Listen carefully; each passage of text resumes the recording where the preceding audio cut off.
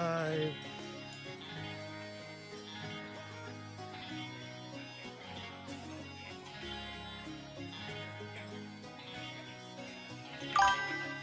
Welcome, Frosty Tools. How? Anyways, this is the first time we're meeting. Hi, I'm 40K Farm.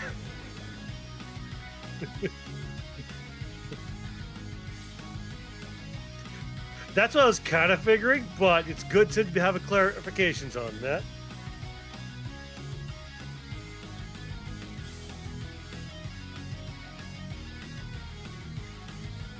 I respect it.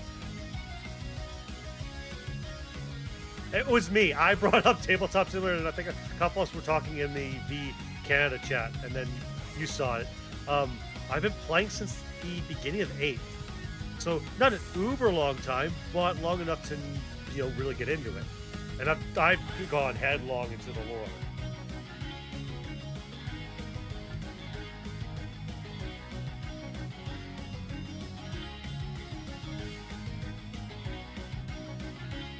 Mm.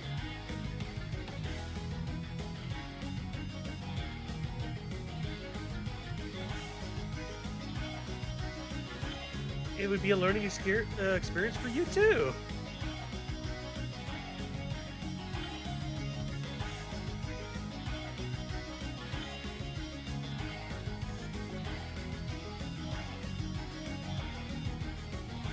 Well, now today you're going to learn, and that's the important part. Welcome, Craig Knight. That's going to be the fun part, I should say. That's not the important part, but.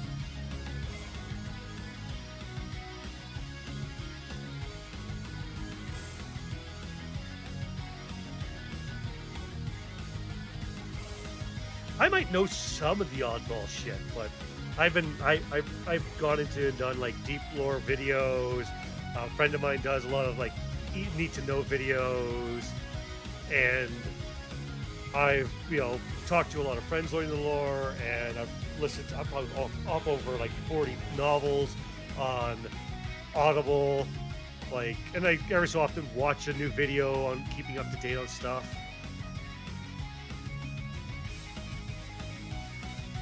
Obviously, I'll know a lot about orcs because orcs are just funny.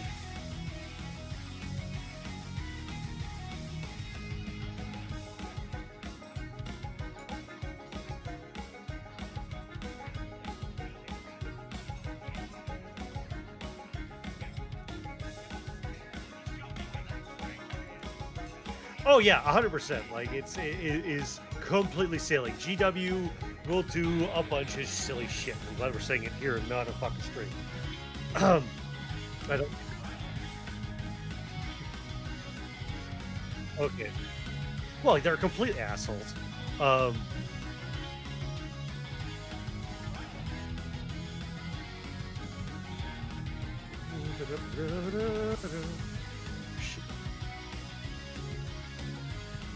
Yes.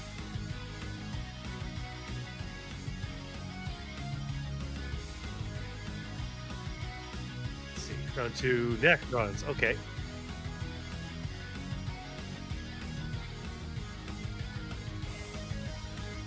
Necrons here. Oh, are the undead robot creatures? What is it? Oh, see, that's not correct. Because the Catan, or Star Gods, are the ones that gave them the knowledge to become the Necrons and gave them their bodies. The bodies...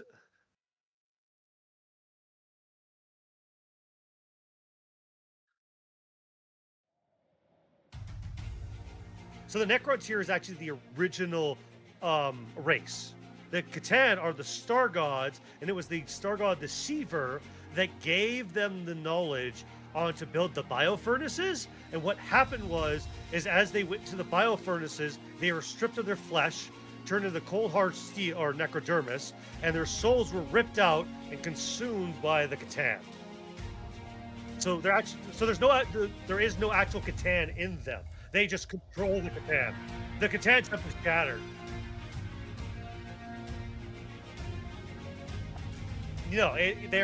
their body, the body, their metal that they're made out of is necrodermis. It is a metal that the Necrontyr already had and was working with. All their technology was already made out of it, where it could repair and fix itself. So the biofurnaces literally burn the flesh away and replace the flesh and bone and sinew with their Necron technology. But it also ripped their souls out, which is the part they weren't aware of, because the knowledge of this machine was given to them by the Catan, and the Catan ate up their souls as they were burning out of these giant furnaces. So that's why it's like, be careful what you read online, because some places are... Welcome Blaze_femboys. Yeah, this is why I try to tell people, don't trust Wikipedia, go to Warhammerpedia. Okay, then somebody wrote something, because their bodies aren't made of Catan. Their bodies are made of necrodermis, of a technology and a metal they had already had. Yeah, so a little bit of confusion there, which is fair, especially if you're somebody who doesn't know. But like, I own up to the 7th edition Codex, and like I said, Necrons are my faction. If you look close enough, you'll see something with my PNG mod or model that looks oddly suspicious for a tech adept. Yeah, I am not a Necron. I am proudly a tech adept wearing a tech adept robe. I am not a Necron in disguise. What are you talking about? I am not a heretic. All Necrons have this ability to instantly transport themselves back to their stasis crypt. So it's kind of two abilities, because they do have a hyperphase dimension they can walk through.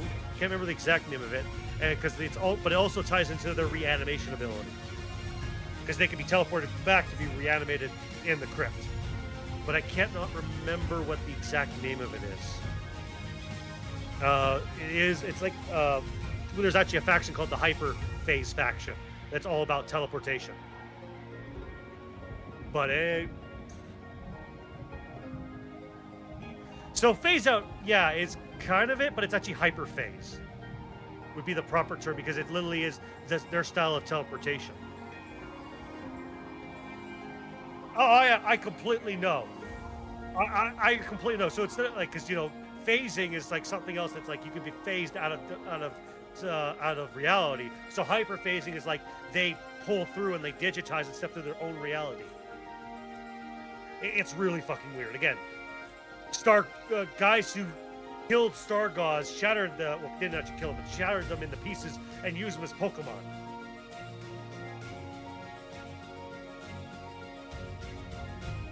Oh, completely. We'll get into that. Like Catan are like their puppets now. Let's see what the 800 one is.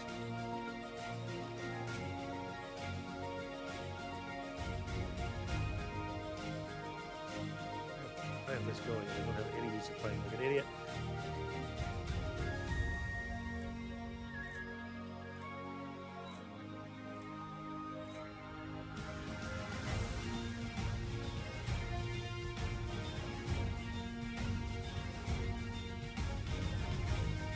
Oh no, we can't open it.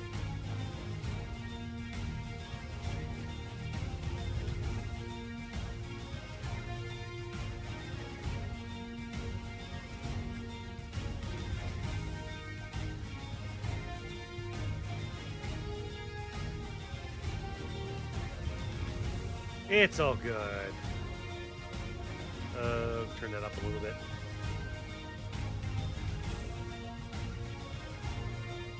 Oh God.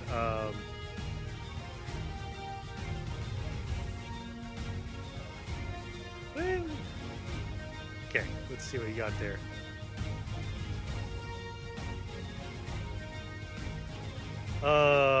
Send what?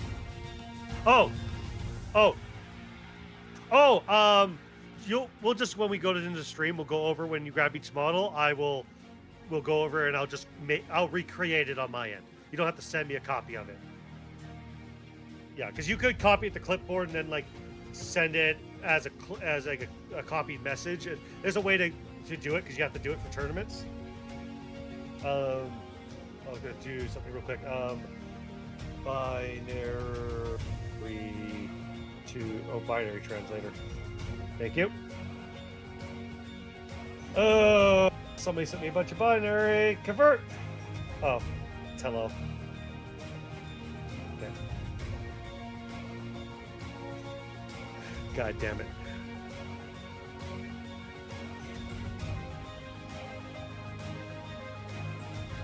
Okay. Oh yeah, I gotta hit the button to do the shared chat thing.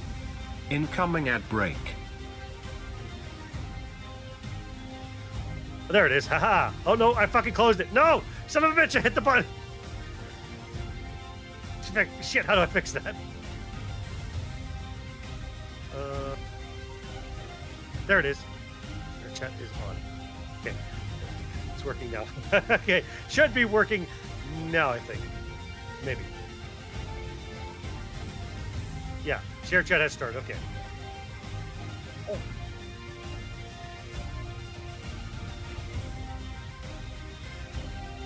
Oh, the War in the Heavens.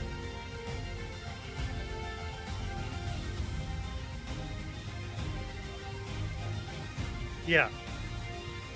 Yeah. But it's been the Welcome, name from Break all the Night. way back in the day. It's still the name to today. It's the War in Heaven. Because it was the oldest war 60 million years ago.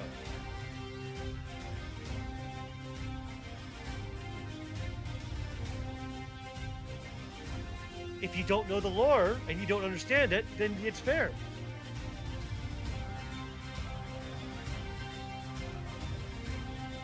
The only Necron tier leader who knew the alliance between them and the Catan would end in destruction was this astrological...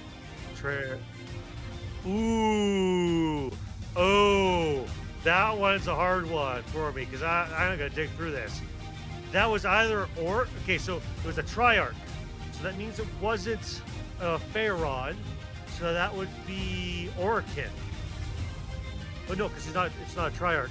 He's a Cryptech. He is a Triarch, yeah, so it's Orikin the Divine, because he can see into the future and the past. And no one believed him. And he got dragged into the furnaces by Trazyn, and that's why he kind of hates Trazyn. But yet they're also frenemies.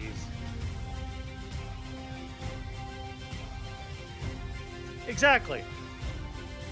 My timing here, 12 minutes. Okay, I'm going to quickly deafen and do an intro and all that lovely jazz, and I'll be right back.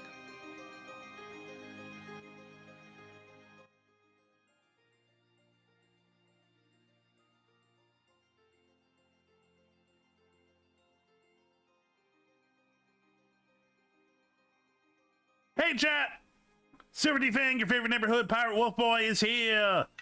Sorry for the late start. I was talking to Favre here. He's teaching me 40k. As you can see, he's prepared since his name is 40k Favre. He's also a Necron. So yeah, I've been wanting to play Warhammer since I was a kid, but it was always too expensive. And then Favre brought up that you can play it on Tabletop Simulator. So yeah, fuck it. We're gonna. Okay, 1 second. Model twitching the fuck out.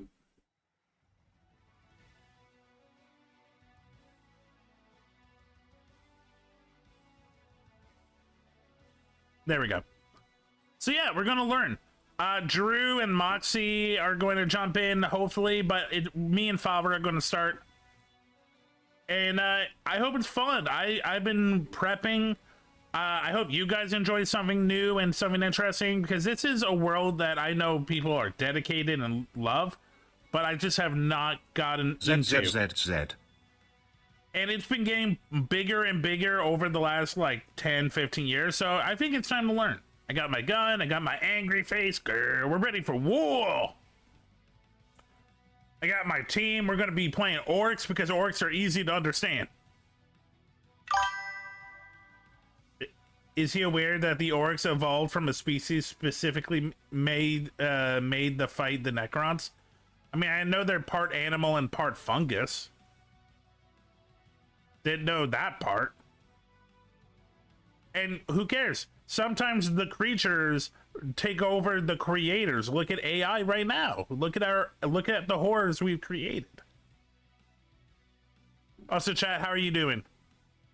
I saw Blaze. I saw you in earlier. How are you doing, bud? Let's see. And let's see. Hey, SilverDFanng out. My game has a napalm bomb. What game are you playing with napalm bombs? And a beautiful nuke. Ooh, beautiful nuke. My record, 20. Dude, you're doing great. Okay, 1 second. I gotta open Twitch as well.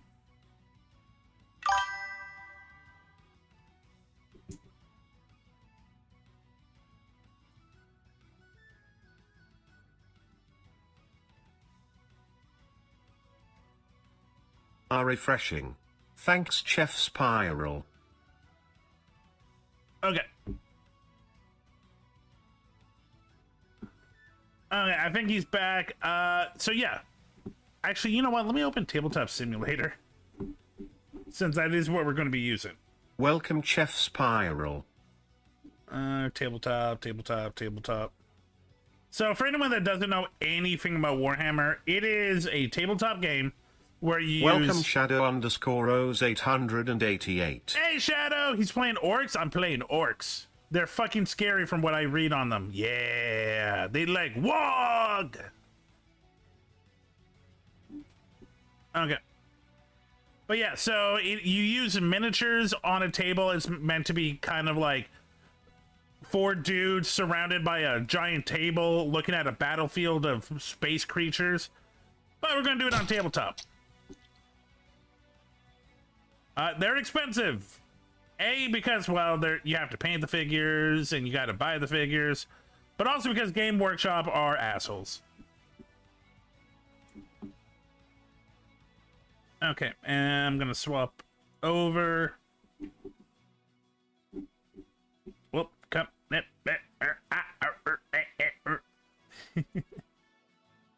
Okay, collab group. I'm going to make them a little bit smaller. And then game capture, tabletop simulator. Gonna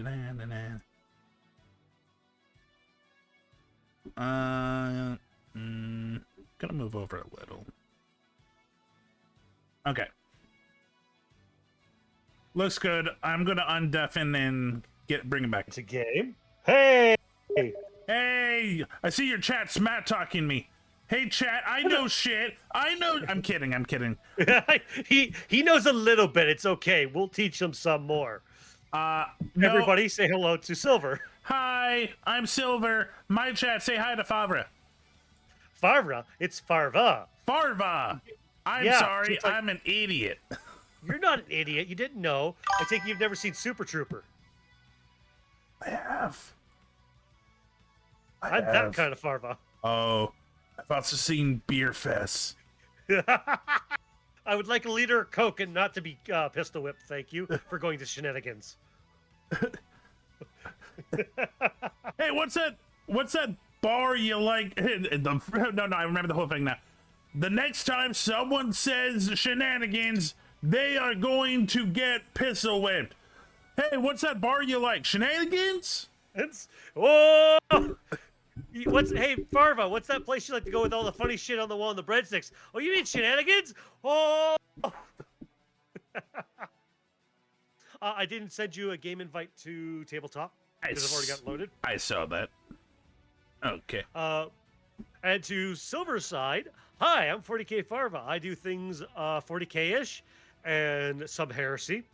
I am not a Necron in a Mechanicum robe. I don't know who's told you that lie. I am a trustful member of the Adaptus Mechanicus, of a tech adept. I don't know who you are or who's been saying that. Welcome, but I will find you. Iramis 8. I also like trains and play whatever game I feel like playing in the day. Or been doing wonderful collabs with all these wonderful people I've been meeting. That's literally that's my whole thing too.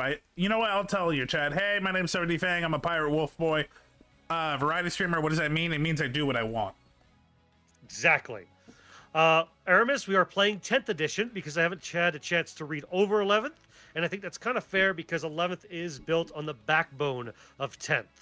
And Femboy, sorry. Thank you. It is my character that a friend drew up for me for D&D character, which is based off of my ideal of a now my PNG tuber. It is definitely not air quotes a Necron in a tech priest robe.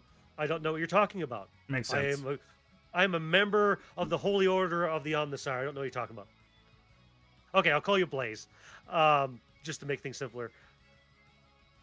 By the way, Blaze, you still haven't told me what game you're playing that you have napalm. Oh, right, you're playing War Thunder, aren't you?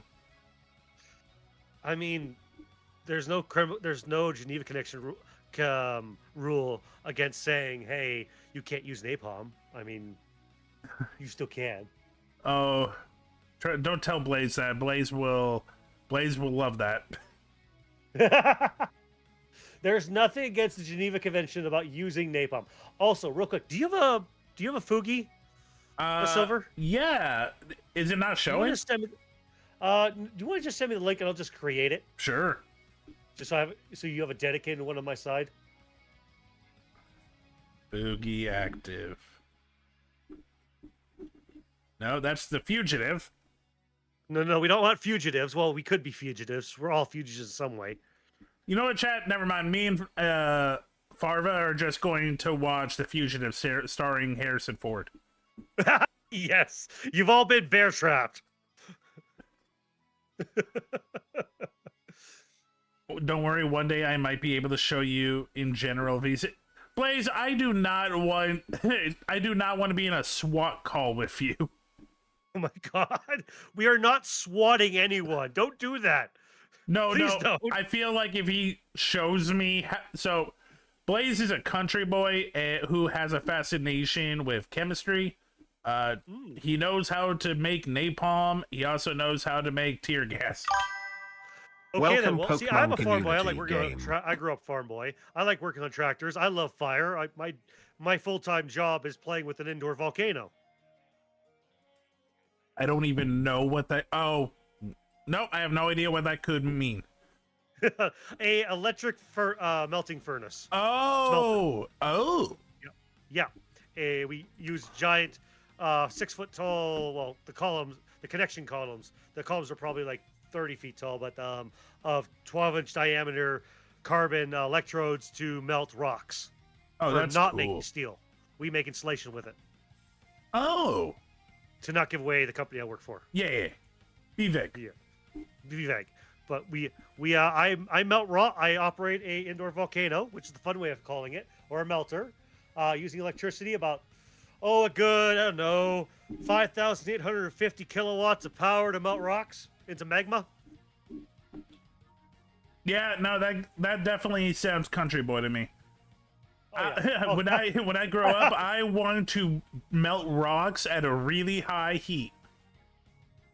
I just like playing with fire in general, and also I gotta say, I love that your Fugi's a Muppet.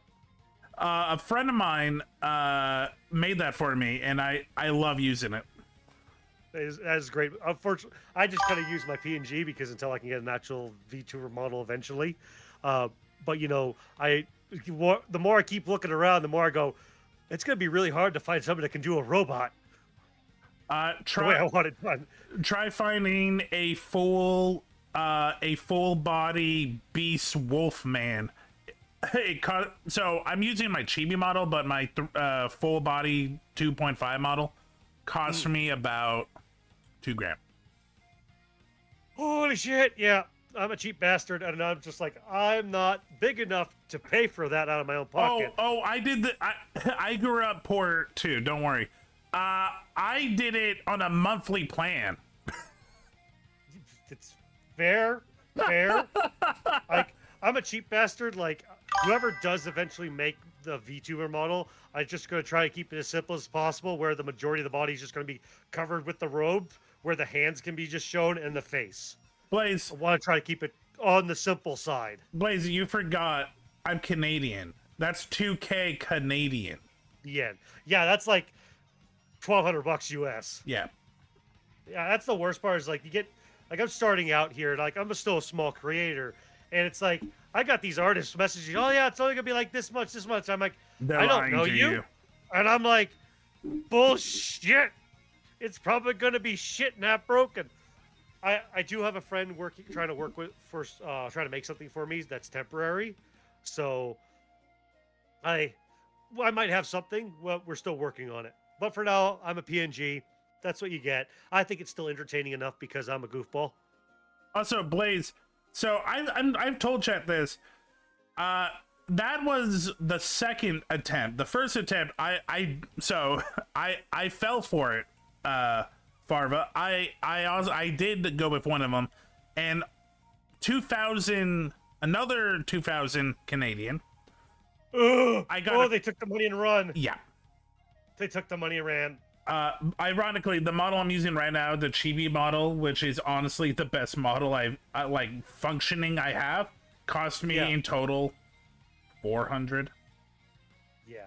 No, not even, like 300 Canadian.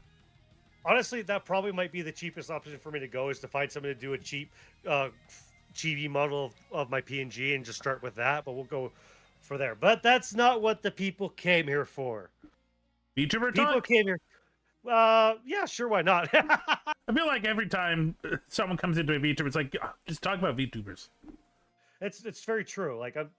I'm not hidden. If you go on my channel, look at my older videos, I used to use a webcam. But the problem is my office is a mess, and that's like, I'm just gonna go to a PNG VTuber model. We'll just go to that. Oh, I do this because I like playing the character. No, I'm a you talked about your job. I'm a professional actor. I have been since I was 20. Oh shit. So I am known. I don't say my name because I don't want to, but no, I am. My face is out there in the world. I'm nothing big. I've done commercials. I've done some short movie stuff. I've done some fan projects. Nothing like massive, but like yeah, I've been a performer since I was 20. That's fair. That is 100% fair to, keep your separate from what you do from everything else, right?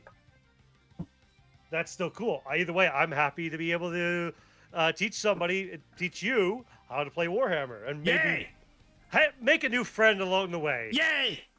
Yay! Okay, Yay! so we got yay.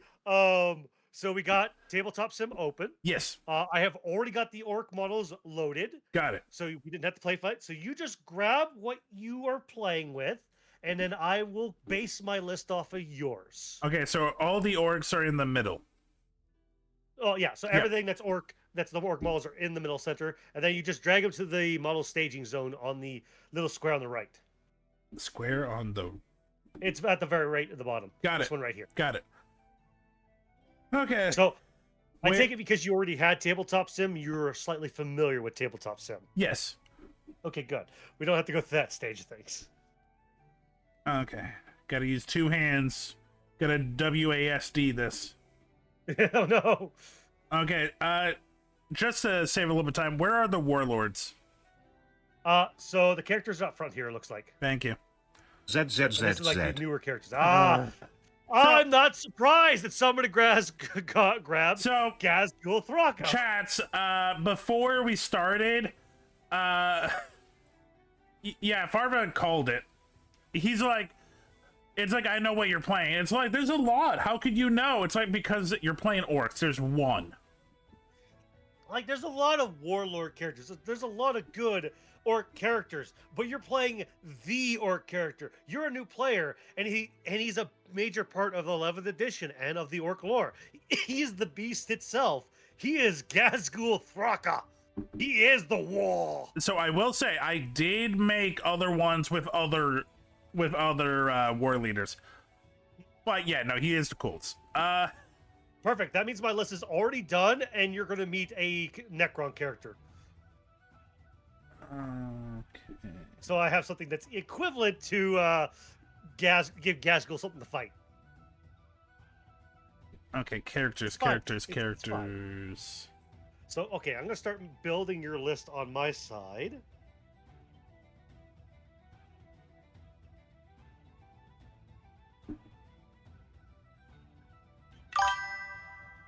Okay, Big Mac with shock attack gun. Or shock attack gunna.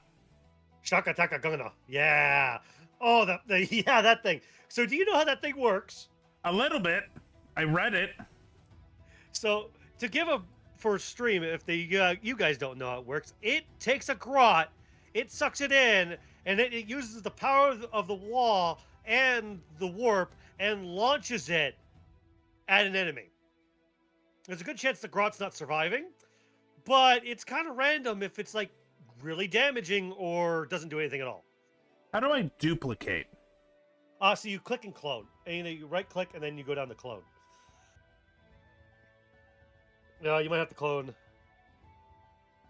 Oh shit, it doesn't give me the option. Let me try this again. You might have to do it individually. Oh, gross. Yeah, I know. Okay.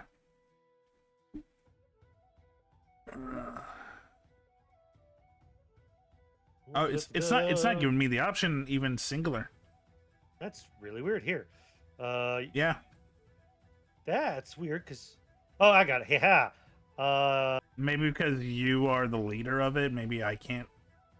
You should be able to. So I think you want to clone of like each one of these ones. Including the boss knob. Yeah.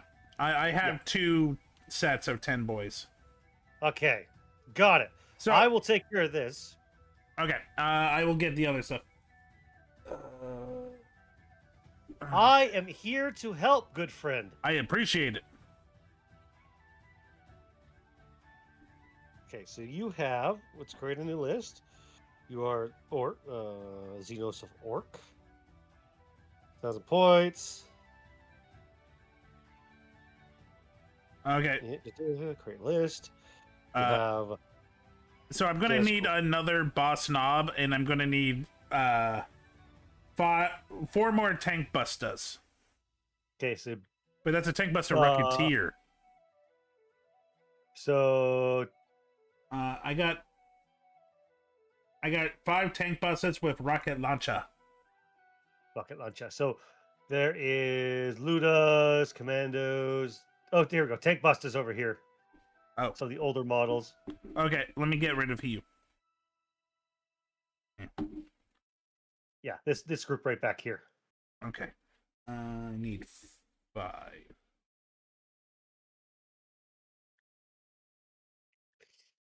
Okay, so you have what detachment did you go with, good sir?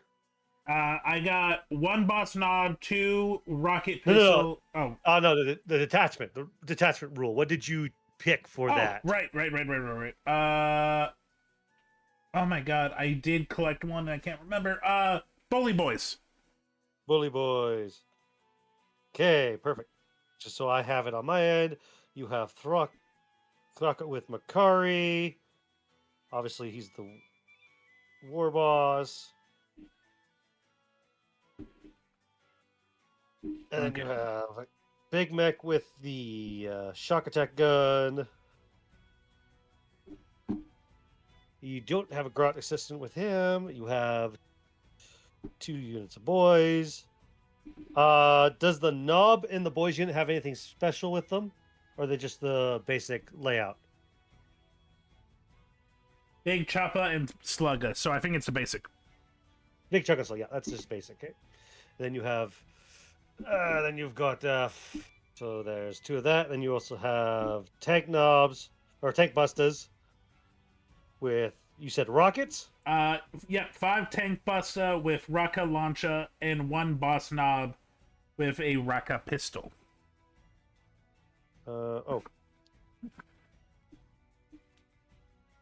excuse me, not that. Yeah, so 4. Oh, excuse me, 5, and then the boss knob with rocket pistol. Okay, got it. Got that one. I might need that clone because I don't see another boss knob.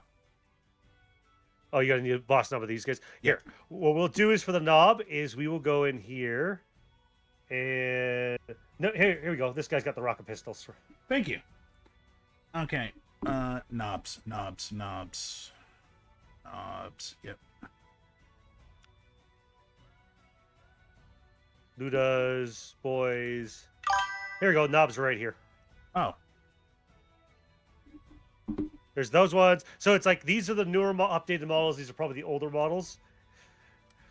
So you probably have. Oh yeah. So you can choose either one. Like those are just the older models. These are the nicer updated ones. I'll choose the only these. Okay, so with with the four not boss knobs, but the four knobs with Slugga and Big Choppa, I also have one boss knob, Slugga, and Big Choppa. Okay, so then we'll just steal this knob, just so that. Actually, is there one up front here? Just to see. Blood Axe, Squig, nope. Boss Snockrick. Yeah, we'll just steal this knob here from the other group. And because he's just slightly different, then you know he's the knob. Sounds good. And then I just have one more, I believe. Yep, one more thing to add. We got knobs.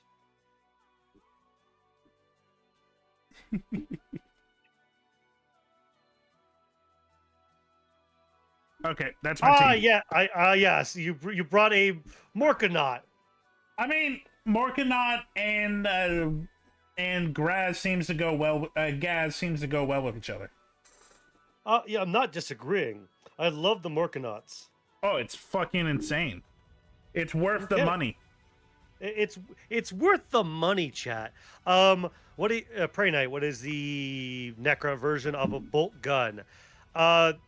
There really isn't a version of the bolt gun because again, Necron technology is slightly different because it Gauss weapons break you down at an atomic Incoming level. at break. So if you have to kind of compare it, like I guess it would be a Gauss rifle from like the Immortals because it's a strength 5, just no a -1 AP for 1 damage. So yeah, that would be your equivalent. But the difference is, I believe, Gauss gets lethals. We'll go into what that is. So now you have your army. Yay! You're gonna highlight the entire thing in this box, Got it. and then just save it as an object. Okay, so how do I save an object? That's So you go over it. You got to make sure they're all selected. Yep. You right click it, and then you go down to save object. okay. I'll save it as a copy, just in case you can't get it. But I got it saved too. Whoop. There we go. So I believe I did save it. Okay. Well, if you didn't, I also saved it too. So either way, we're good. Yay. So everything's going to get really jumbled here in a second because we're going to switch tables. Got it. So click, load, shaky, shaky. Questions for the chat. Does anyone know what song is playing in the background? I think he's referring to my side of the chat because right now I have music playing in the background. Just to add to the atmosphere. Oh, no, yeah, so do I. You want to be red or blue? I'll be blue. Excellent. So, give Farva a second. If you're talking about my side, it is a guy named Fox Sailor. He does medieval adventure music and like pirate music. If anybody happens to come to my side, I'll let them guess because I think that's what Prey Knight is referring to. Is he's trying to get them to guess what music's playing? I'll give you a hint. It's from a Warhammer game. Space Marines 2. No. Just go with the most popular. Dark Tide. Actually, yes. Oh. I'm listening to the soundtrack from Dark Tide. Actually, so that was one of the categories of the Jeopardy was video games. The new game, the Heresy game, actually looks really nice. I haven't played it yet because I don't usually do like I don't play Baldur's Gate, so those type of games like are beyond me. So I don't typically play them, and I heard really good things about it. Just I like my shooters, so I play Dark Tide and. Did you play Fire Warrior? No, and I refuse to play that game. To try not to do. I'm a game hungry. drop, but one of my friends is announcer of games, and I was enough torture to watch him play through it and make a video on it. So I don't think I'm going to touch that. Even though they're apparently re-releasing the game, so like in a whole like classic game thing for Warhammer, and no, I'm not touching it. So as everybody can see real quick, and for Silver, I picked a very thematic board. I decided since he's playing orcs, we might as well be in an orc war camp of Wogmart.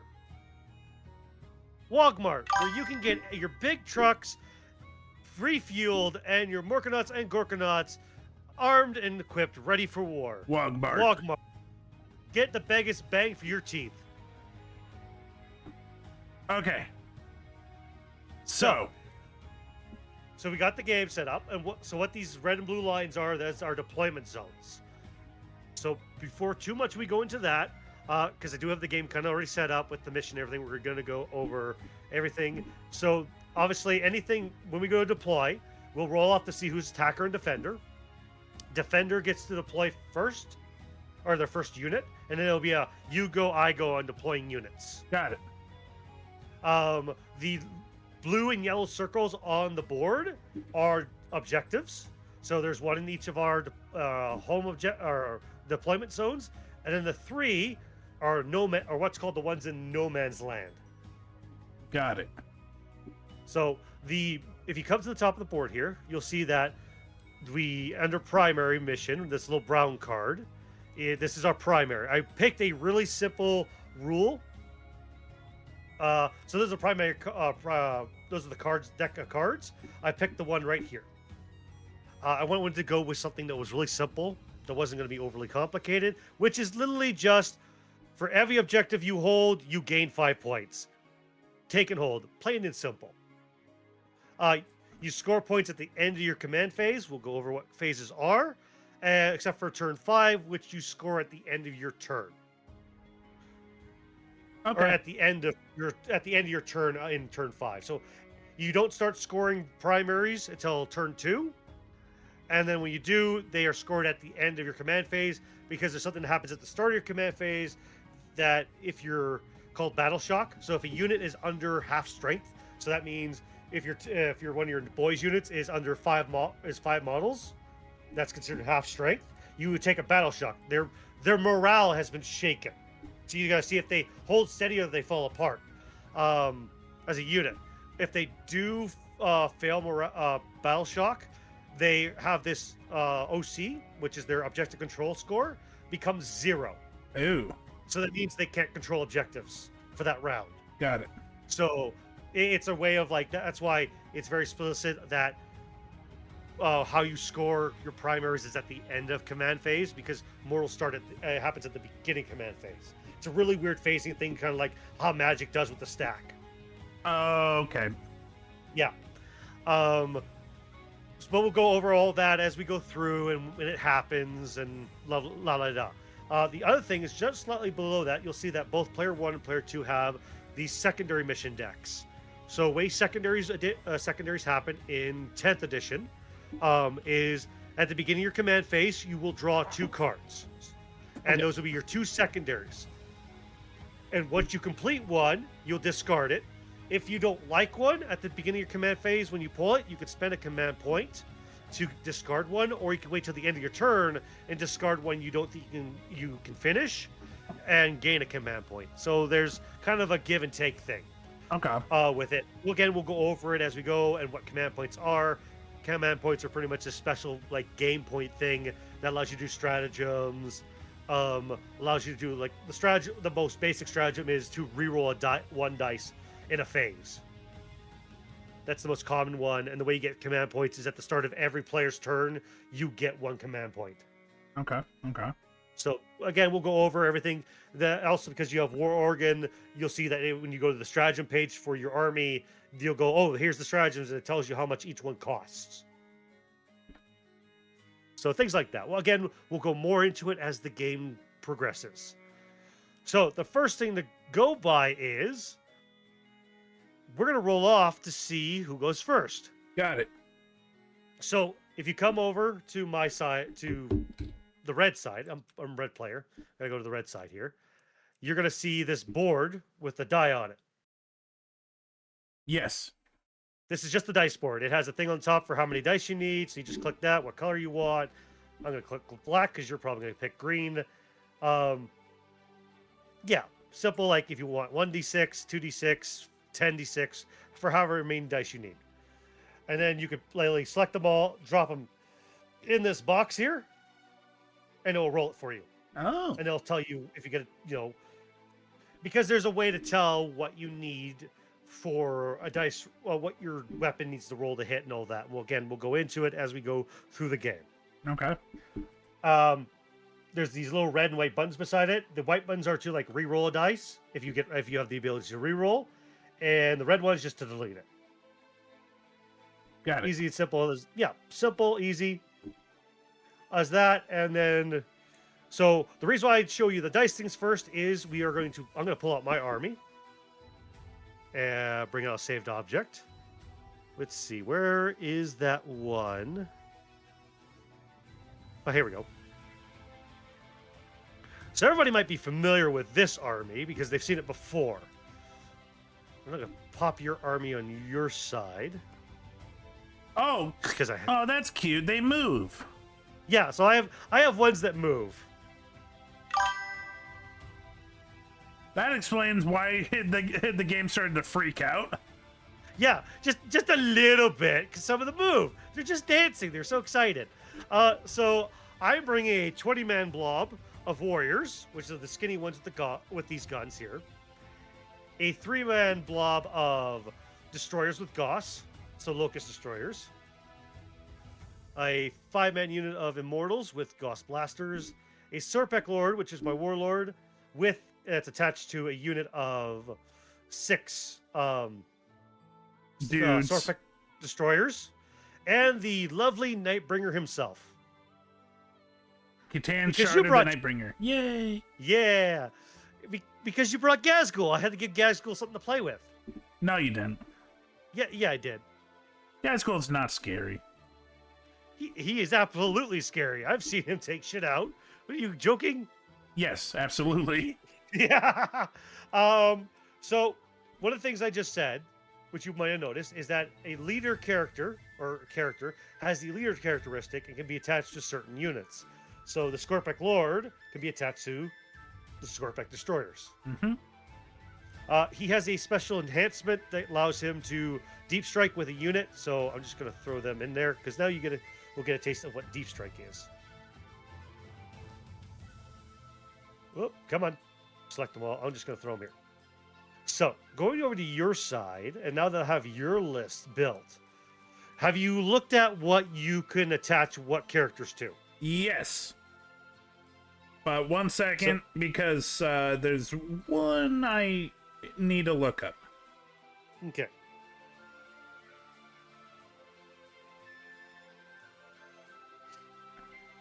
Okay, that's what I thought, but I just want to make sure. Mhm. Okay. So, let me see, I kind of have them backward. So Gaznul can be pretty much attached to the boys, the knobs, and I believe not the tank buster, but the tank buster. No. That's what I have. Big mech, Shaka Attacker Gunner. That's what he's attaching to. Yeah. Another unit you could have brought was the Mega Knobs, which Yep. would have been a great unit as his bodyguard unit. Did you know you can pet me? Check out the pet cafe. I'm gonna go.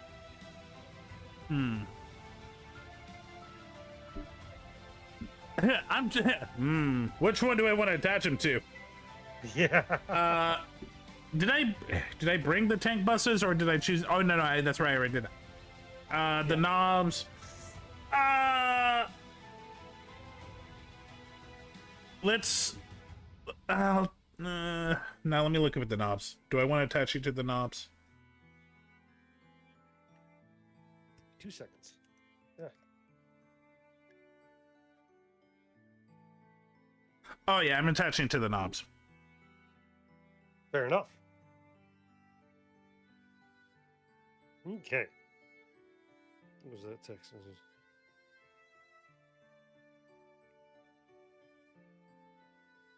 Okay, so you're going to attach them to knobs, and I believe nothing in your army has deep strike. Not from my knowledge. Gaskell does not have deep strike. I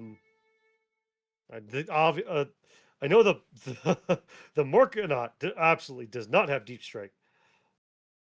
But I think it does have transport, does it not? Yes, it does have transport.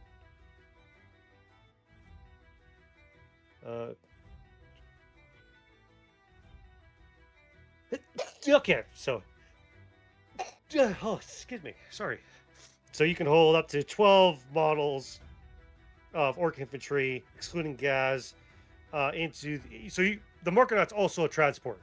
So you can Yes. put a unit of boys in the transport. How do I do that? There. You just leave them off the table and just remember that they're inside him. Oh.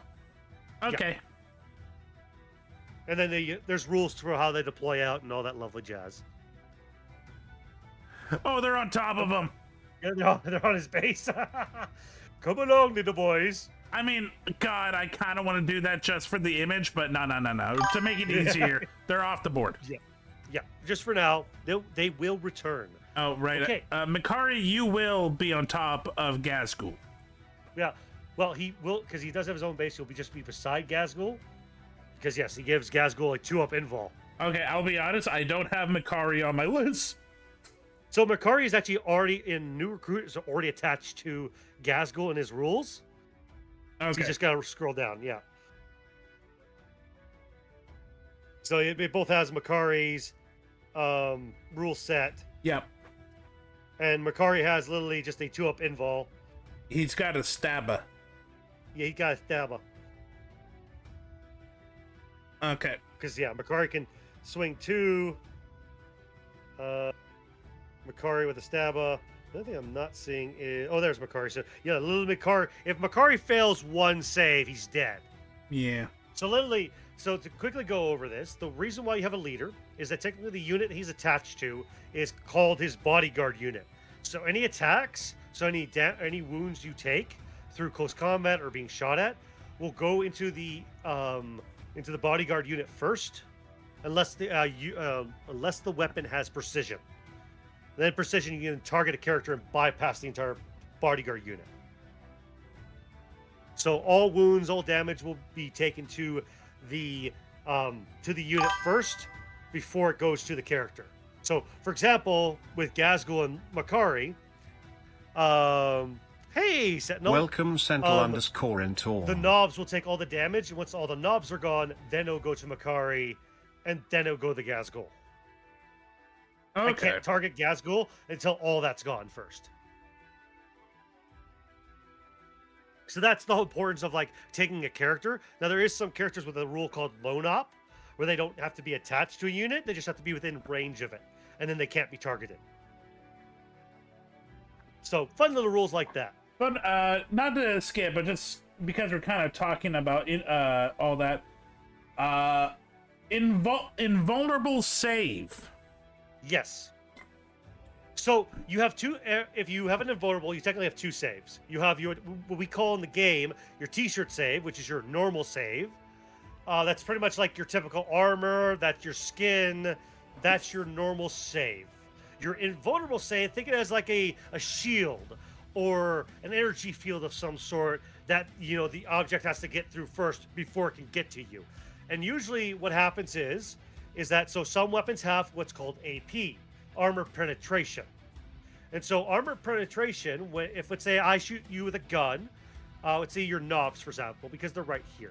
Your knobs have a 4-up save. That's their T-shirt save, that's their armor. If I shoot you with a gun that's -2 AP, what that's going to do to that save is it's going to take it from being a 4+ to being a 6+. So if you have an invul, you could take it on the invul instead because the invul is better and the invul is not affected by armor penetration. If that makes sense. Okay. What if I have 2? Oh wait, no, one's Makari's, one is Gazgul. Okay. Yeah, so the reason why you have 2 is it's Makari. So Makari again before I could target Gazgul, Makari has to die. So Makari has a 2-up invul save, which is insane. So you literally have to roll a 1, and only 1 damage has to go through, and Makari's dead. But pretty much you have to roll a 1, and then Makari's dead, and then I can actually target Gazgul after that. So pretty much, Gazgul's holding up Makari as a human shield. Sounds about right. Yeah. Yeah, more Gundam cards. Great. Good job, Sentinel. Can't wait to hear about them. So that's the difference between an invul save and a save. And we'll go more over it. Again, this is your first game. We're going to go slow through it. This is going to take some time. Perfectly fine with that. There is something that can bypass a save entirely called Devastating Wounds, and we will deal with that when it shows up. Okay. Yeah. Sentinel, we are not playing 11th. We're still playing 10th because I haven't had a chance to read over 11th, and this was pretty much an easier ground to stand on for both of us. So anyways, with that, we'll get more into it all. Let's go into rolling to see who deploys first. So we're just going to both need a single D6. Got it. That's your side. You turn. Okay, my side got turned to blue for some reason. And we're just going to drop in the box, and whoever rolls the highest gets to pick if they're attacker or defender. I'm a 2. I rolled a 1. Okay. You rolled a 2. I Do you rolled want a to be 2. attacker and defender? So the difference here is that defender gets to deploy first. Look, I don't know much, but I know orcs always attack. Gotcha. So I will be defender. Yep. I will deploy first.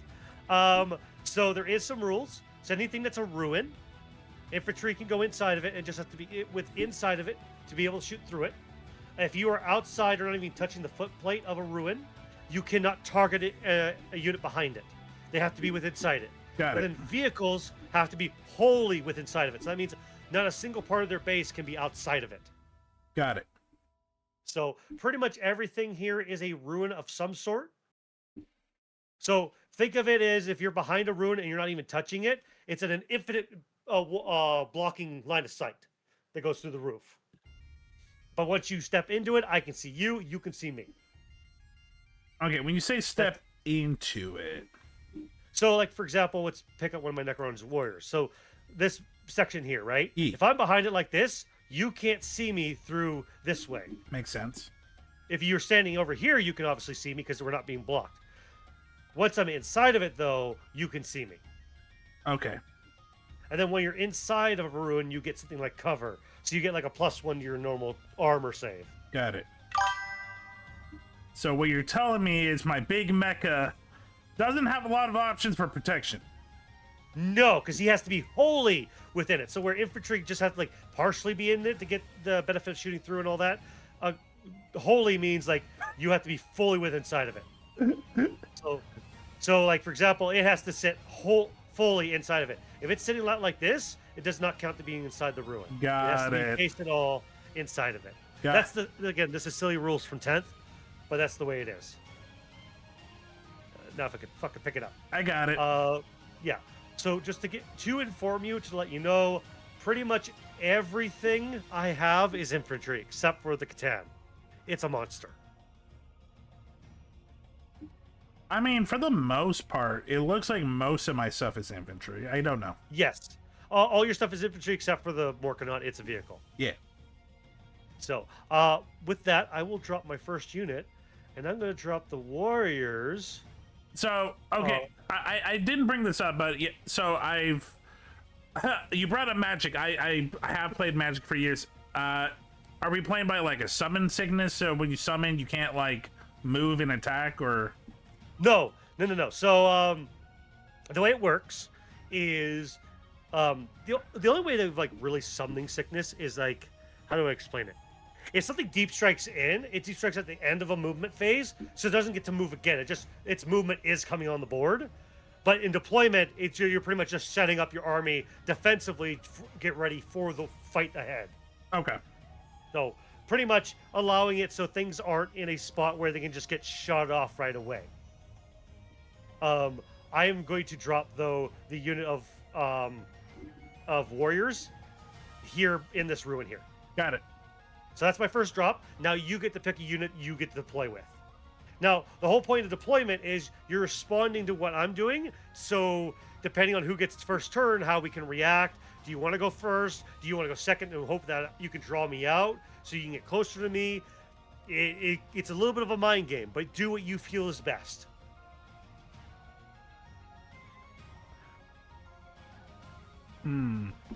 I got you.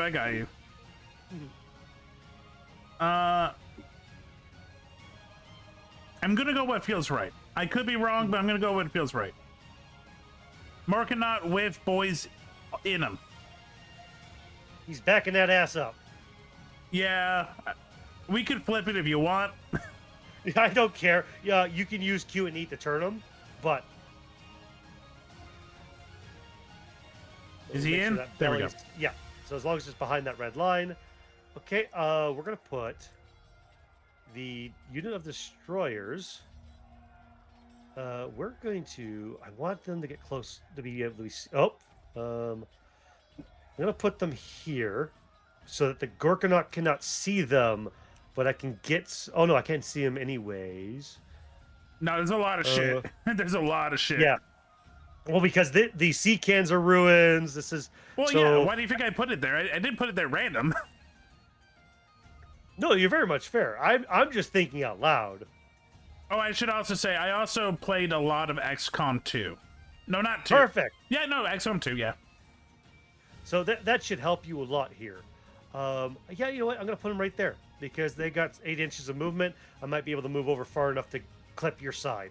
Also, I do play a lot of tabletop like D&D and stuff. So Yeah, perfect. You'll fit in here. Even though Warhammer is always confused with being like, oh, it's like D&D, right? No, it's not. no, when it's not. when I bring up D&D, I mean kind of just how like line of sight I'm works hungry. in a lot Yeah. of TTRPG games and like So, movement. Yeah, so the rule in Warhammer 10th is that I have to be able to see a significant part of your model. So I can't like count a flag or those weird like Tesla coils on top. I have to be able like to see a gun or something. You can't count one of the boys just mooning you because you know they will be. Oh yeah, 100%. They're trying to goat me. So I drop those guys. You get another drop.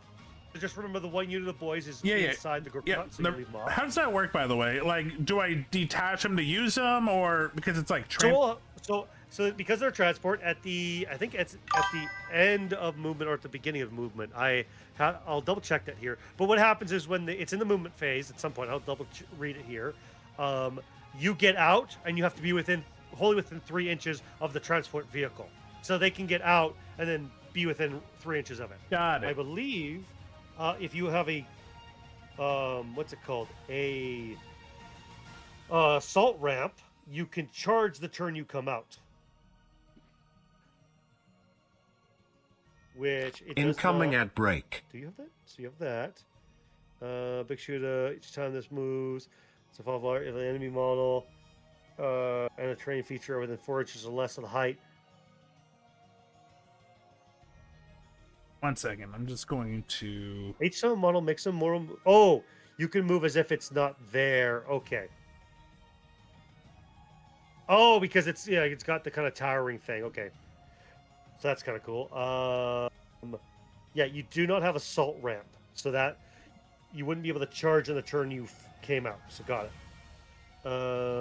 I will quickly look up transport rules. Nope. Preferences. Shoot. Transport. Yep. I put Big Mac Shaka with his tank bustas. Okay. Okay, right behind that wall. Perfect. And just give me 2 seconds. Yeah. Trying to find that stupid rule. Also, my bad, Chad. I forgot to swap over to 40k. I was double checking all that stuff earlier too. So embarking is getting on. If that unit has made a normal move, advanced move, or fallback move, and every model in that unit ends its movement within range of 3 inches of the transport, they can embark within it. You cannot embark if they've already disembarked from a transport. Blah blah blah. So that's that. And then disembarking. If a unit from your army starts your movement phase embarked in a transport, that unit can disembark. When a unit disembarks from a transport model, set it up on the battlefield wholly within 3 inches of the transport, not within engagement range. If for any reason disembarked model cannot be set up, that model cannot be disembarked. This unit disembarked from the unit that disembarked from a transport model either remains stationary this phase, or it has not yet moved, fall back, or they can this phase. What is that? A unit that is disembarked from a transport model that either remains stationary this phase or has yet to make a normal move, fall back, or advance this phase can act normally. And if in the return it remains this turn. Made a normal move this phase, count as had made a normal move. A unit that's disembarked from a transport model that made a normal move this phase counts as having made a normal move themselves. They cannot move further distance this phase. Welcome, okay, so, you're recoved. Okay, Hey, so you can Hey, wog.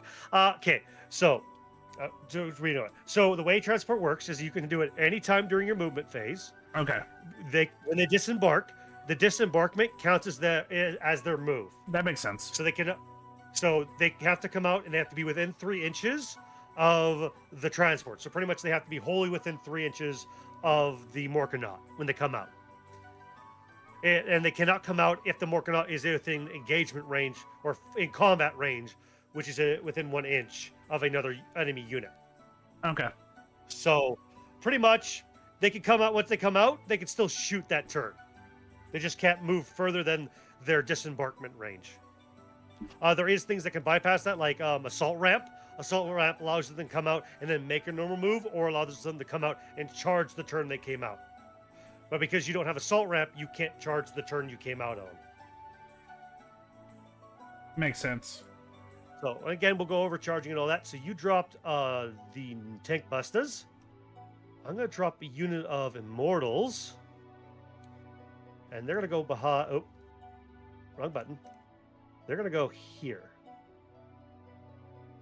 Oh, yeah, and then I forgot to say the Catan Shard... Oh, no, excuse me. These guys can't deep strike. The Catan Shard deep strikes. That's the wrong... I'm thinking of the wrong army I'm playing. I typically play a detachment called the Hyperphase, which is why I know it's called. That allows me to deep strike a unit if I give it an enhancement, but that's not the rule set I'm playing. I'm playing the specific one for destroyers.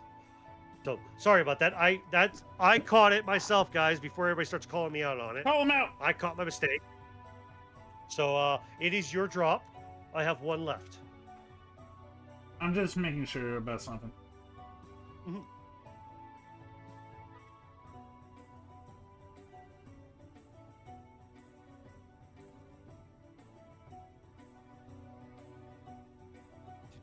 Okay.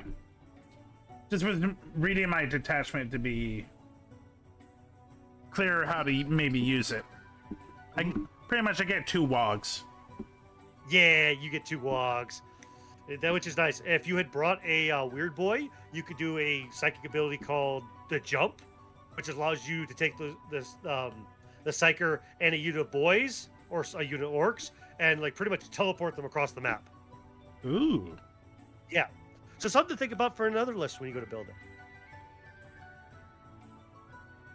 The only downside is you have to roll on it on the psychic ability, and if you roll a 1, the jump doesn't go off, and you blow your brains up.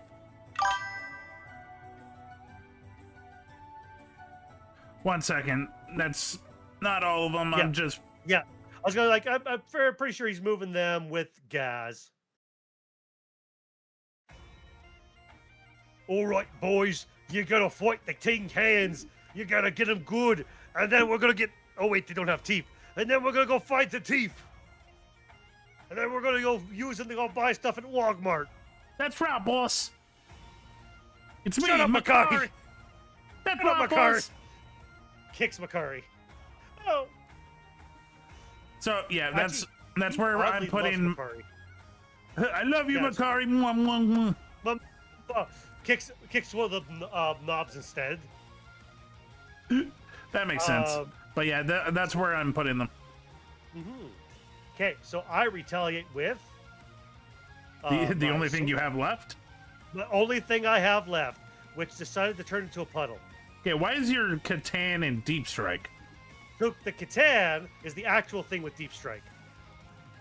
So it will come in the board turn 2. So the rules with Deep Strike are... So there's 2 things that you can do. So there's Tactical Reserve, and then there's Deep Strike. Tactical Reserve comes off the board edge. anywhere on the board except your opponent's deployment zone. Turn 2. Then turn 3, they can come off the board edge in your opponent's deployment zone, and then Deep Strike can come in on the board anywhere. But the rules for both of them are you still have to stay outside of 9 inches of enemy units. Okay. So where you can't just like drop on an opponent, you have to, pretty much come up to them. You have to be outside. Would this work for the boys detachment, or do they have to be closer? You have to stay within 2 inches of 2 models, so they'd have to be inside the building. Got it. Or on the floor, and they're allowed to have like a 3-inch coherency vertically. Just trying to fix these stupid Sorpek. So yeah, another change that was made from 11th to 10th. Is that, or 10th to 11th, should say, for proper English sake, is that coherency has changed from being within 2 inches to 2 models. It's now, or 1.5 inches to 2 models. Excuse me, it's 1.5 inches to 2 models. It's now they have to stay within a 9-inch circle of each other. So the entire unit has to be within a 9-inch circle. So fun little rules that I am learning slowly, but we'll focus on the 10th edition rules. Okay, I think that's everything. Welcome to Warhammer. I think that is everything. Perfect. Okay. Now we roll off to see who actually goes first.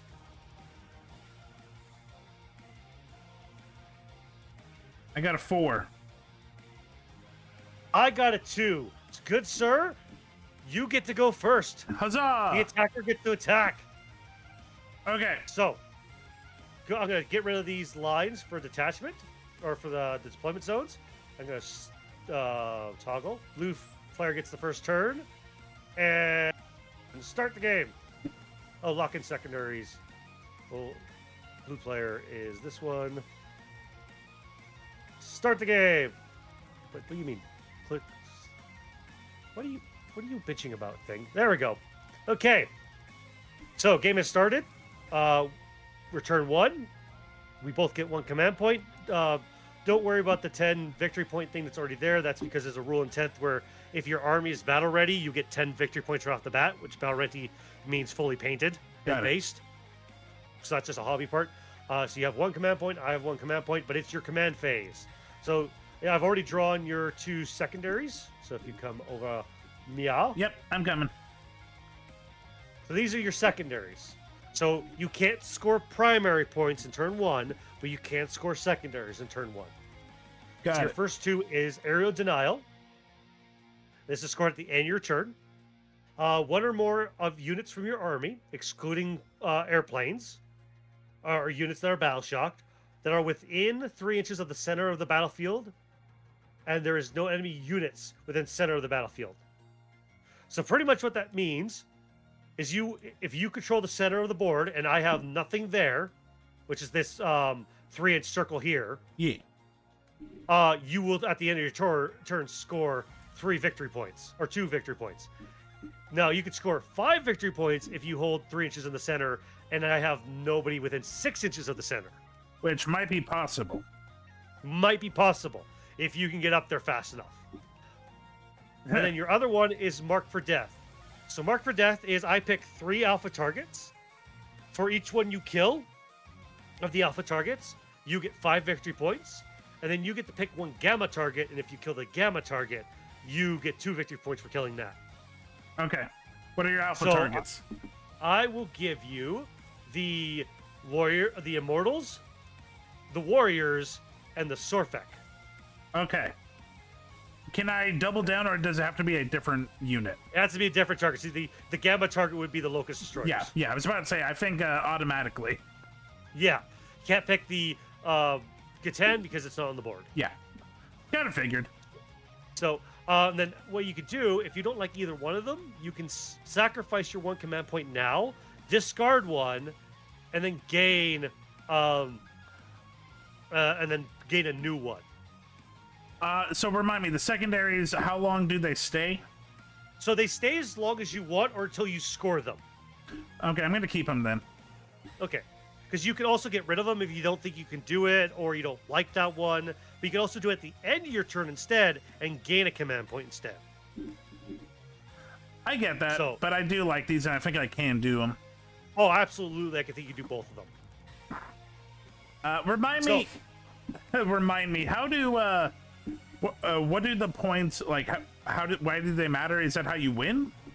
Yes. So it's whoever has the most victory points by the end of the game wins, or if you table somebody. So- but I have seen somebody get tabled and still lose. Okay, and we are only doing 5 rounds. Yeah. So the game is only ever 5 rounds. Got it. Okay, I think I'm slowly getting it, chat. Slowly. It's not like Magic where it's infinite rounds until you hit 0 life. This is you have 5 rounds to try to score to outscore your opponent and not play them. Got it. Okay. Let me see. Movement. Would movement be M? Yeah. Yes. So you don't do movement yet. Oh. So we're in command phase right now. Got it. There's a blue button here. So command phase would be when you do battle shock, and a command phase would be when you score primaries, which we can't score primaries right now. And if you have any abilities from your characters or your deployment. Like for example, I have reanimation protocol that happens in the command phase. I don't think so, but let me just make sure. Yeah.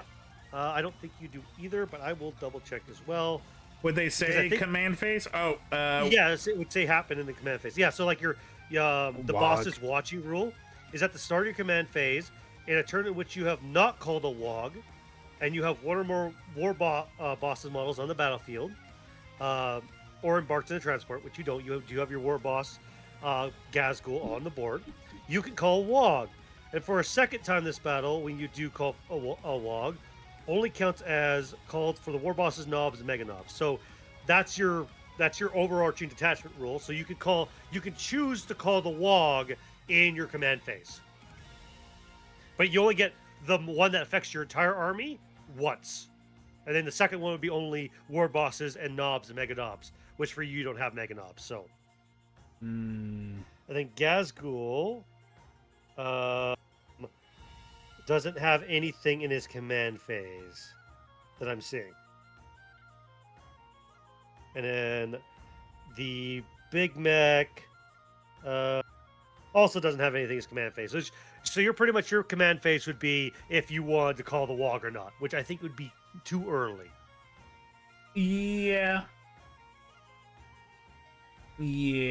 Okay.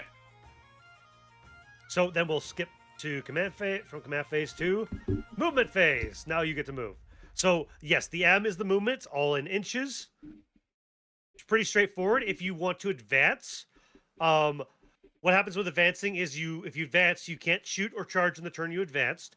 And what you do is you roll a d6, and then you take whatever the number is rolled, and you add it to your movement stat. And that's how many inches in total you can move. Or you can move normally and still shoot in the turn you moved. Okay, so this would be 6 inches, correct? Yes. Okay, just want to make sure. Yes. 6 inches to here. And I'll just mark that for you.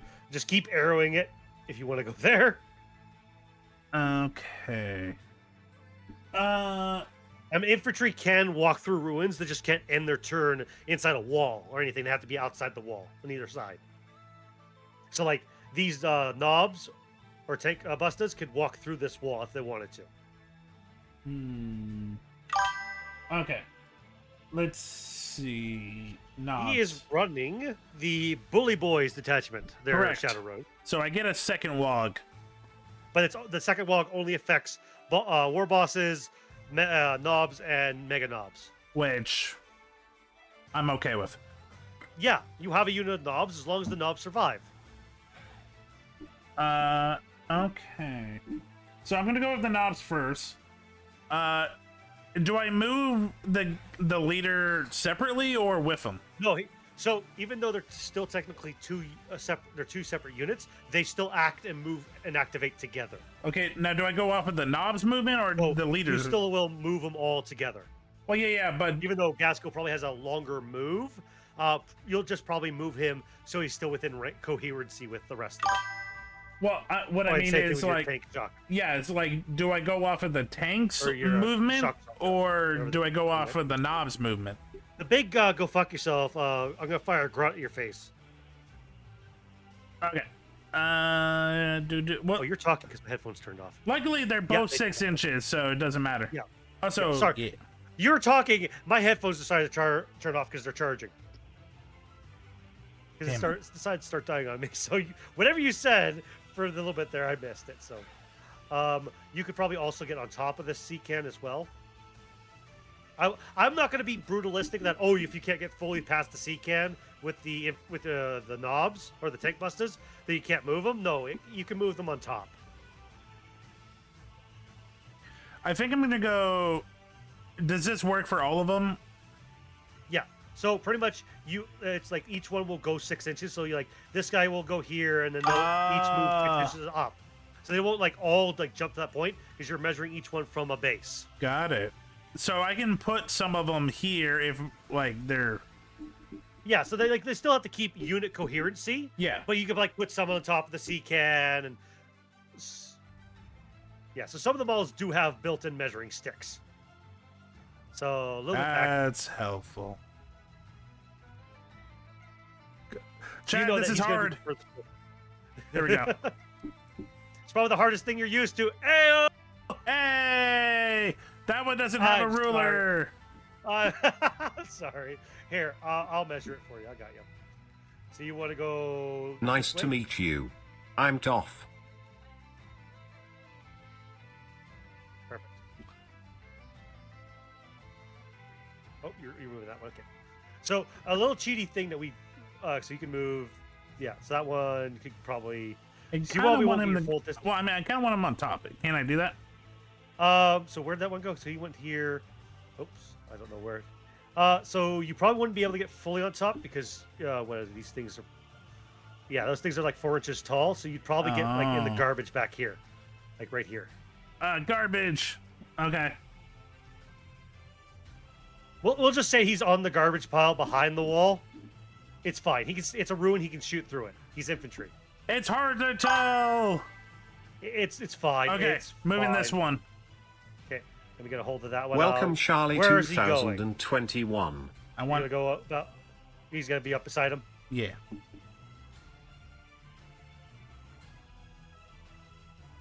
Three dimensions is hard in tabletop. So here's the one problem I am seeing with this, and this is just because again, unit cohesion is you have to be within an inch and a half. Sorry, I keep saying 2 inches because that's the old rule. Is it's 2 inches to two models. So if they're up here, they won't be anywhere near these two guys. Got it. So they'll probably have to come down here, I'm okay with that. and then they're still within unit cohesion. What about him on top of these barrels? Oh, he's perfectly fine there. Okay. 'Cause, all we have to do is like, snuggle this guy up to your tank shock guy, and he's perfectly fine. Okay, 6 inch this one. 6 inches that one would be right here. He's gonna roll. He's gonna roll. Tabletop sim is finicky. Yep. 6 inches. We'll put him here. That's a little too far. I know I was a little farther than I should have been. And then 6 inches. We'll put this guy right there. A little further back. A little further back. Right there. Ah. No. It's fine. It's fine. It's fine. Okay. So here's the thing. Even though it looks like you can't shoot through this, because you're inside this terrain piece with some of your models, you through this ruin, you can shoot through it. Okay. Because that's the goofy thing between infantry and vehicles is infantry only have to like be kinda in it, and then you can shoot through it because you're just touching it. Where the vehicle has to be fully inside of it, which is dumb. So But it's getting fixed. is there a range thing, Yeah. or can I hit the destroyers? So there is a range limit. When we go to the shooting phase, Yeah. we'll go into that because every type of gun has its own stat points of range and everything. You will absolutely be able to see the Sorfek destroyers. I'll tell you that right now. Okay. Because even looking at like this guy right here, if he, oh yeah, Actually, hold a second. Yeah, he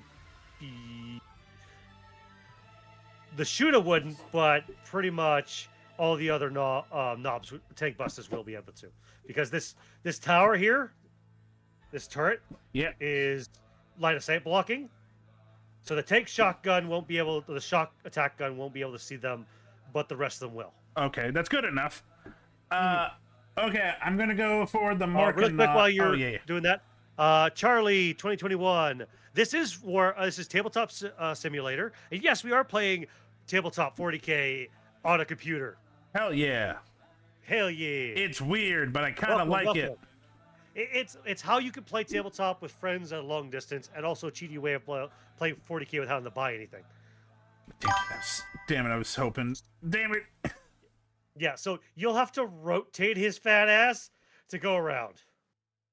Okay. So it will take like an inch or two of movement, because yeah, he's gonna have to come through this because he can't. Oh no, excuse me, I am wrong. I am absolutely wrong. So I was reading something.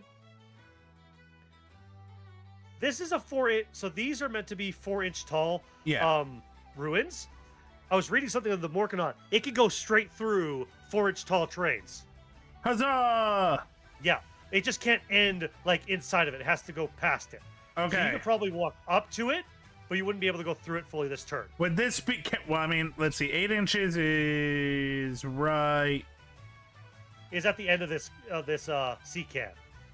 So what I would say is it would be able to go right up to here, and that's as far. And then you could rotate the tail end of it to fit, and then you'd be a little bit further.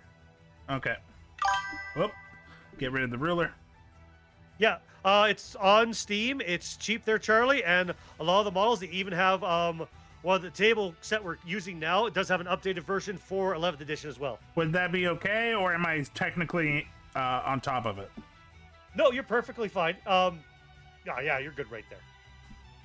Okay. And you're past even though you're not wholly within it, what you're targeting, which I know is the destroyers, you can absolutely see me. I can see you. I see you. You see me. Let's go blow up Barney. I'm not going to detach the boys yet. Yeah, or disembark them. Yeah. Yeah. Just looking, I feel like that would be a bad idea. Well, because you put them a little bit further out than you How want. are you doing you want to today? get a little bit up close and personal. Yeah. So Yeah. boys are staying in there. I'm kind of tempted to keep the boys here just for like defense, but now that I know that there's only 5 turns, well, I mean, if they're up here, do they get better accuracy or range?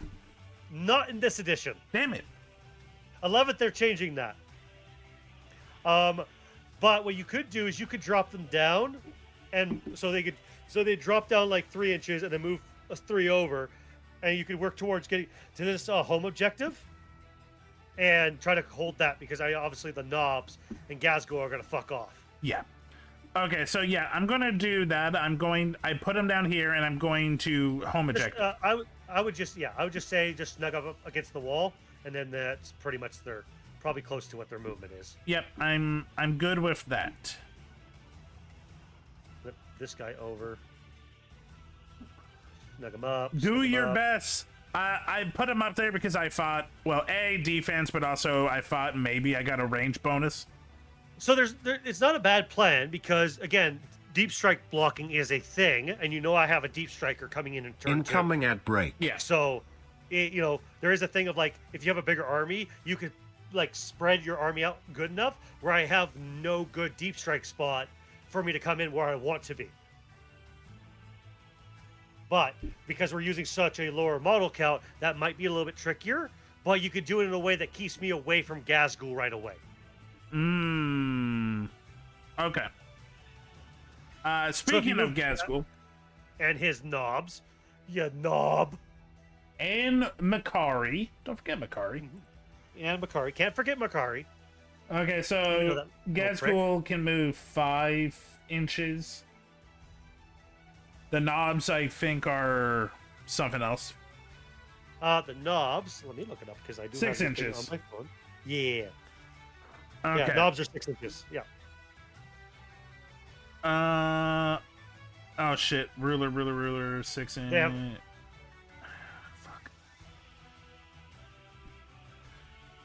Yeah. I mean, can I get in there? Unfortunately, this is not a hollow building.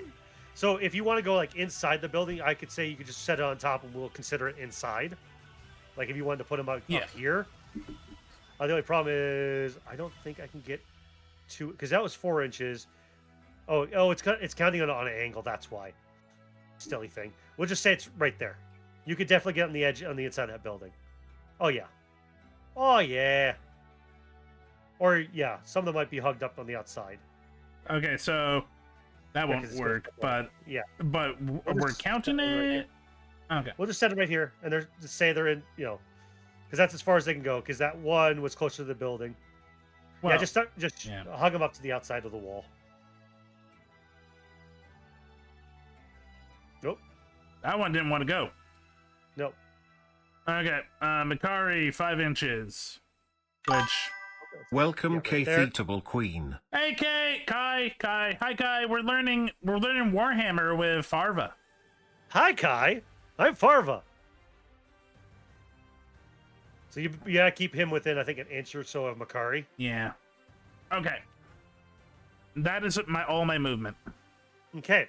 Now we go to the shooting phase. I hit pretty wet blue button to go to shooting. Okay. So, how shooting works, and we'll repeat this, is when you pick a unit to activate shooting, you must declare all targets. And the reason for that is, when you declare all weapons into a target, let's say you kill the unit, one of my units off with one of the guns, and you had another set of guns targeted into them, those guns can't be redirected. Those shots are lost because all shooting technically happens at once. So I can't just say Sorfic Destroyers. I have to be like this one. Yeah. Well, no. So you pick the unit. Got it. Because it's a unit. So what I'm saying is your Morkonaut has multiple guns. I mess up everyone's name. Yeah, it's fine. Lord Farva? No, I think that's from Shrek. That's Lord Farquaad. That's Farquhar. It's more like Farva from Super Troopers. I am the Farva of 40K. If Super Troopers had a 40K world in it. It's like your Morkonaut. So your Morkonaut has multiple guns on one model. Yeah. It's not like you can shoot one gun into a unit and then shoot another gun into another unit or into the same unit afterwards. You've got to declare where all shots are going first. So if you dump all the guns into one unit and only one of the guns was needed to kill that unit, well, then you can't just redirect the other gun somewhere else. It's just all shots are lost on that second gun. Okay. Well, you know what? We're talking about the Morkonaut. Can the Morkonaut? No, I think everyone is. Well, what about your little Locust Destroyers? So because I'm inside a ruin, you absolutely can see me. Okay. And because I can see you, we have direct line of sight. You could see me through a building. I could see you, a significant part of your model. So obviously, yes, you can see me. Now it just comes down to, do you have the range? So every gun has a range. Every weapon has a range distance. So I'm guessing that's the inches. Yes. So I got 4 guns on the Morkonaut. Actually, you got a lot more guns. You've got 2 big shooters.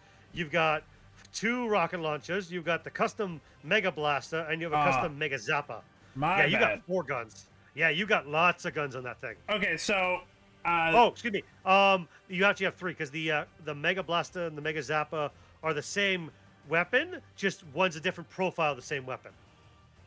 So one's a higher output or more damage. Okay, so I got 2 rocket launcher, 2 twin big shooter, and then I got a Mega Blaster or a Mega Zappa. Zappa, yeah. Or I think they're all the. Hold a second, let me look here. It's custom Mega Blaster. No, excuse me. The Mega Zappa and Mega Blaster are separate weapons. Okay. Yeah. So 24 and 36. Let's see if the 24s can hit anything. So the 24 inches absolutely can hit this unit. Okay. And then the 36 can definitely hit. Oh yeah. So you could target all this shit. Okay, so the rocket launcher, both of my rocket launcher and my custom Mega Blaster are going for the unit of. I'm sorry, the names. They aren't the Locust Destroyers. Yeah, the destroyers, and then my 2 Twin Big Shuda and Custom Mega Zappa are going for your infantry. Okay. Set for the warriors behind. Yeah. Got it. Sounds good. So, that is sad. I thought This you map could is taking me a attack bit. Oh, this is Wogmart or Kevin. This is Wogmart. The slogan is literally Wogmart, save teeth, crab better. Oh, 1 second. Oh, Kai, you also, how was your first con? How was the experience? Okay, so back to shooting. Okay, so now that we got all your weapons selected Yeah. to where they're gonna go, Yeah. just pick one we're gonna go with. So if it's your big shooter, you get 3. Because you have 2 big shooters, you get 6 attacks. That's 6 dice. Got it. Why is there no 6+? I have no clue why they designed that. Also, you may want to change from the ruler to the finger. That is very smart. Okay. I don't know. So you're gonna roll these. You're gonna drop them in the box, and you are looking for 5 or higher. So I got 2 hits. So 2 5s. Okay, we're just gonna delete the rest of them. So that's 2 hits, and so these are strength 5. So the way the shooting and like combat works in general is you roll to see if you hit, then you roll to see if you wound, D&D. and then whatever, pretty much, and then I roll to see if I save. Okay. So now, There is like things behind further than that, but we'll get into that when it gets there. okay, so am I rolling another D6 each to see if it No, yes. So you'll just roll these 2 6s again. got So these 2 shots from the big shooters hit. Now you're gonna roll to see if you wound. Now, how you figure out to wound, and this is a kind of interesting system, is you take the strength of your weapon against the toughness of my model, Okay, so and it's just let me explain Yeah, this yeah, so you yeah. understand. It's a equals, greater than, less than system. got it. So, for example, if I am toughness 4 and your weapon strength 4, you are looking for 4s and higher. If your weapon is stronger or higher number than my toughness, it's a 3 or higher. If it's doubled my toughness, then it's a 2 up. Got And it. it's saying going the other. If your weapon is 1 number lower than my strength or my toughness, excuse me, it's a 5 or higher. If it's my toughness is double your weapon's strength, it's 6s. So that's why I say it's an equal than, greater than, less than system. Okay. So, for example, my warriors, I know off the top of my head, are toughness 4, T4. Your weapon, the strength of your 5. weapon on the big shooters is 5. So you would be looking for 3s and higher. Well, I hit that. You did with a 5 and a 6. Now, if you didn't hit that on the shooters, you have a rule called twin linked. What twin linked is on the big shooters is that you get to re-roll anything that missed. Now, obviously, you didn't miss anything, but it's good to know for later. Yes. So you have you have made 2 wounds. So you successfully wounded me twice. Huzzah. Now I get to roll a save. Now your weapon has 0 AP, so it's not going to affect my save. But I am in cover, so I get a +1 to my save because the runes give cover. And so typically my warriors would have a 4-up save, but because no AP and the +1 from cover, I go down to a 3-up. Got it. Roll. Oh, I am going to the wrong side of the board. I need to go to my side of the board. So I need 2 dice, and I just need 3s. Whoop. Nope. And I fell. Ah! So 2 warriors die. Now, I'm not going to remove them off the board. I'm just going to flip them upside down, and because they might come back. You never know. They just might come back. Because they're zombies.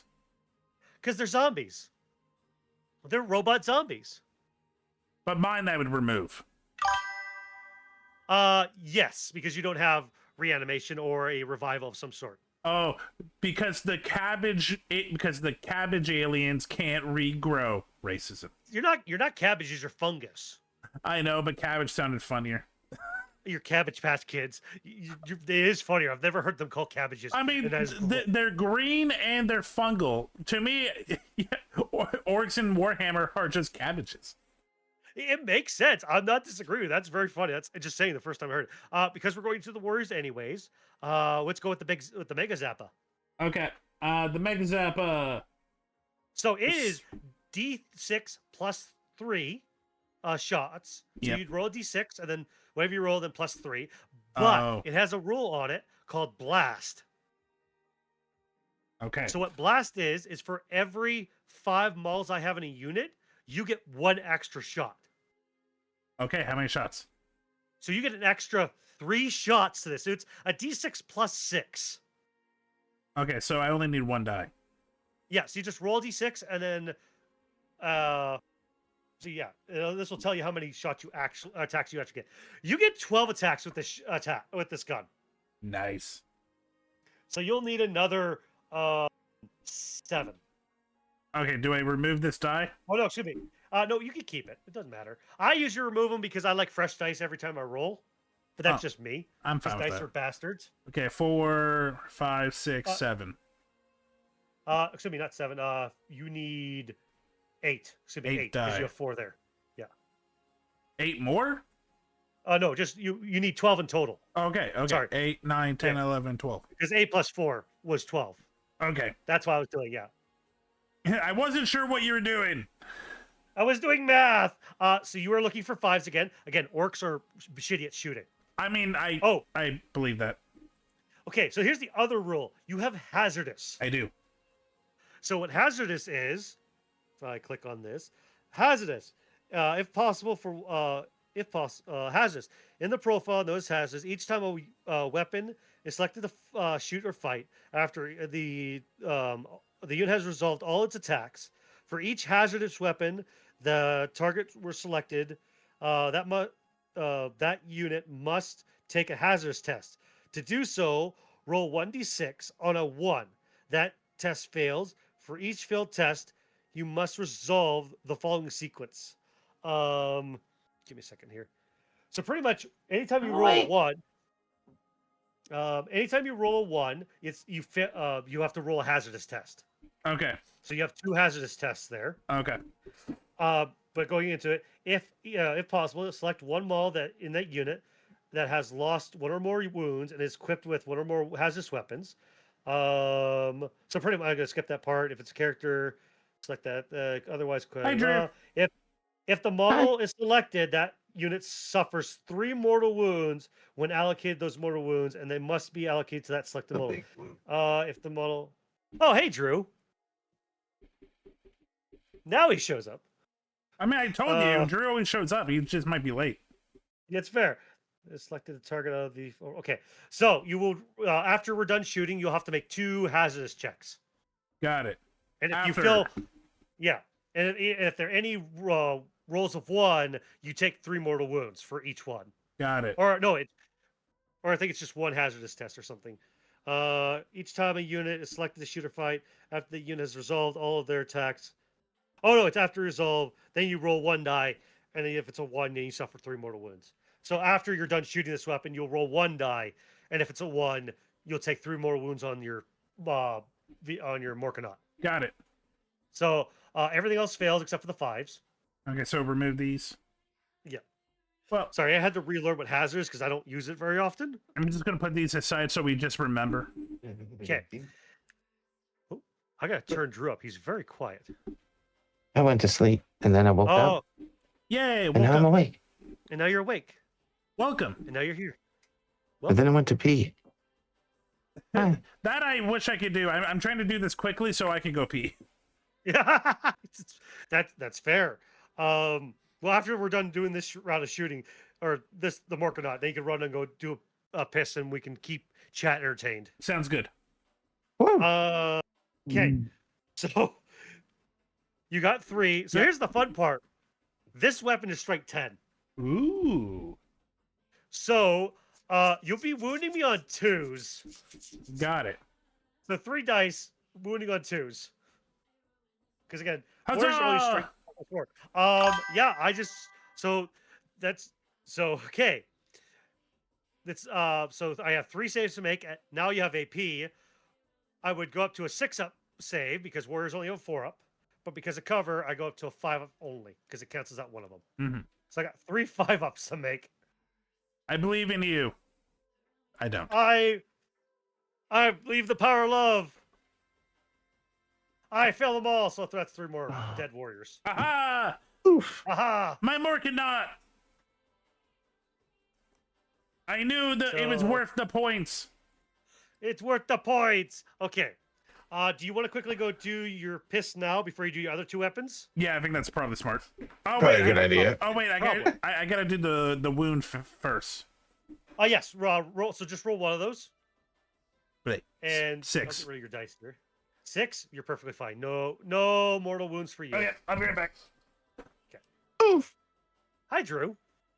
Hi, now we have to Nice. send each other our friend codes on Steam. Yes, you can actually join and see what's going on.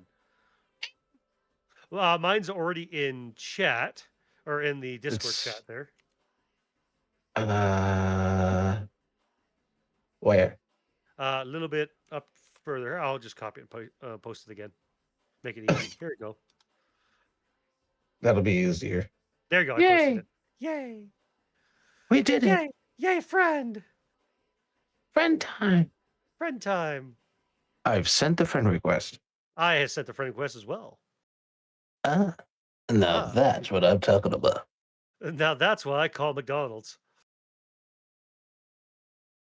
Hmm. Or the Magic at Disney, whichever one comes first. Fight to game. Huh. How's Yeah, that? it just adds us to each other when we both send requests. Yeah. It just, Yay! it's pretty much we're acknowledging each other. Yay, Yeah. you're in here. I've made it. You have made it. We are doing a lovely game of Orcs versus Necrons. Yes, yes. Oh, Yes. He's brought Gazgul Thraka. oh, yay! And they have the I brought- small animations. Yeah, I brought the Catan shard of the Nightbringer because he brought Gazgul. Before I come back, I just wanted to check in with you, chat, because I did see. I went to Fan Fusion. How was Fan Fusion? I'm on the fence if I want to go to another one or not. The con was okay-ish, but definitely not something I should have started with. Is Fan Fusion a big con or a small con? I went to Fan... Yeah. I feel like that really depends. Like, there is a different culture between a small con and a big con. Small cons, I feel like you really need to like have a community. Big cons, you can find something for everyone. Yeah, it's a lot of people, but you find it after you get comfortable, it's very easy to just flow. Okay. Of course, I've got a Fugi, but I have to go to the site, I think. Yeah. Fugi. Reactive by Fugi tag. Okay, I am back. Okay. Yeah, he's back. Shady's back. Back again. See, Silver's Shady's back.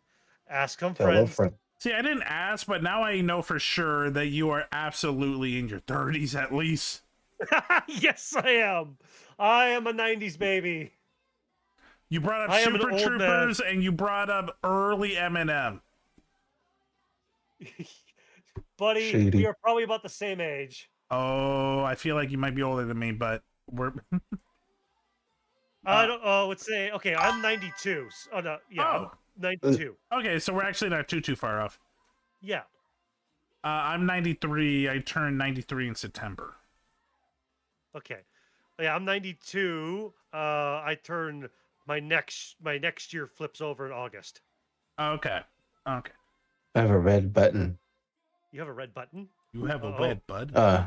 They added a thing where if you go over a button, you get a little red button. Oh yeah. They do. Okay, so let's continue on the rest of your shooting with the Morkanaut.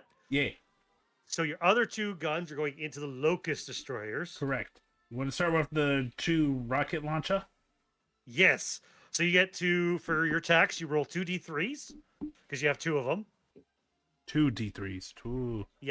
So you gotta use the d3s that are over in the back here, or you could just use a d6 and just go 1 and 2 is 1, 3 is 4 is 2. However you choose to do it. 1 and a so you get- 3. So you get 4 shots with the rocket launchers. Nice. Really? Yeah. Yeah. I thought I would lose. You thought you'd lose? No, you don't lose rockets, but you do get some. So you get 4 dice. Okay. Fires the Four, rockets. 4d6s? 4d6 is good, sir. Everything's the d6 here, except for when it asks for d3s. And you're looking for 5s again. I hit once. Oh, Woo. it's not blast. Then you get rid of the rest, and you are looking for 3s or 3s to wound, because I'm toughness 6, and these are strength 9. Damn it. And it, as every good rocket, it goes over the top and hits somewhere in the building somewhere and misses.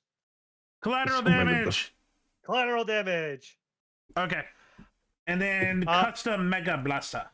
Oh, Yes. fuck. So this has also hazardous. has hazardous, so you'll have to do a hazardous roll after Yeah. shooting this thing. If it hits once. It doesn't matter. So I was reading up on it. It doesn't matter. You just have to roll hazards afterwards. okay. Just because the weapon's dangerous. It's like overcharged plasma. There's a chance of it blowing up. So is that a 1-3D or? Oh no, so that's just 3 attacks. Oh, okay. So if it's a D3, it'll say D and then 3 beside it.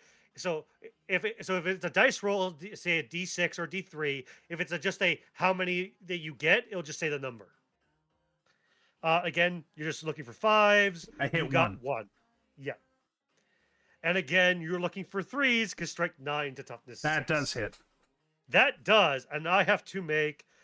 So they have a 3-up save, but they're in the building, so go to 2, and then with your -2 AP, go to a 4-up. Oh shit! Scroll. And- Scroll. Scroll, One. scroll. Oh, you haven't No, done it yet. I haven't rolled it yet. Hey, Meets it, beats it. meets it, beats it. Okay, I'll roll the hazardous. I rolled a 5. You rolled a 5, so you're good. It's if you roll a 1, you're not in good shape. Oops. Okay. other Chad, than that- Chad, I just put it in the box so I could delete it. The 1 doesn't count. It was a 5. Wait, Okay. will you put it in the box, AO? I'm sorry. I'm full of bad jokes. I'm sorry. Okay. I'm old and full of bad jokes. You're fine. You're fine. So yeah, the Morganon's done. Mhm. So So took you out pick a next- bunch of your soldiers. Got it. I don't. You took out 5. You took me down to 15 on them. They're not hurting yet, but they felt something. I don't think the knobs and Gaznul. Well, so we said they're technically on top. Can they? Yeah. So this one guy you're technically touching. So the way the 10th is, if you imagine this building, there's like this little plastic thing that surrounds it. If you're touching, you're in the terrain for infantry. So yes, they could absolutely shoot through the fucking thing. Okay. The knobs for range weapons have ×5 slug. Well, I guess that's because there's 5 5 of knobs. Okay. So yeah, let's go with the knobs first because I But don't. they're only 12 inches. Yeah. So I don't think they can hit. So let's measure them out. I appreciate it. That's Nope. that's 19, or 20 pretty much. Yeah, there's nothing within range for them to shoot. Okay, let's see if Gazgul. Probably not. Gaz might. He's got a big gun. So he's got a Mork's Roar, which is 36 inches. Yeah, see, that might hit something. I think it does actually hit something. Just switching over to that. So, ZZZZ. Mork's Roar from Gazgul absolutely hits the Sorpek destroyers. It can absolutely hit the Locust destroyers, but can't hit the Warriors or the Immortals. I kind of. Oh no, it can hit the Warriors in the back. I kind So of. in the Warriors here. What do I want to do? That's the thing. It's so here's the one problem. Is Gaz not touching the building? He's Unit not. is, but he's not. So. So he Yeah. Well. for the fun of it, you know what? Because he's technically attached to the unit, I'm gonna say absolutely shoot. Go ahead, shoot. Well, the one thing I was going to say is, I think because he's kind of at the corner, couldn't he see these tank guys? Let me see here. No, because we can't see a significant amount of each other. Got it. Because getting to board level with the Locust, I can't even see you. Okay, I'm not going to ask for a freebie. No, well, I was good. Yeah, you could absolutely shoot because technically you're part of that. You're attached to that unit, and that unit can see. He's just a little bit further back. Okay, Right. would that work in competition? Incoming ad break. All depends on your opponent. Like, I think they might. Some people might say no. I'm a friendly guy. I say go for it. Okay, Shoot your shot, man. I'm gonna aim for the tanks. You aim for the locust. Yeah. Okay. So the roar is a 5 So it plus. gets 12. No, With 12 shots. Yeah. So the A stands for how many attacks you get. I was about to say it's like I know I did that wrong. You did, but it's okay. So you get 12 attacks, hitting on 5s. 4. Yep. It has rapid fire, but I don't think that comes into play here. Yeah. So rapid fire would mean you would get 4 extra shots if you were within half range. Got it. So you'd have to be within what's half of 36? That's 18. That's not 12. No. Yeah, 18. Yeah, no, Yeah, it you're is not 18. within Yeah. 18 of anything. Yeah. Yeah. Okay. So 4 hits. Looking for okay. So their T6 or toughness 6, and your strength 5. So you'd be looking for 5 6s again to wound. 1. 1. So I'm looking for a 2-up save because I'm in cover. I No- save it. Yep. Okay. No AP on that. No AP is on that. No AP. For anybody that's in chat that's here, also the reason why I'm kind of talking to myself is I also have his list built on my side so I can see what he's doing, also to help out with what's going on. Oh, so he's crazy. Yeah, I'm absolutely crazy. Well, you Crazy. have to be. Crazy. You have to be A Warhammer fan. thorough. You gotta be crazy. Well, in like- debt. There's a lot of rules and a lot of money on the line. The thing is, so even though there's a lot of rules, they're simple rules. It's just how they work Mhm. together. It's understanding You're right, how Aramis. they work and function. I mean, yeah, Aramis, you're absolutely right, buddy. We're all a little crazy in some way or form. Okay, so that is the knobs and I'm gonna tell you right now, Makari only has a stab, so we're moving on. yeah. Well, because the stab is the flag, so because the flag's got a pointy bit on the end of it. Oh, that's adorable. So the tank busters absolutely can see through the ruins because they're inside. And well, as we talked about earlier, all of them can see the Sorpek except for the Big Mech. Yeah, He's blocked by this turret thing. correct. Luckily, I believe Boss Knob is connected to the tank buses, so it should be here. Yeah, so the boss knob is actually part of the unit. Yeah. So he's like, think of it as like he's the sergeant. He's always he is part of that unit entirely, where the Big Mech is just attached to it. Well, I kind of what I meant was hopefully like his stuff would also be here. Absolutely. His His is the rocket pistol, right? yes. And then they're the rocket launches.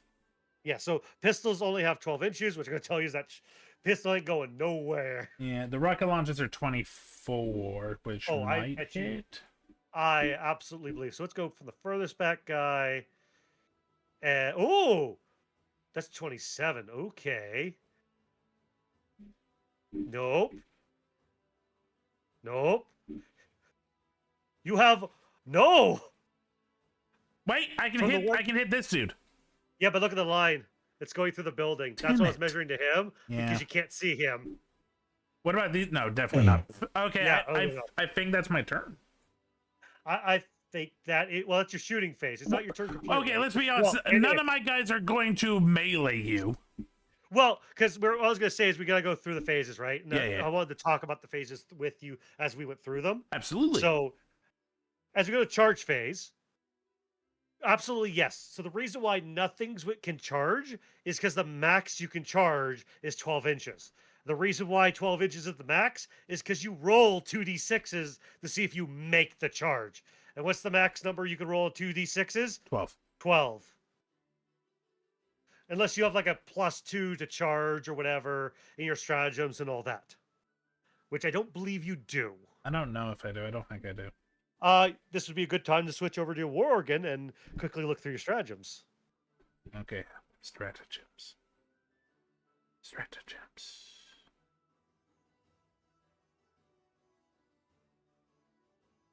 How do I look up stratagems?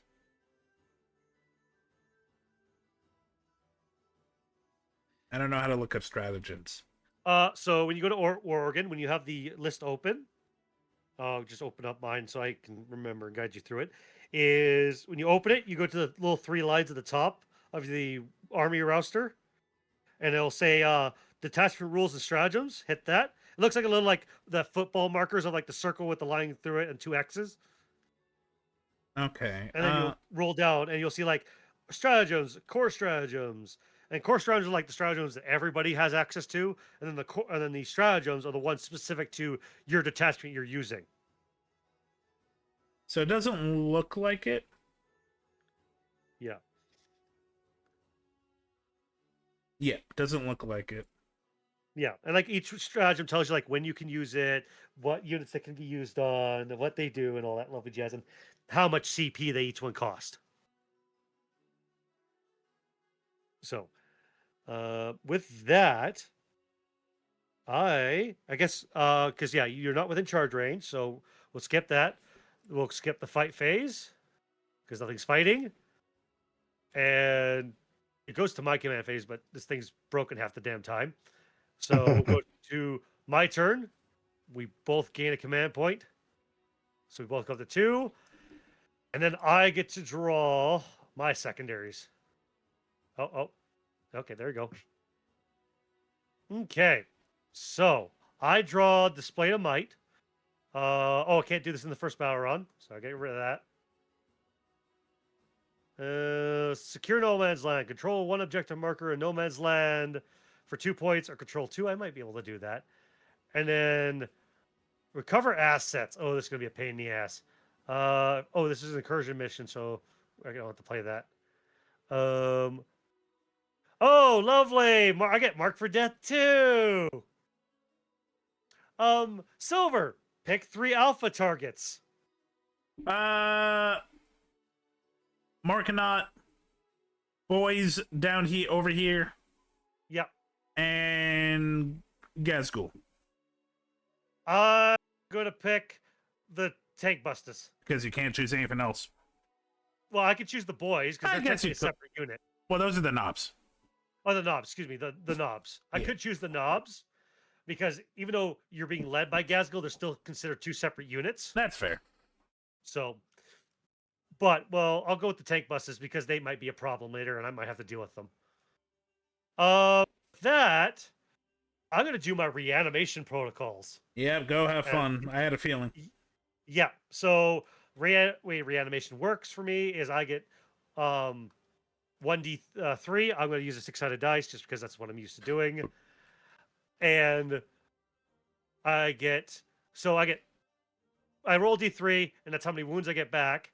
But luckily with warriors is any ones I roll, I get to re-roll. So 1s or 2s on a 6-sided dice. I get 3 warriors back because they're 1 wound each. Tank Shaka? What Tank Shaka? So I'm going to remove these 2. That sucks. But I kind of figured.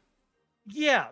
It's a thing. It's a thing. It's what reason why focus firing on a Necron unit is very important. Okay, we're gonna go into movement, and this is where things are gonna get funny. Not really, but it's gonna get weird. So the locusts are going to move their 8 inches. I believe it's 8 because I don't want to cheat.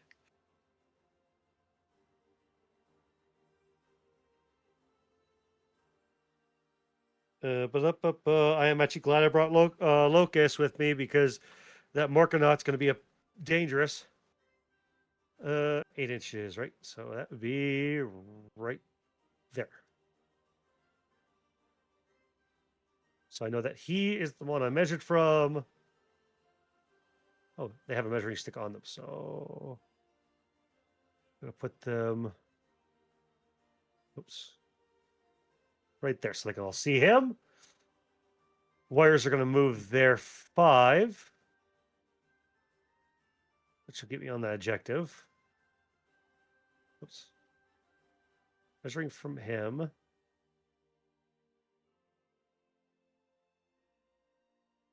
Oops.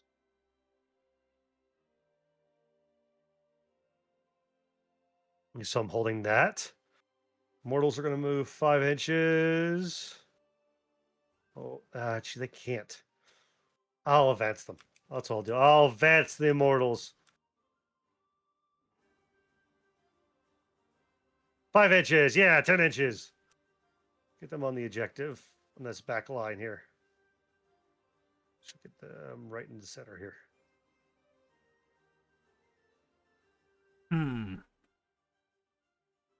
Okay, we'll go there. Score pack. What am I going to do with you guys? What am I going to do with the score pack? Welcome Rhinathes Lime. Rena! I'm Hi, learning Rena. Warhammer for the first time. Yeah, I hope you're having fun. Well, I think we're gonna just join. Well, oh, am I having fun? I'm having fun. Oh, yeah, that's what I mean. It's like, are you having fun? That's the important part here. Like I said, dude, I play Magic. I play D&D. I love XCOM. This is up my alley. Yeah, I play Magic Commander. I don't play Standard because I don't like Standard anymore. Me too. Me too. I mostly play Commander. Yeah, and I play Dungeons and Dragons along with a bunch of other tabletop RPGs. Yeah. Yeah, we're gonna be good friends. Yeah. Yeah. What's the one I'm looking for? Oh, here we go. Until the end of the phase, is able to shoot or declare declare charge in a turn at which it advanced. Perfect. Okay, so I'm gonna spend 1 CP right now, even though it's done in the shooting of the charge phase. I'm just gonna do it ahead of time to do a stratagem that allows me to advance and still charge. Where's my side of the board here? So typically when you advance, you can't shoot or charge or perform any actions.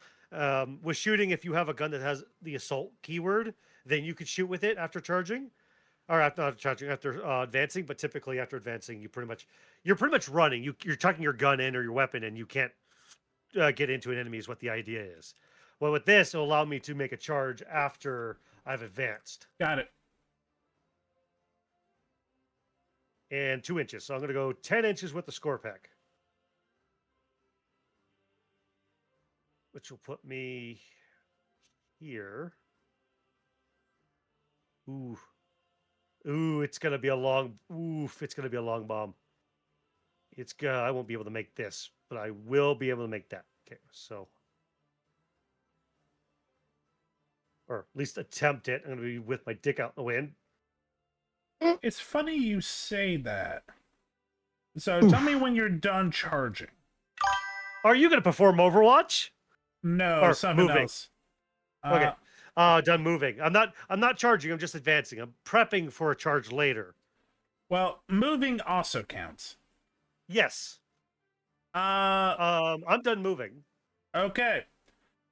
Oh wait, you did say Overwatch. Yeah, I'm going to use one of my CP for Fire Overwatch.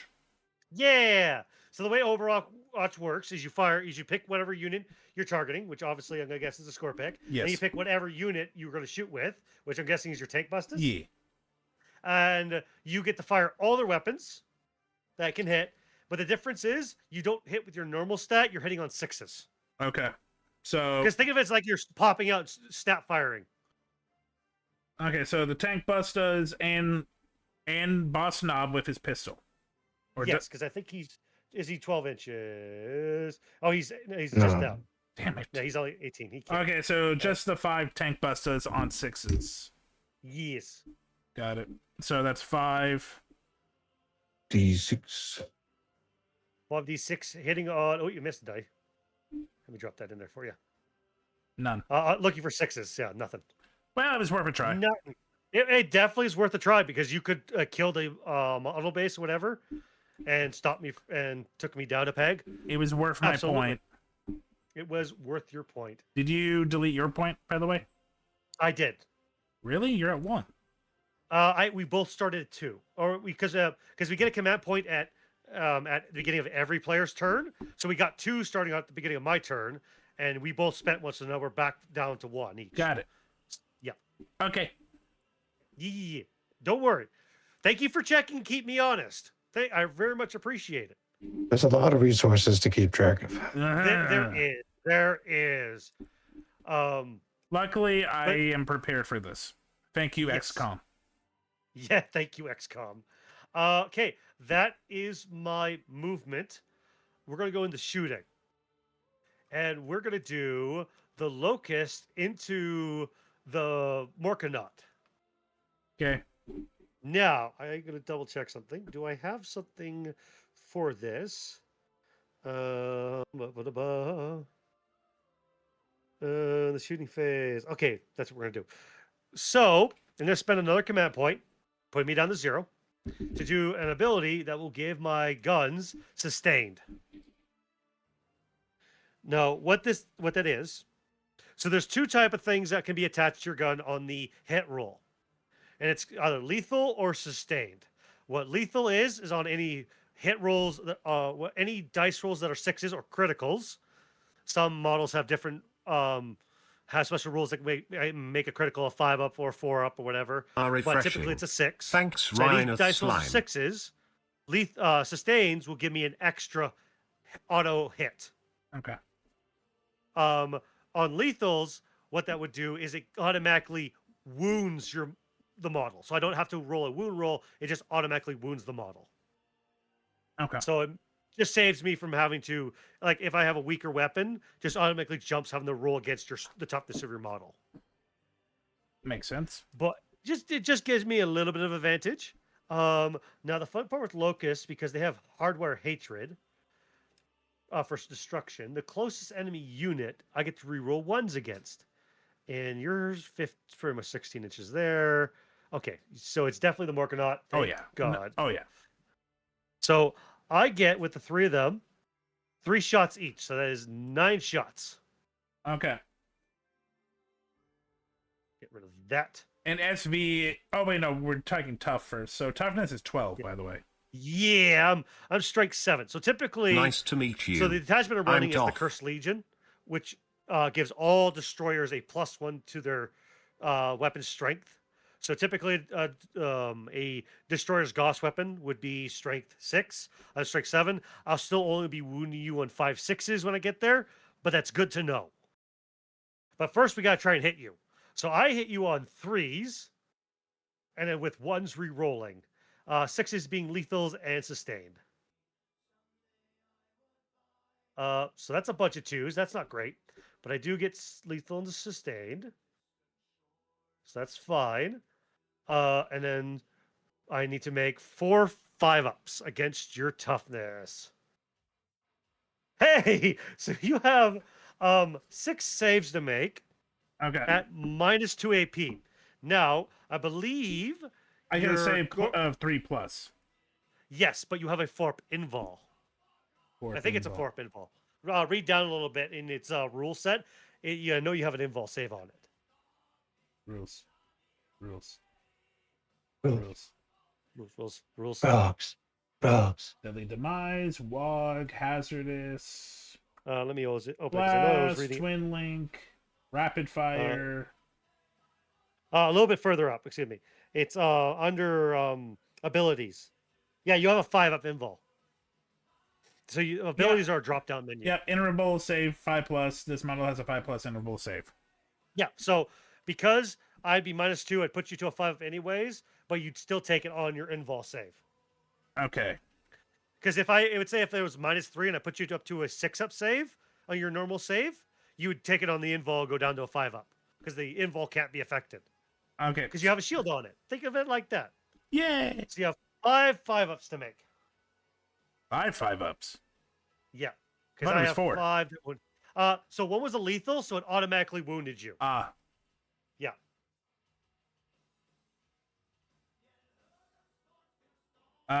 4 4 3 1 1. Okay. Let me jump back to my rules here for a second. I think there are. So that's flat 2 damage each. So 5 fails, 2 each. That's 10 wounds. Okay. So I don't know what your Mercanant has for wounds. 20. It's got 20 wounds? Yeah, but there's a downside when he gets down to like 1 to 7 wounds left. Yeah, so he becomes -1. It subtracts 4 from this model's objective control and subtract 1 from the hit roll. So you end up wounding on or hitting things on 6s. Yeah. Yeah. But still, 20 wounds. I thought it was gonna be like a dreadnought. It was gonna have 12, but holy shit. So he's down to 10. 20 or to 10, excuse me. So what we do is in the world of um of Warhammer, we just take some D6s because you always got spare and mark him that he's got 10 left. Got it. Some people count up, other people count down. I prefer to count down because then you know what's remaining, not going up. And I find going up is confusing. Understandable. Okay. Okay, so that shot. The Warriors are 24 inches, but I know there's nothing really within range of them. I don't think the Mortals have anything within range. Nope. The Scorpec don't have guns, but the Lord does. And he can absolutely see that one knob. Hi. Oi, what you doing there, bud? Get back in here. Boss, I think they could see us. Get back in here, you dumb git. So he gets. So this is off of the Storpec Lord. This is 18-inch shot. He can see the one guy at 15. So I get 2 shots with this, and he hits on 2s because he's a character. No rerolls, so in nothing special in that. So this is strength 8. What's the strength of your knob? Which is a really weird question to think. Strength or toughness? Strength or toughness. Excuse me, toughness. 5. 5. This is on 3s. Good sir, you have 1 save to make at -1 AP. Okay, his save is +4. So it'd become a 5 up now Got it. because your knobs don't have invols. It hits. This is 1 damage. I don't know how many wounds your knobs 2. have. 2. So that one guy would be down to 2. We'll put an orange one on here. So who do you want it on? Because you can pick, even though this is the guy I could see. Yeah, sure. Just that guy. Why not? I'm kind of glad I didn't kill him, or else that would have taken my charge away. But that's all my shooting. I'm gonna jump. We're gonna go in the charge phase, and I need a 12. I need to roll boxcars to reach him. To go from this prick to that prick. Actually, it's 11. Okay, it's 11. I need an 11 to get within it. So engagement range is within an inch of a model. So if I could touch that inch, then I can get to it. So I need an 11. Oh no, that's 11.1. Excuse me. I need a 12 still. I need boxcars. Nope. Can I do it? Oh, but you just summoned them. I'm like Snake Eyes. Nigga, no, I just summoned them. No. Nope, that's a 4-inch. And I have no command points to reroll. That is my turn. I do not control objective in No Man's Land. I don't have Mark for Death. So what I'm going to do is I'm actually going to scrap Mark for Death and gain a command point. Okay. And that's my turn. I pass it over to you. We're turn 2. Okay, so now we're on turn 2. This is where we can score primaries. But because none of your units are on a primary objective, you don't score anything. The primaries are the circles. any circles? Okay. Yeah. So yeah, that's sometimes the way it goes. You still have arrow denial and you still have mark for death. And I still like them. Yeah. So we're going to stick with those, and we're going to continue on. So when you do score one, it'll be done and go away, and then you'll be able to pick a new one. It looks like it's the tabletop is broken a little bit, where those are trapped in there. So I'll deal with that in a minute after we're done with those. But it's your command phase, good sir. Okay. Oh, I just skipped the phase, sorry. But it's your command phase. Okay. Remind me what command phase does. So this is where you can pick choose to do the WA. Your WOG, your first one. If you have anything that's under half strength. Oh, this is a good one. So you said it's 20 wounds on the Morkonaut, right? Yeah. You're at half strength technically on the Morkonaut. You've got to roll battle shock. Okay. So what Battle Shock is, you roll 2d6, and you need to meet or beat your leadership test. So that's the LD in the data sheet. So your leadership would be go over. Where would leadership be? Good night, Blaze. Thank you for joining us. Night, Blaze. So it would be like the very last one in the line of like your movement, ballistic, movement, strength, toughness, save. It's right beside your wounds. It's LD. Okay, and I'm going off of the Genius. Morkanaut? Yes. Yeah. So you need a 7+. Yes. So you could spend a command point to oh, I have 2. Sorry me. And you have 2 now. You could spend a command point to auto pass it. Check out the Or Pando you Pet could just Cafe roll it to and play with allow it to me. fail. Because what happens? So if you fail Battle Shock, 2 things happen. It'll be considered it has an OC of 0, so it can't hold objectives, and you can't use stratagems on it. I am going to use a point. And auto pass it. Yeah. Okay, good plan. I removed it for you. Incoming ad break.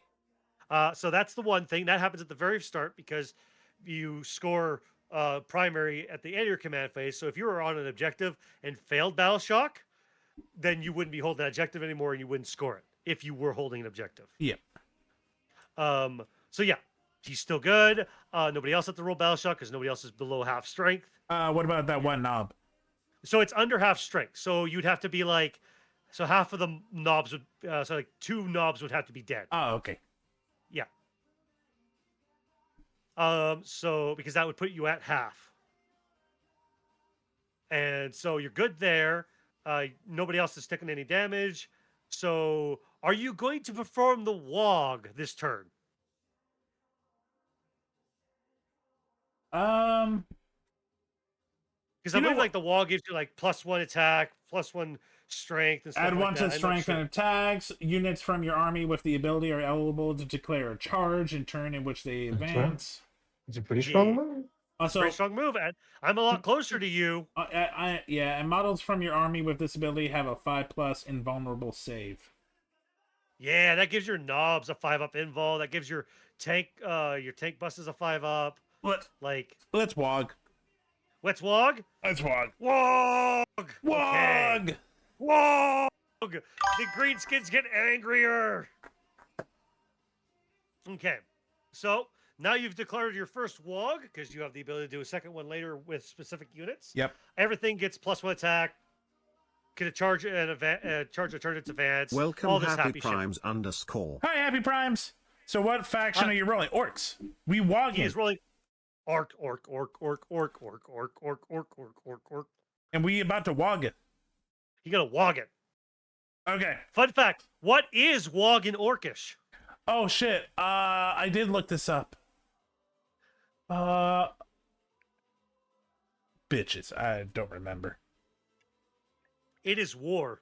Fucking A. I did know that. Fuck. Not my personal choice, but a good decision. So I will let you guys peek behind the curtain. So when Farva asked me what I wanted to play, I was like, orcs or Tau, and he's like, let's stick with orcs. So the reason why I didn't say Tau is because Tau have a lot of things where you have to like use one unit to spot another unit so they get a plus to shoot, and then that unit could to spot somebody else so they can shoot. It's a lot of cross, like even more like turtle working parts than Orc is. And I figured for a first game, let's go with the easier army, let's ease you into it, let's not scare you away. And honestly, I'm having fun with the orcs. The orcs are stupid fun. Oh, then Orcs were always stupid fun. If there was an army that I didn't own, I'd love to own Orcs. The boys are morally superior to the Tau anyway. Look, it's Yeah. Warhammer. The boys are probably superior morally to most of the people in the world. At least with Orcs, you know what you're getting. It's written on the can. Also, Like they believe in color theory. They believe in color theory, and I don't see any purple Orcs on the battlefield, so they must be somewhere behind me. Okay, so Uh, WOG activated. So now that's your command phase. Yep. You've done your check. You can't score any primaries because you're not on any. So we just go to your movement phase, which we're already on. So now you can move. So because you can charge in a turn, you can advance. I recommend you advance everything except maybe the Morgonaut because you still want to shoot. So I can't attack when I charge. So you can't shoot. So Ah. there's a difference between advancing and charging. That's where some people get things mixed up. So in your movement phase, you can advance. The charge phase is its own phase where you roll to see if you can get into close combat. Got it. So when you roll to advance, you roll 1d6 and add to your movement. And because you've activated the WOG, you can advance and still charge this turn. Typically, if you had advanced, you wouldn't be able to shoot or charge. Okay. So pretty much this turn, you're going to probably forego shooting on some models and you come and fight me. That's fine. I will start with the tank bustas. Yeah. So because these guys are mostly shooting, I would almost not advance them and leave them Yeah. here to shoot or to overwatch, or to do something. Okay, so can I move them? You could absolutely. Oh, you know what you could do? You could advance them and get them on the objective. That's kind So of what that I'm next turn thinking. you're on a primary. Yeah. Okay. That would be what I would do. Are they? Let's see. Their movement is 6. So you'd need so 6 would get you just on the edge. So technically, with objectives, the way it works is this center point is the objective, and it's 3 inches out. That's why these discs exist. Is the very edge of the objective is that yellow mark, which you could just barely get on it. I would still roll the advance to get more models on it. Personally, You know what? Fuck it. We're advancing the tank bustas. yeah. So they won't be able Good to shoot idea. this turn, but you'd get on the objective. Yeah, and also, I mean, unless you go around, they are Yeah. kind of covered. Yeah. Okay, so the advance adds what? You just roll a d6 and whatever the number pops up, that's what you add to your movement. 1d6 for all of them or separate? Or just 1d6 for all of them in total. Let's get rid of that one. 4. So you get to add 4. So you're going to move, the entire unit's going to be moving 10 inches. So what I would do, and this is kind of just because I play tournaments, is that you could select all of them, pick the very front guy, measure from him, pick your 10 inches, and if you drop him at that point, they've all moved 10 inches. So the big shock is technically not connected, right? He is attached, so he will move with them. Oh, okay. The Perfect. advancement will still apply to him too. Perfect. So there you go. That way you don't have to move each mall individually. Because this is a ruin. You can walk straight through it, and all your mall is going to end outside of it. So now everybody's pretty much you control this objective. You'll score it next turn. Got it. Okay. So that's them. And they can't shoot now because they advanced. Yeah. But that's fine. So the knobs and gas cooler is separate, right? So no, because he's attached to them. When you roll advance, it'll still apply to him as well. Got it. Because they move together, they shoot together. It just like for rules for scoring purposes, like for killing a unit, they're still counted as individual units. Got it. Okay, so the knobs are 6. I don't 6 know movement, why and then I don't know why I'm air quoting when nobody can fucking see me. We felt the air quote For posterity's sake. Posterity 12 inches. So 12. Oh fuck, they can move 12 inches. Yeah. Holy shit.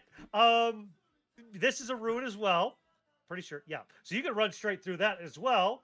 12 inches pretty much gets you up on my ass. Okay, up your ass. Mm.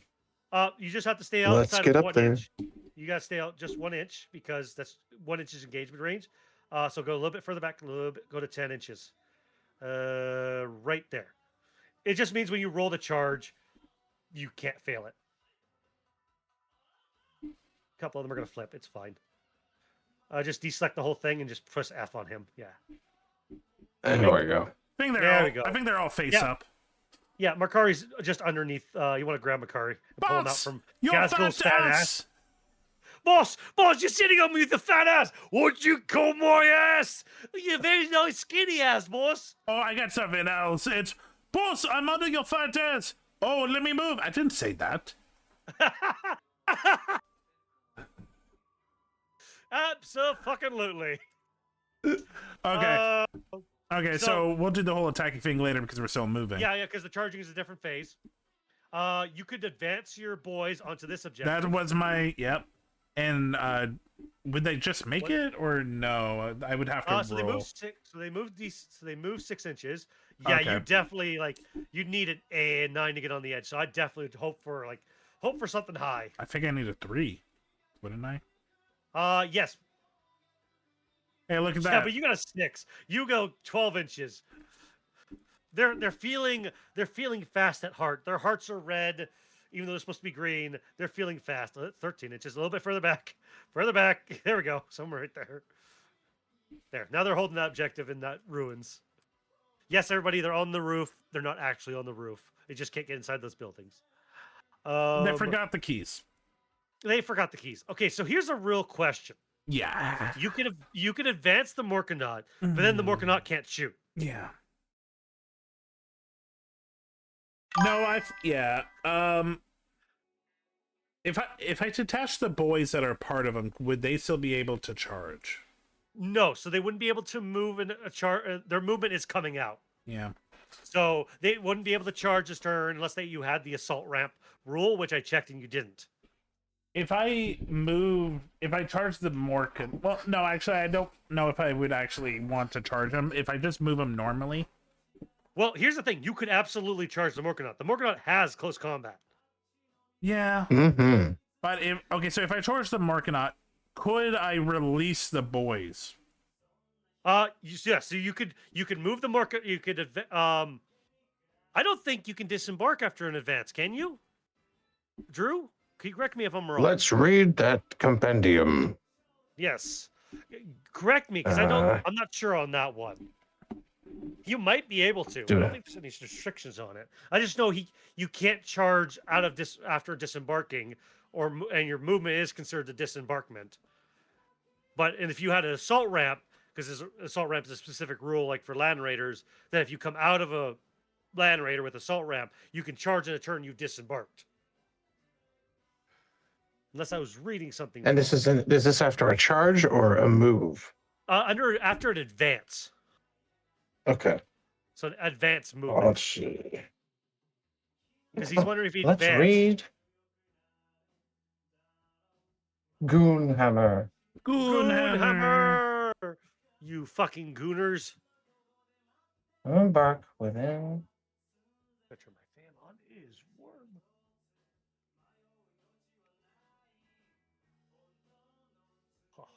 Just remember. And while you look up that, I'm going to look at stratagems. If a unit starts its movement phase embarked within a transport model, the unit can disembark in that phase so long as the model itself has not yet made a normal move, an advance, or has fallen back that phase. Okay, so the tank can't move and then drop them. It has to drop them off. That's right. It's the impulsor that can move so and it drop moves. Right. There's only specific rules for specific units. And then the unit when it gets out can't move, right? Or was I reading that right? When a unit disembarks, set it up on the battlefield that is wholly within 3 inches of the transport and not within engagement range of any enemy models. Units that disembark can then act normally, move, shoot, charge, fight, etc. Oh, they can. Okay, so in they the can. remainder of the term. Okay, they can. But its models count. But the models count as having moved that turn, even if they are not moved further. Which is an interesting thing. Okay, so they can act normally. So but they're considered moved whether they move or not. Okay, because that means that the movement of them disembarking is their movement. That's what it's saying. But they can still shoot and charge. But they'd have to disembark. Right, they can still do that. Right. Right, because the Impulsor tank that the Space Marines have has a special rule that allows them to disembark after it's moved. Mm-hmm. Yeah, that's where I get things screwy. Oh, see, that's right, because I think it's the assault ramp I'm mixing. It doesn't allow them to charge. I think the assault ramp allows them to move after they disembarked. Is what the rule for Land Raider is. So they can absolutely drop out and try and charge, but their movement is still getting out. Right. So their movement phase is used to disembark. Yeah. So here's the one interesting thing is he doesn't want to plant them in front because then he couldn't get through them to get to these. Because I don't think, because 3 inches would say 3 inches. That's like somewhere right here. Yeah, they wouldn't be able to charge them because they'd be 13 inches away. So it'd almost be smart for him if he's going to disembark them, drop them back here behind the ruins, so this thing could run up and try and charge into the locust if he still wants to do it. Yeah, I'm okay with that actually. Let's Oh, you're back. Hello. I was here the whole time. Oh, okay. Oh, you were looking up stratagems. It was Fuck, just- my brain went. Oh, he went away. No, I was listening the whole time. I was just reading stratagems and figuring out what I might want to My do. brain sometimes slips me. Okay, so yeah, the boys will. Pop out. So they have to stay within 3 inches of the Morkanaut. Wholly within 3 inches, I should say. So 3 inches would pretty much be like, Pretty close to it. yeah. So you're gonna snuggle up to it. Okay, none of them are on him, so yeah, I think that would work. Yeah, just tuck him in beside that one guy here. Because you did move him back a little bit, so you just tuck him in right here, or yeah, right there. Okay. That should be good. And then tuck him back. Oh, there is a couple guys there. Oof. Oh, goodbye. Boss. And then, so before you move him, because you haven't rolled your, he moves 10 inches. Yes. No, Okay, so no. Well, let me look at that again. I think I'm He wrong goes about here. that. Yeah. Morganot is 8 inches, Yeah. and then advance. He's an 8-incher. Yeah. So roll your advance. Because you haven't rolled his advance yet. Let's get rid of that. He's 8 inches. Ooh. 12 It doesn't inches. fucking matter. No, 14. 14. Okay, fucking 14 inches. Put you fucking right on my fucking doorstep. So we're gonna put you just outside. Oh that edge. boy. You can't fail that. I'm pretty That's a sure big guy. that's a big guy. think I'm dead there. So your boys don't get to move. Their move is No. I'm disembarking. I'm grabbing the die. Oh yes, this helps. Sorry. There we go. There we go. So that's moved. That's dropped. They moved. This moved. That moved. You have no deep strike. And that was an advancement, not a charge. That was advancement. Yes, the charge is in the Correct. charge phase. Got it. Yeah, that's a whole. I'm going to He's- spend one to Overwatch. I'm gonna not on that. No, you can't know that. Where's your Vex says no card? Actually, I do have a commander reroll. After any phase, I don't need that. My Yeah, movements are that's good. it. Yeah, so you could spend one command point to reroll any one die. So looking for 6s, and 6s are lethal. So that's 2 6s. You have 2 saves to make, sir. So the reason why I'm jumping straight to you have 2 saves is because 6s are lethal. I can only Overwatch on 6s, so no matter what, 6s you're gonna be making saves on. 4 and a 2. What you're looking for 5-ups, you take 4 damage, good sir. You're down to 6. Got You've been bracketed. it. Where did the Which other means- die go? I deleted it. Okay. I dropped it because I did 4 damage because they're 2 damage each. Yeah. So you're down to 6. Oh. So I believe your bracket's 1 to 7, so you're at 6 wounds now. So you're bracketed, which means your OC is now is only 4, and you're -1 to hits. So now, whatever, you can't shoot with them, so it'll affect your close combat as well. Mhm. You're not as effective as you used to be. 1 second.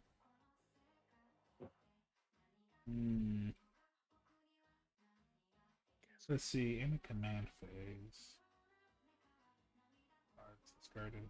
Nah, I don't need that. It's a new order.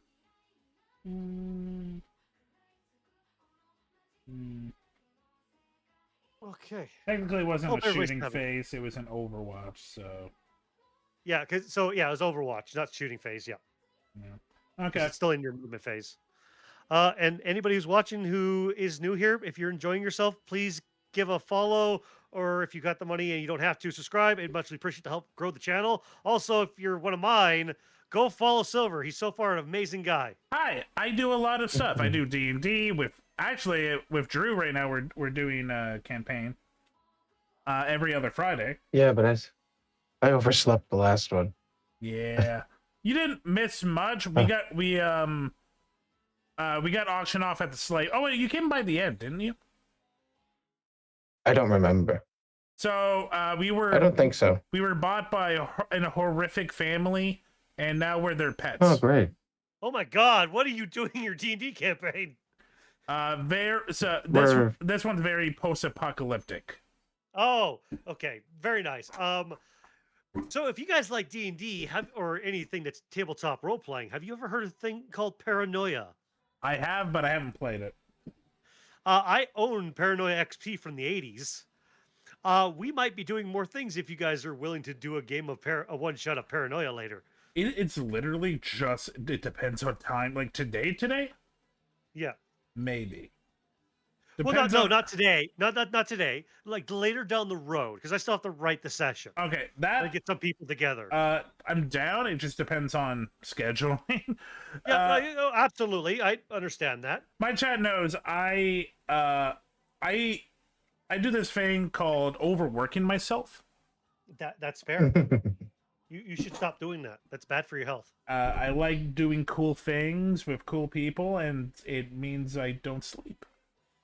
You need sleep, sir. Even I know that, and I work a 12-hour job. Oh, Jesus. Yeah. Nah, I got tomorrow off. You know, in between working out and doing VO shit. You can sleep when you're dead? Yeah. Yeah. I used to live by those words. I used to live by those words until my body says no. So Happy. So I also play Guilty Gear, and Happy's one of my Guilty Gear guys. And yeah, no, he knows there's no rest for the wicked. I need to also train for Guilty Gear. That's fair. That's fair. I don't know what Guilty Gear is, but okay. It's a fighting game. Fighting game. But yeah, no, I was saying for later down the road, I can happily. The best part with Paranoia XP, because it's from the 80s, if you've never played it before, the rule book says the best way to play if you're a new player is to not know the rules. I kind of love that. And so I will literally make the character sheets, write the session, and just slip you the character sheet. And all you have to do is like make your character's name. I'll give you a brief overview of like how numbers work a little bit and what your like abilities in Secret Society is, and then we just go into it because I'm collecting other content creators to do another session. I did one in January with a group of friends of mine, and it is up on my YouTube channel as a VOD from back in January. Unfortunately, I apologize to anybody that goes back and listens to it. My mic was blown out because for some reason it was not working correctly at the time. But it was an amazingly fun session because I am an improv DM. Oh, God. Me too. I make shit up on the spot. I write the session out bullet point and then make everything up as I go. You want the YouTube? I will... I think the YouTube's in my bio, but I will draw. I will. That's just me promoting my shit. Okay, I don't have those things. For promoting my side on yours, I probably should. But I also do YouTube, but my YouTube is reaction content. I do Monday to Friday reaction content, and I also put 3 shorts a day. Yeah. Also, that's where you can get the full stream. So yeah. My YouTube is pretty much consisting of the stream VODs. They're completely raw. I don't edit them at all. So anything horribly said or done is always going to be there because I'm lazy and I don't feel like editing them. And then the other thing that's on my YouTube is I've been, for the last 2 months, been doing music covers and learning how to edit audio. Which that's awesome. Been doing a thing. So please go watch them. The latest one that's out is The Middle by Jimmy Eats World. Ooh, I like that song. Just take some time. Yeah. Little girl. Okay. Just in the middle of the ride. So I was kind of trying to see if my bot could do anything, and technically only if it was. Well, actually, you're in engagement now, like area. No. So you still have to make the charge. So when you move, you still have to stay outside engagement, which is 1 inch. You still have to charge in on the charge phase. Okay, fine. In that case, yeah. I think I'm done commando. Yeah, because I don't think these guys could shoot, but it's only the majority of them could shoot the locusts. Yeah, because they could see past your fat ass if we picked them up. Yeah. So you could do some pot shots from your boys into the Locust Destroyers. Okay, so movement's over, I believe. How are you doing today? Okay, so go to Shoesting. Okay. I'm going to drop my Twitch for the other guys in chat for your side, just to kind of promote myself. Go for it. Like a whore. No, go for it. I'm always, always promote yourself. Let's I gotta see. try. Mhm. Those are the boys. We the boys. We the boys. Oh, mute that. I don't want to hear that. So let me look at the sluggas are 12 inches. Yeah. Okay, so yeah, so you might not be reaching them. Welcome 40k And then underscore go father. to the YouTubes. Oh, that's Open that up. not what I was looking for. There it is. There's the button. Yeah, the button. 16, Heber. Oops, 17. wrong button. Wrong button. So, yeah, nope, Heber. not far enough. You guys were moved. You guys were moved. You guys were moved. Yeah, I think that's shooting. Okay. Gonna just close that. Get back over to that. Make sure Charge. everything else is working. Mhm. I did drop my Twitch for Silver's chat and my YouTube for Silver's chat. Please give me a Yeah, follow on either check 'em out. side. I'd appreciate it very much. Tell me my music is shit if it is, Yeah, do that. because I want to do better. They Yeah, gotta so that's all release Total War 40k. Lol, not a perfect recreation, but it'll probably that would be interesting. Oh wait, no, So- they've been working on Total that. I forgot. Yeah. Yeah, so Total War 40k comes out this year, I think this fall, and so does Dawn of War 4, which is a Warhammer 40k other RTS that comes out, I think, in September, October. So I'm excited for both those. I definitely will be getting those and playing them. And Drew, thank you for the follow on my channel. I muchly appreciate that. You're welcome. Yeah, we always want things to be sooner than they are. So you're just shooting with charge phase. So you're going to declare who Incoming you're ad charging break. in with whom, and then you will roll for it. Okay. Obviously, there's a lot of charges you won't be failing, but we'll go through the process so you can learn, obviously. And remember, is charge connected to melee, or is that a different phase? So it's charge phase, then fight phase. And then we'll go into the fight phase, because the fight phase has got some interesting things to it. Okay. So obviously, let's go with the knobs first into the Yeah. short pack. They're right there. So how charging works is you roll 2d6, and how many numbers show up, and you combine the two numbers, and that's how many inches you could go. Obviously, if you failed a charge, so you couldn't get the distance to get in engagement range, which is 1 inch, because that's what you're targeting for, or is within that 1 inch, then you don't move at all. You just sit there, like how I did with the score pack. Okay, so 4 inches. So honestly, you only need to roll it. You couldn't fail it, but you can move 4 inches. Because you can make it in, you can still move those 4 complete inches, and just straight up get your guys wherever you want. is this good, or do I get to push some more? Well, just give them a little tucky tuck, and there'll be some adjustments afterwards for sure. We'll get him so he's not sitting on top of models, and that dice for this guy goes right over here. Oh, nope. Go back. So that's for that one orc. That's right here. Correct. And it was It's not 1. gonna stay there. Yeah, I'm gonna just put it there. We know who it belongs to. Yes. It belongs to that one guy in the corner there. Yes.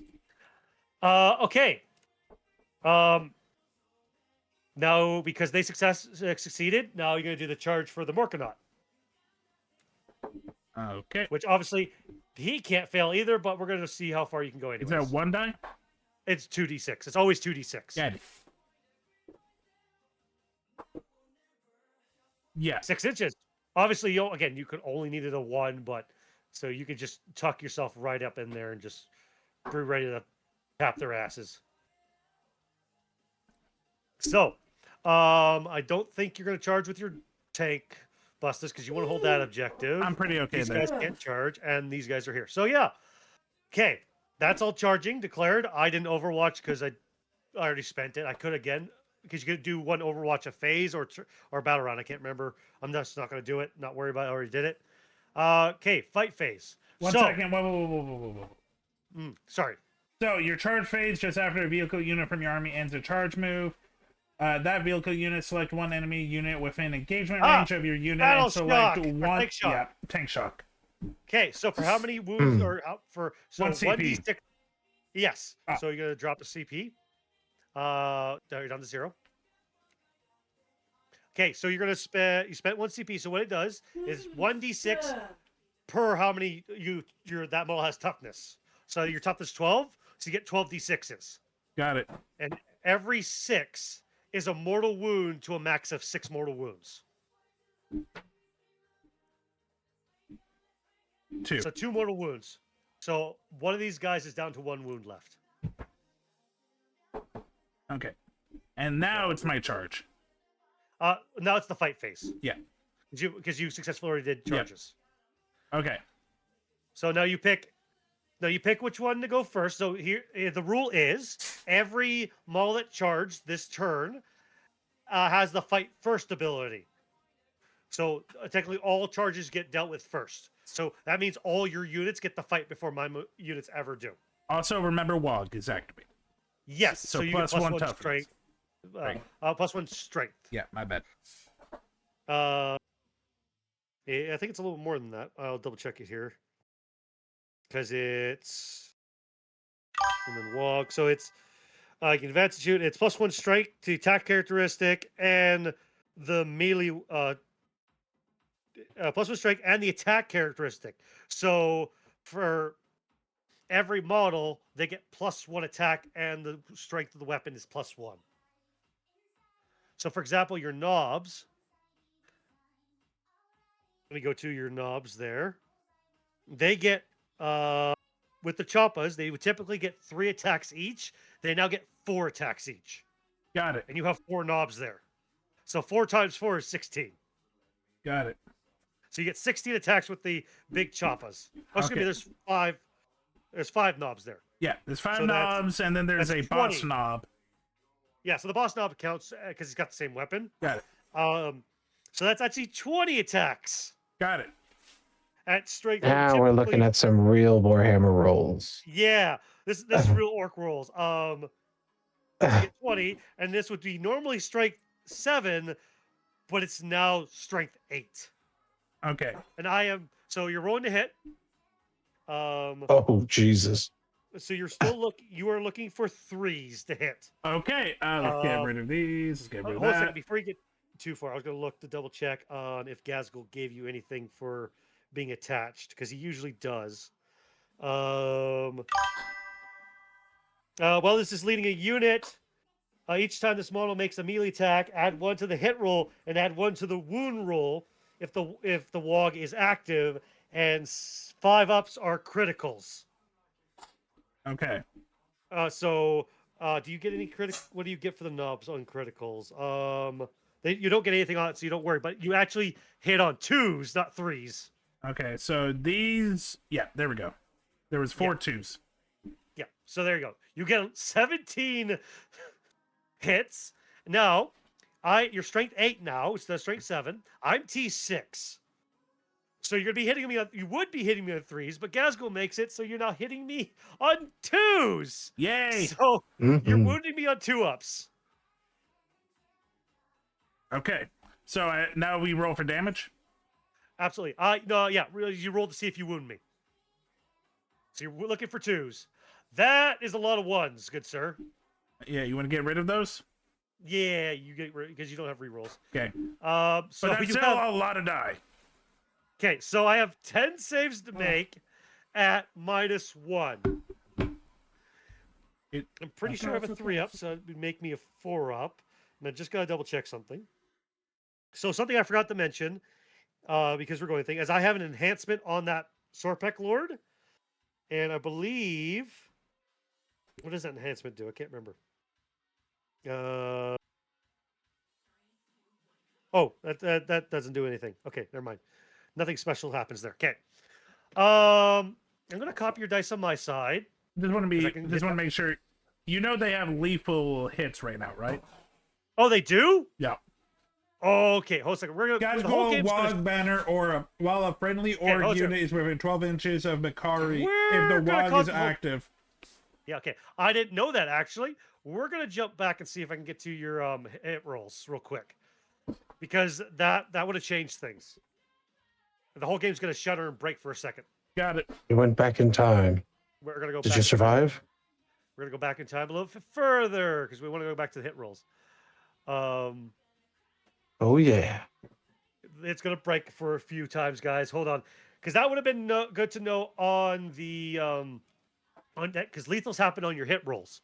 So that would have been 5s and 6s would have been lethals. For future reference, share all information before rolling dice. Yes. Well, you were looking up Makari, so I thought you not Makari. You were looking up Gazgul, so I thought you would saw the Makari thing. I did not see the That's all Makari right. thing. That's on me. Okay, so you have these are your lethals. So we hit lethals. Those 6s are going to go up, and then we're going to grab these and stick them up here too. Got it. That's +1. Yep. So you have 10. I guess 10 lethals. So then now you would roll these 7.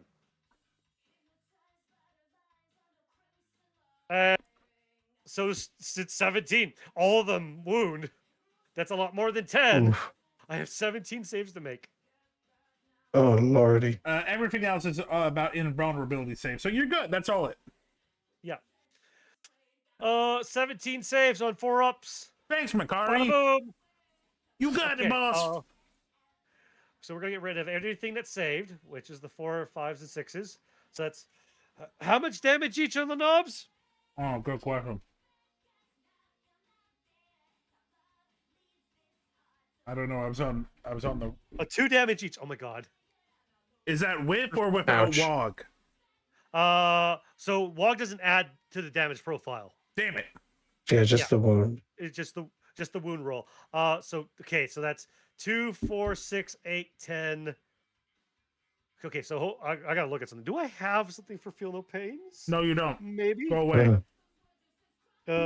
Maybe. No way.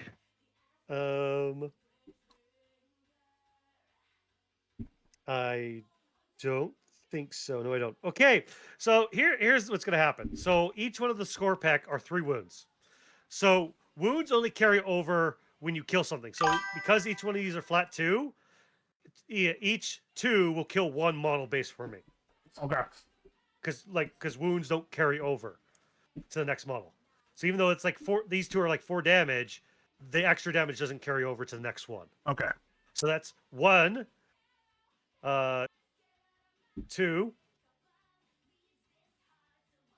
3, 4. So that's 4 dead score pack. Ouch. Yeah. Goodbye. We're just gonna send them over here. 1, 2. But they are Necrons, 3. so They are Necrons. I'll still There's take 4, Oh. and then 1 is Yeah. at 1 wound. one is going. No, that Sure. hurt. it. So that was the Oops. knobs. That was just the Gazgul knob. should still be in range. So the rule is, and he is absolutely, because the rule is within an inch of a half an inch. So whatever model is within an inch of the target, and then whatever model is within half an inch of a model that's within engagement range. So Makari and Gazgul are both within targeting range. Who do you want to go first? Yeah. Let's do Makari first. Let's do Makari first. Makari Staba. Clear all the dice off your board, remember? Yep. He also We'll just do that. has a devastating wounds, if that comes into play. Yes. Okay. So devastating wounds does come into play. So what I was waiting for devastating wounds to come up. So where sustained and lethals happen on the hit roll on criticals of 6s, or apparently as you are in the WOG on 5s, devastating wounds happen on the wound roll on the critical, so on 6s. So what dev wounds are is if you roll a 6, the wounds go straight through. Doesn't matter if you have an invul save or not; they just go straight fucking through. Nice. Yes, I know that it's 18 per shadow, or it's 18 damage in total, but I gotta remember that each 2 kills a 3 wound model base. Welcome, Drew Ox the Shredder. Okay, understandable. Okay, bye, Drew. Bye, Drew. Sorry, guys. I'll still be in the chat to help with any rule questions, though. I'll still be able to look stuff up. Thank you, Drew. No problem, bud. Thank you. You're welcome. I hope whoever came up, you're still good. Okay, so go with Makari. Let's run with Makari's pokey stick. Okay. I'm looking at A or WS. So you're gonna be looking at A. One. Because A is how many attacks he gets. One attack. He gets one attack, and then the WS is your weapon skill. That's what that means. That's what you're be hitting on. 4. Which is 4. You all you needed a 2. Oh no, excuse me. You needed a 4.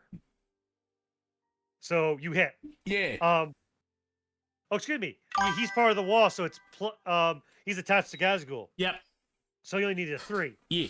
So okay, this is gonna be really funny. You're strike 3. I'm toughness 6, so it'd be typically on 6s, but because you're a part of the Gazgul's crew during the wall, it's +1. Okay. So you'd be wounding me on 4s. Or on 5, excuse me. It doesn't wound. It's still funny. Because you were looking for 5 6s. Yeah. Yeah. Okay. So, that's Makari. Nice. That's Makari. Time for Gazgul. Okay. Gazgul has... So, he has a Gore Claw and a Gore Claw Strike. Sweep and a strike. So it's the same weapon. So you'll pick one profile to go with, and then the sweep or the strike, and that's the one you'll use for the attack. So I'm going to get a sweep. I can hit multiple people? Yeah, so that's the thing. So the strike is a stronger attack with less attack, or more damage, that's stronger, but with less attacks, where the sweep is more attacks, but slightly weaker. I'm going to tell you, the strength 8 is still going to, now he's not affected by his own aura, so you won't get the +1 to hit, the +1 to wound, but you're still going to be wounding me on 3s. He would get Makari's, though. He would get Makari's, the lethals, yes. Yes. So I would almost say the lethal, the sweep, just because you get more attacks. That's what I'm only thinking. 2 wounds each. I'm going to go with the sweep. Yeah. Okay, so that's 12? That is 12. There we go. What are we hitting on? You were hitting on 2, sir. Okay. That's just you have 1 missed. Okay. And now you lethals. So you have 2 lethals. Again, he doesn't gain this aura. Yep. So he only lethals on 6s. And so the rest of them you roll, and you're looking for 3s. Oh, did you? Excuse me. Hold on a second. Before you go too far, roll one more die because he is affected by the wall. Ah, yes. Okay. I missed. Okay. So roll those, and you're looking for 3s. Okay. So we can get rid of the 1 and 2. Yep. So in total, I have 8 saves to make. 3. Yep. Okay, chat. How's it going? Pretty well. It's going. It's going. I am dying. I am dying to close combat. That was going to happen. But you're a Necron. Yeah. Okay. So I have to do something real quick because there's enough here that they could kill the 2 guys. So I'm gonna roll them in groups of 2. Got it. What is the minus on this? The AP. -2. So that puts me up to a 5 up. Yeah. I gotta roll these in groups of 2 because if it kills the 2 Scorpec, that goes into the Scorpec Lord and he's got an invul. Obviously, I'm not going to be in a master at any point, but I'm enjoying it. I'm having fun. I'm getting the rough element of it. Yeah, it'll take time. So I save 1. So he's down to 1 wound. Fail 1 and save 1. Orcs are winning. So we need this. So that kills 1. So we need 2 more. Orcs are definitely winning. Well, nobody's really scored anything for points-wise, but orcs are definitely feel like they're winning. Unless you can do some real meaty shit right now, I'm going to be scoring next turn quite a bit. Okay, so the 2 Scorpec are dead, so it went into my invul saves on the Scorpec Lord. I saved 2, failed 1, because I was looking for a 4-up on his invul. And so I'm going to take 2 wounds on him to that. So I think he's got 7 wounds. I'm going to double check that real quick, which would put him down to 5. Let me just jump back to my list here. Yeah, he's got 7 wounds. Okay, so he's down to 5 wounds. Oh, I got dice up there already. So here's the part with Necrons. As soon as the unit is completely destroyed, they can't reanimate. Got it.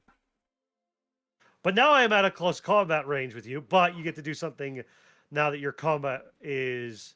So something that we forgot to talk about when you started fighting is you can do a consolidation move. What a consolidation move is, before you start rolling the fight, you can move the unit to get closer into, get more models in close combat range within 3 inches. So you can move them 3 inches to get close, to make sure everything gets to fight. Got it. Into wrap a unit. Now at the end of your fight, you can consolidate 3 inches. Now, but the rule to this is you gotta consolidate to get on an objective, or get back into close combat with the unit. So this unit could consolidate, and nope, you can't get to him, but you could move. Nope, can't even move that. So the consolidation wouldn't happen. Well, what You about could here? Move, Yeah, you I can move in to here. touch that objective. Yeah, yeah. So you just tap the edge with that. Yeah, let's So do just- that. Yeah, yeah. Shut up. We move. We're just everything's gonna fall. Everything's gonna fall. It's fine. We'll fix it here in a second.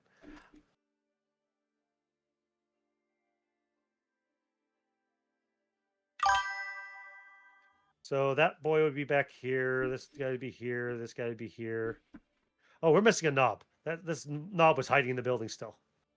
And then Gazgul will move up just a little bit more to get on there, because he was the one that I actually measured from. Yep, I'm just getting Makari out of the way so he doesn't sit on him again. Yeah, again.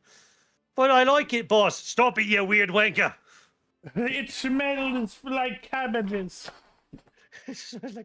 Okay, so you can get on the objective there. That's good. The Sorpek Lord's still alive, but his retinue's gone. So we're gonna just pop that over there. And now, I could, if I had 2 CP, I could to pay to interrupt, but I can't because I only have 1. So now it's your Morkanaut. Morkanaut. Morkanaut. Okay, It's not a Morkanaut, it's a Morkacan. I hope. Okay, so we got a lot of numbers to go on. So because it is WOG, So you get +1. So you get +1 strength, +1 attack. but So because he's in, he has less than 7 wounds left. yeah, so he doesn't get the +1 to hit, +1 to wound, because that's an ability from a Gazgul leading a unit, so he won't get that. He'll still get the +1 to attack, +1 attack, and he'll still get the +1 strength. But what he is that whatever attack profile you pick with, he won't be hitting on 3s anymore. He would be hitting on 4s. Yeah. Okay. So, again, just like not the Gorkanaut, Gazgul's Claw, you get to pick which profile you're going to do, the sweep or the strike. I think I'm going to...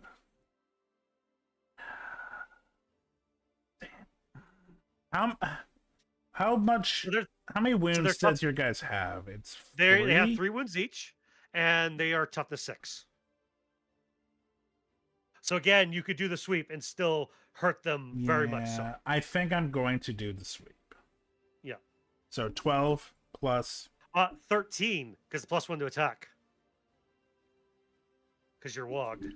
Oh, 1 second. Let me get rid of all Yeah, of pretty much, this. Drew. That is absolutely what this is. And it is a grudge match, their Shadow Rose, because they're one of the forces that fought the old ones created to fight the Necrons back in the war near the end of the War of the Heavens. Okay. This is what we got. Okay, so you don't get lethals because that was a Makari thing. Yep. So you're hitting on 4. So anything that's a 3 or 3 to 1 is gone. It doesn't hit because you're bracketed. So that would be because this, yeah. So this, and this would be gone. So you get 4 hits. Yeah, I was just reading all of the abilities to see if anything happened. Nope. Nope. Okay. So. Oh. Hold on a second. Big shooter. Yeah, each time this model makes an attack. Range. Oh, so yeah. So if you didn't advance, Yeah, you could have got +1 to hit on range attacks. I could have, but I wanted to do this. Yeah, that's fair. Close combat fighting. And you're looking for 3s. Okay, 2. Okay. This is -1 AP, so I have a 3 up. I'm not in cover, so I go to a 4 up. So I have 2 4-ups to make. And I make them both. Yep. I don't feel nothing there. Okay. So what happens now is that all your units that have charged have fought. Yep. Those are all the units that you had in combat. Yep. I get to swing back. Now, because the Scorpec Lord is not in combat anymore, he doesn't get to activate. But Yep. the Locusts do. Yep. And they're going to punch you Yep. with their metal fists. It's not going to do a lot, but it's going to do something. So they get 2 attacks each. So that's 6.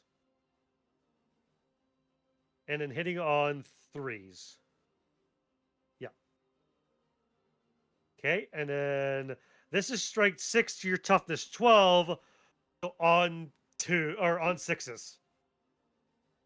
Hey, you have 2 saves at no AP. So you have 2 3-ups to make. Because yeah, I think your normal save is on 3s.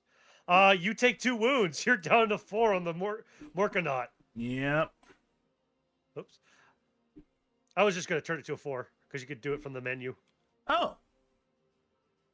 Yeah, if you right click on it, you can literally select the value and just set the 4. Okay, so that's fight, I believe.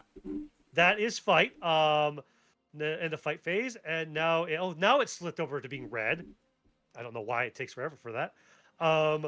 It's now my turn too. Oh wait, the secondaries happen at the beginning of the turn, right? Yes. So Okay. then so before the end of the fight phase, because going into turn, do you want to discard either one of these? Excuse me. You score. Yeah, that's what I was.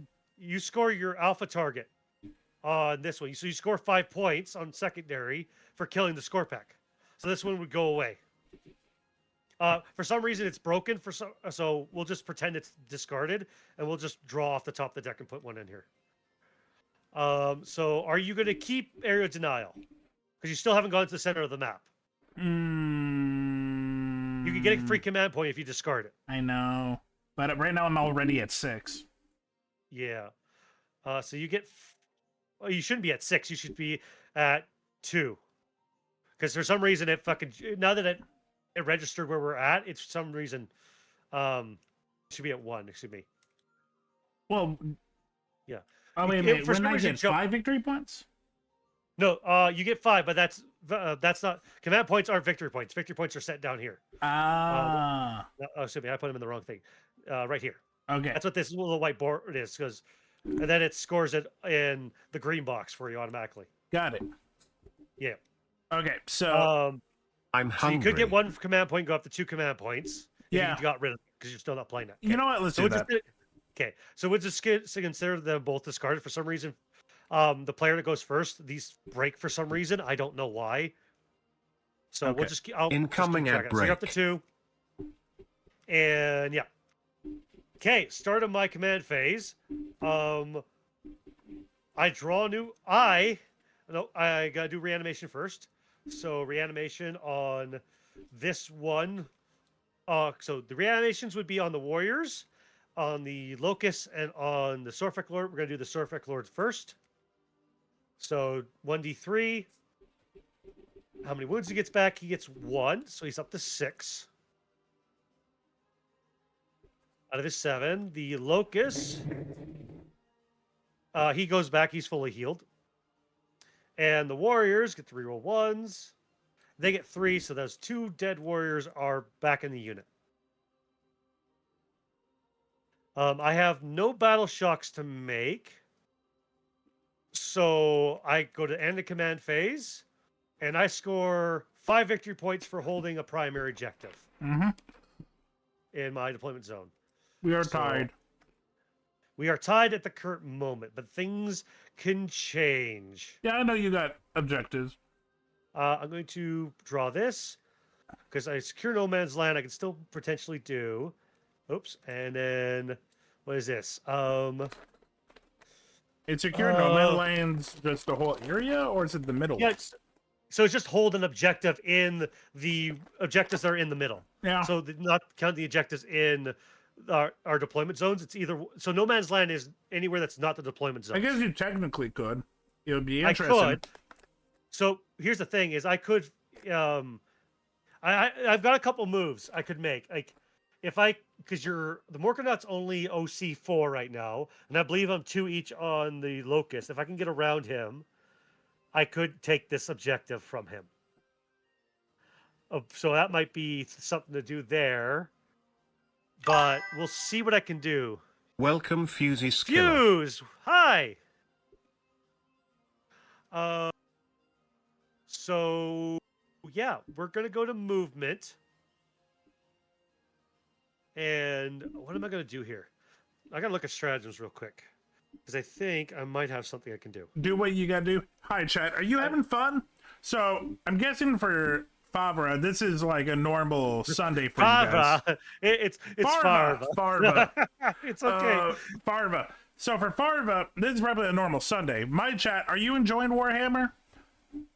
I'm having a lot of fun, but I know you guys are used to me talking and me just doing bullshit. Welcome, Fusey Skiller.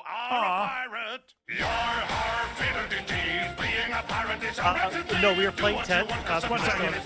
You are a pirate. Sorry, I thought you were still like looking Welcome, stuff up. Sunderland. I would have I would have definitely. So when anyone follows me, I do a whole thing. You are a pirate. Thank you for becoming one of my bones. Part of the ship. Part of the crew. Foos killer. Yeah. But yeah, I guess for anyone coming in, I am a variety streamer, but I do tend to do a lot of just chatting stuff. I do a lot of reaction content. I do game shows. I do monthly game shows in June. So the reason this kind of happened was May was my Warhammer Jeopardy, and I was looking for people, and Farva couldn't join, but we started talking. Yeah.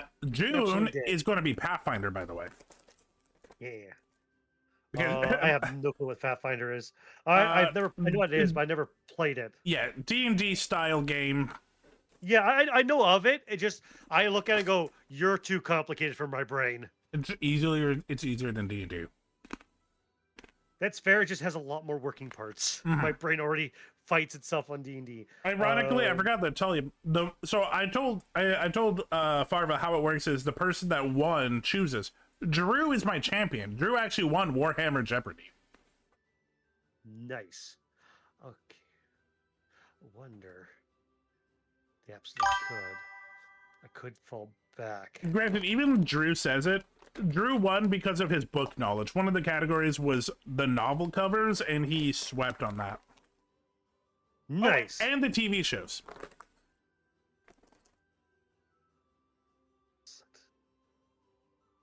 Hit. And by the way, Drew, I am almost done the Jeopardy, so we can start looking at dates soon. Oh, wait. Okay, I can't fall back. The games also did well. Ironically, so Drew, while he's looking, well, I'm done looking, but you can absolutely finish your thought. So the reason I brought up Fire Warrior is because I remember Drew loving it, and he was very nostalgic of it. Farva right away is like, I will never touch that game. It's so broken. It's such a mess. It's such a poor, god awful mess. I love it because Drew was like, I love this game. This is nostalgic for me. I love it. I got to play it again soon. I mean, there's nothing wrong with nostalgia. Don't get me wrong. I didn't get into Warhammer looking for later. I was looking for the fight. It got personal. It's the weird part is that the way I've watched it, like the mechanics are slightly busted. It feels kind of jank. They felt like one of the things I was watching on it too is like the ladders were really weird. Like there is some, don't get me wrong. There's no reason to not love it. It is a very old, very wonderful fact that they're trying to get into Warhammer. I just won't touch it because how broken it is. Because it is janky, it is weird, but it has some charm to it for being that. I just know I get 100% frustrated with it. You're playing another town. It's supposed to be janky and weird. That's fair. You're playing as a weird weeb fish dude. Okay, so what I have done, I have fallen back with my locust destroyers out of combat. So what that means is they can't shoot. That's what I was looking for. I was looking for an ability to allow them to fall back and shoot, which they don't have. But which is fine. It gives me opening for other targets. The warriors are going to stay where they are because they can all hit your Gorgonaut. We're going to move these guys up. Welcome, to Casper the 5 Femboy inches. Sarkic. The golden bastard moved. The Golden Bastard did move. His eye moved. They're referring to the new Warhammer trailer for the new edition. Because apparently his eye moved in the Hey, Casper the Femboy, welcome! Yes, the Golden Bastard's eye did move. Meaning that the Emperor is still alive and writhing in his chair. It's really funny. As somebody pointed out, is that what's really silly with that game is that, yes, it's very much of, hey, I can run around and do this stuff, and it's supposed to be janky. Your tower's supposed to stand still and all that stuff. But what's really funny to me is the fact that it is janky, 100%. I'm going to move here. Actually, I'm going to move here because I want to stay on 1 inch of you because I'm going to retaliate. As you would. But the las gun and bolters in that game that you can pick up feel more powerful than the pulse rifles that the Tau have. And the Tau pulse rifles are supposed to be way more stronger than they actually feel. It's just, again, that's just the charm of the game. I don't say anything about you not loving it. You absolutely can love it. It's your game to love. But it's something I won't personally touch because, yeah, it's janky as shit. Okay, I'm going to do something. I want to highlight this. Every Tau fan, Farva hates you. Well, yeah, they're weird fish people. Why wouldn't I hate them? I don't know what you're doing, but I'm not liking it. Okay, so end of movement. You were talking, so I didn't want to interrupt. Oh, in the art, I thought you were talking about in the new Warhammer edition trailer is because his eye moved. I didn't see the new artwork. I need to go look that up. So what I'm doing is at the end of movement, this is when I can deep strike in. And so I'm going to deep strike, but I have to stay outside of 9 inches of your units. So I'm marking 9 inches to find where I can drop my Catan. So it's outside the blue. Yeah, so I could go right up to the edge because the idea is that if I was to charge this turn, which I could, I have to make a 9-inch charge. When you also make circles for these guys? No, because I'm trying to go over here. Oh, okay. I want Gazgul. I want your big orc boss. Well, when you also you did mark these guys. Okay. Yeah. I didn't mark those guys. No, excuse me. I should have. Because that actually would matter. It kind of matters. Now you're in these guys' circle. Get out there. Am I? Well, I'm outside kind of. No, you're out of it. Yeah. Because I can technically tuck up to a little bit more. Geometry is weird. Geometry is weird. Because the whole idea is if I can make... Yeah, so I'm 9 inches to that boy. Because I could just... If I can roll 9, I can get to that fucker. And I can play with him. Okay, time to get back to my stratagems and see what I need to prep for. Yeah. We're going to clear all the all the bubbles. Because those don't need to be there anymore. And we're going to go into shooting.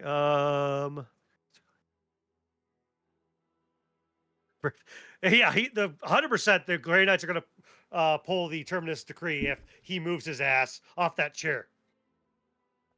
So I do know enough about the whole, like, what's his name, the commander, the guy in charge of the humans, the Emperor.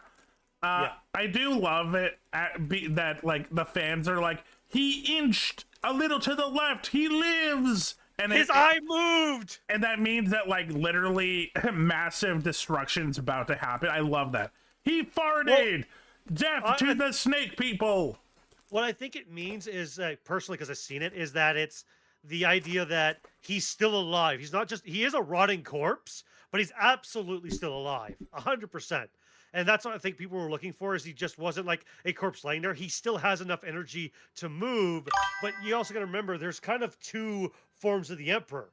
There's the Emperor on the golden throne, keeping the light of the whatever the light that they use to guide themselves to the warp when they do warp travel, and then there's the warp entity of the Emperor that's fighting the Chaos Gods, the Athema.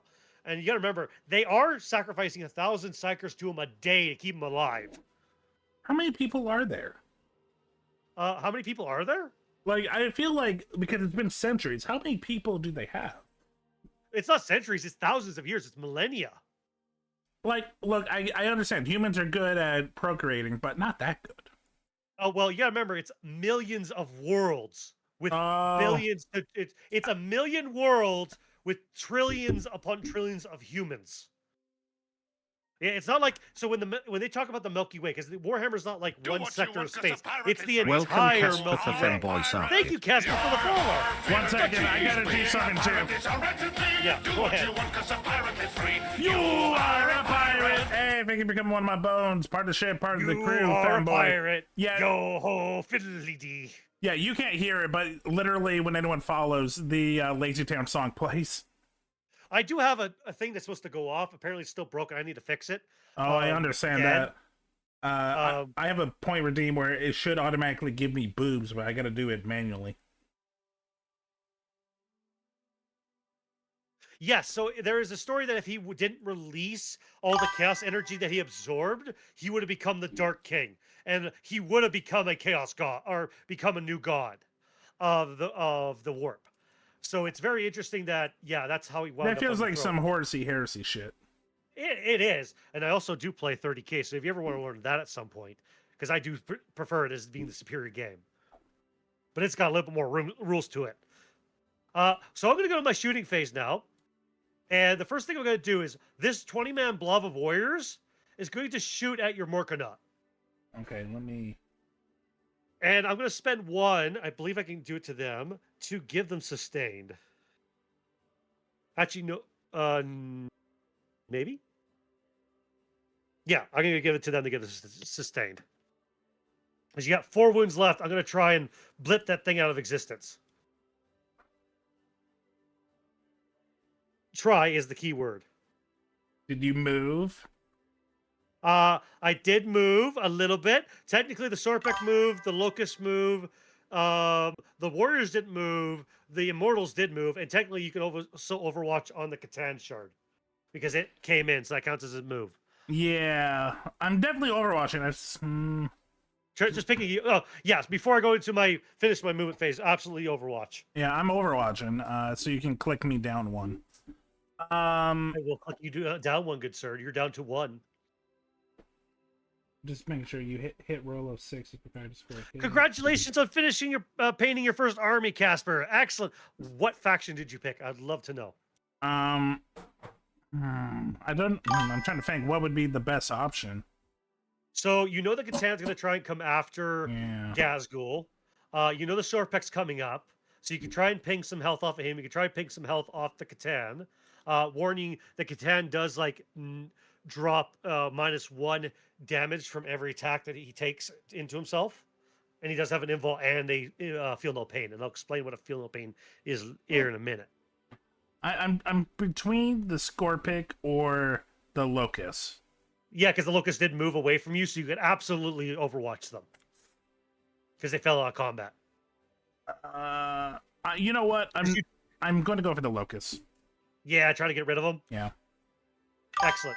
Fire everything into the Locust, my good sir. Hitting on 6s. Okay, all of his guns, which I'm trying to remember. Is it his guns or is it guns or is it physical? Guns. Yeah. All his guns, because I fell out of combat. Overwatch is always guns. Okay. 1 second. 3, 6. Okay, I gotta do this separately because it's. Yeah. Do them separate because you got different stat blocks, right? Yeah. You also get you get 6 a shot. Remember, you have 2 to shoot us, so you get 6. But you're within rapid fire range, so you get another 2. Thank you. Because rapid fire range is half range, right? I appreciate you being nice. Well, why wouldn't I be? I want you to have a good time. I'm not a complete dick. Yeah. You're just some So like that. sixes. Okay, one hit. Sixes. So one hit, and then you're looking to wound me on 5-ups. Oh, you're rerolling. You're clicking this. There you go. And then drop that into the box. Put it in her box. ZZZZ. That wounds. Yeah. 0 AP. So on 3s. It's also twin linked. I don't know what that means, but twin. Oh, twin link means you reroll any wound roll that would miss, but you hit with the single one that did hit. Okay. Or you wound with the single one that hit, but I saved it. So you get 2d3. 2d3 rocket launchers. Catan Night Charge is broken. It is very much broken. It is very much a mean model, but it can be dealt with. What the fuck happened there? Sir, you have a boy. Yeah, I know. Okay, there we go. That sucked. It's okay. I despise Death Guard because Death Guard can be really broken too. So, 3 shots. Yep. Okay, so 3 shots at what? Looking for 6s. Okay. Because you're overwatching, right?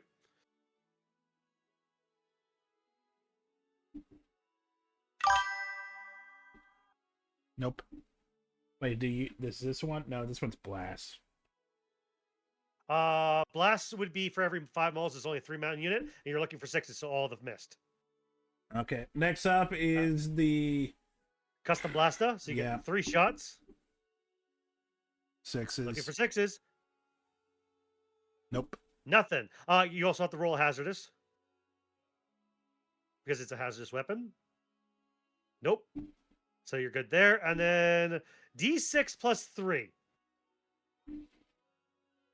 So you roll a single D6, and then whatever you get plus 3. 4. You get 4. 3 more. So 3 more dice. And then looking for 6s again. Oh, roll that one more. That bottom one. Yay! No, not that. Oh, it counts. It counts.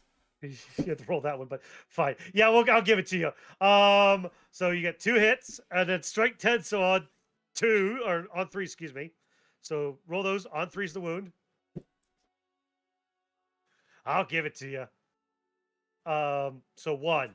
So I have 1 save to make at 5 up, and then you have to roll. Give me a hazardous, good sir, too. Yeah. Just don't roll a 1. Did not roll a 1. I saved it. I rolled a 6. Got it. Okay. I do love Death Guard. I just hate the rules because they're uber strong too. Okay, so into my shooting phase. The Locusts can't shoot because they fell back, but all the warriors are going to fire into the Morkanaut, and what they're going to do is they're going to spend 1 command point to give me sustained, so I can try to get more shots. But I believe half of the 24-inch range. So are there any of them within 12?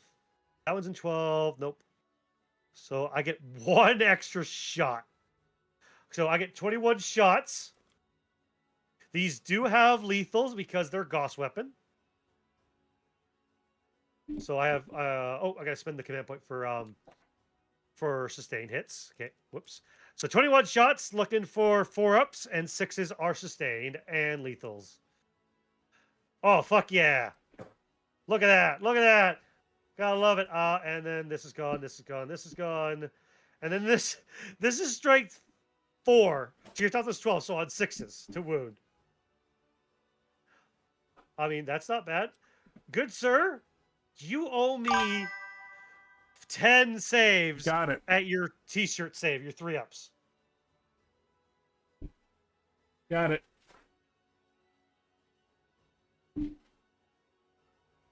That is 5 oh, no, that's 4 fails. You're dead. Yep. Okay. Before you do, there is a strategy we have that's called command reroll. You can spend a command point, use it once per phase to reroll a single die of any type. Can any of your other things attack my Morkanaut this turn? These are Gauss guys, but these mortals are going to be firing at him too. These 5 guys here. So you could reroll and try to save 1 wound, or we can go to what Deadly Demise is. I think we're gonna do Deadly Demise. Okay, so what Deadly Demise is that it's a rule that's on most vehicles, and it's an explosion. So you roll a single d6, and see if you get a 6, it explodes. Got it. Yeah! You didn't roll 6? Yeah! Fuck yeah! Okay, so I just need to look at it because it'll tell you on its Deadly Demise how much mortal wounds it does. It does when it Deadly Demises. Where is it?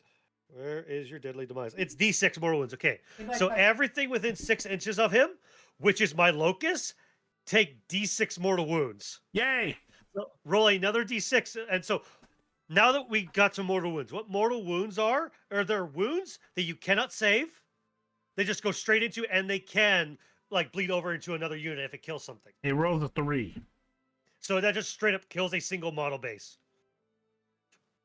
So one locus is straight up just dead. Now, mortal wounds can be saved with a feel no pain, but that's a thing that happens after a save. Nice. It's good to beat Necrons and to win. Yeah! It is a very close game right now. I'm very happy about that. Okay. So he gets removed because he's dead. He's exploded. I'll put that dice there for in case it. Bye, Morkanaut. I'm glad I put the Catan chart over here.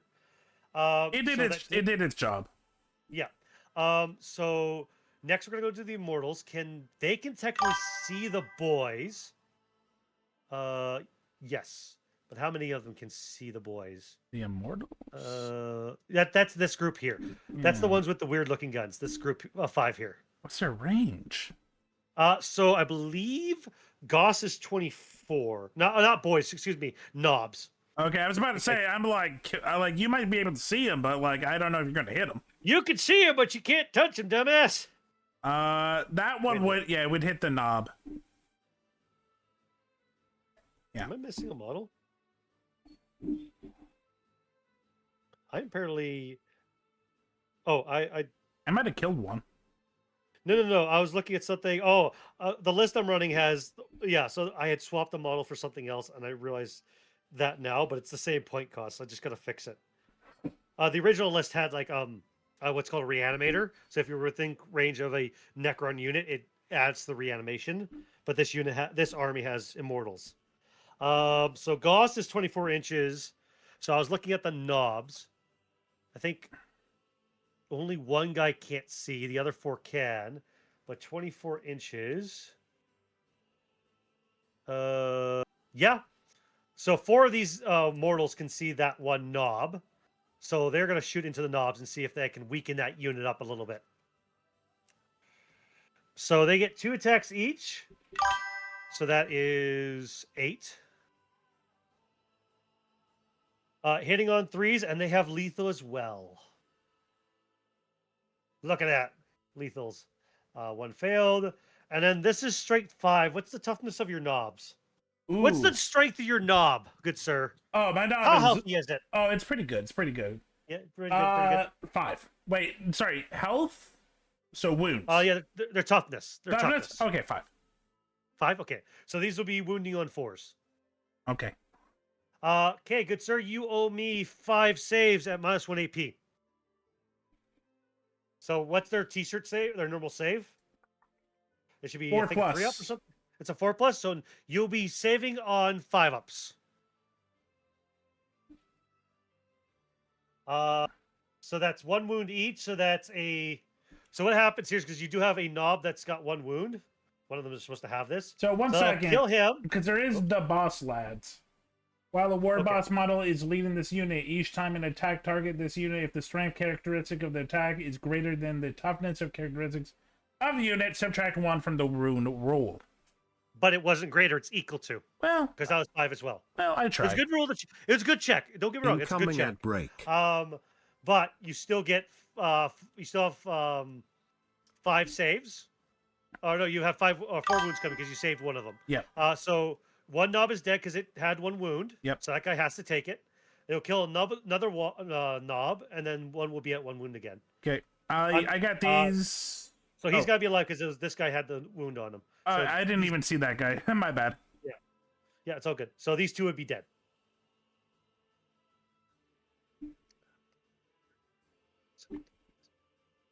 Yeah, yeah. Titanicus looks really cool. A cheap way to get into Titan units, but it's expensive. A lot of that stuff is expensive.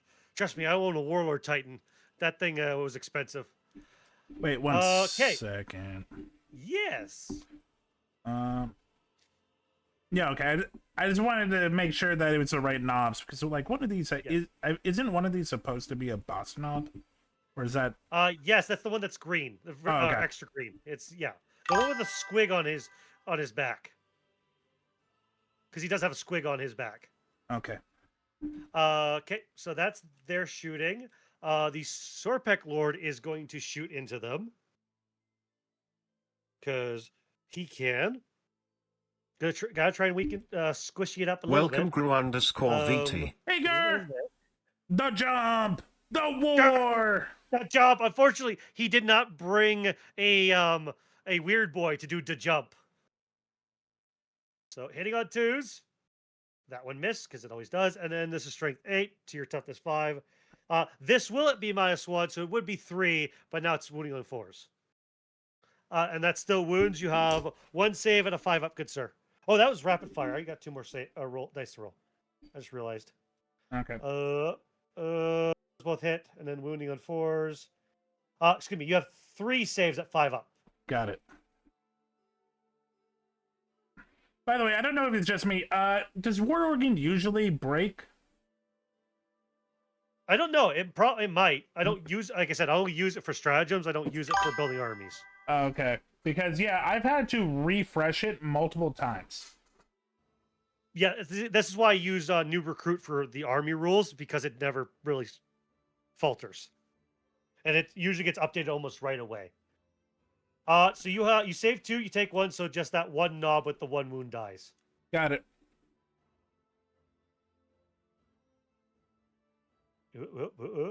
Thinking.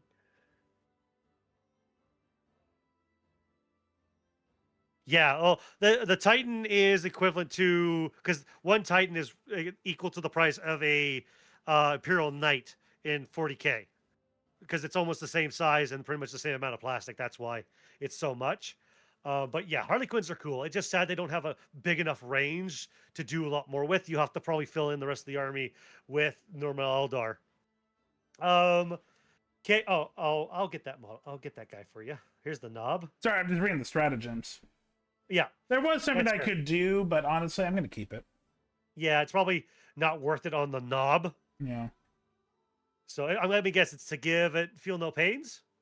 No. I'll be nice and I'll Okay. tell you. Go to the ground and smoke screen. Oh, yes, because then it'll give me like a -1 to hit or something. Mm-hmm. Yeah. So just to inform you, minuses on hit rolls and wound rolls don't stack. So like they do, but they don't. So the way I mean is that is like you could have a -2 on a hit roll, but it'll only ever be -1 to it. But to get it back to normal, it would take like 2 pluses to get it back to normal, if that makes sense. It does. Yeah. Okay, so that shot. Now we're gonna shoot your knobs with the Catan, because he's got a ranged weapon.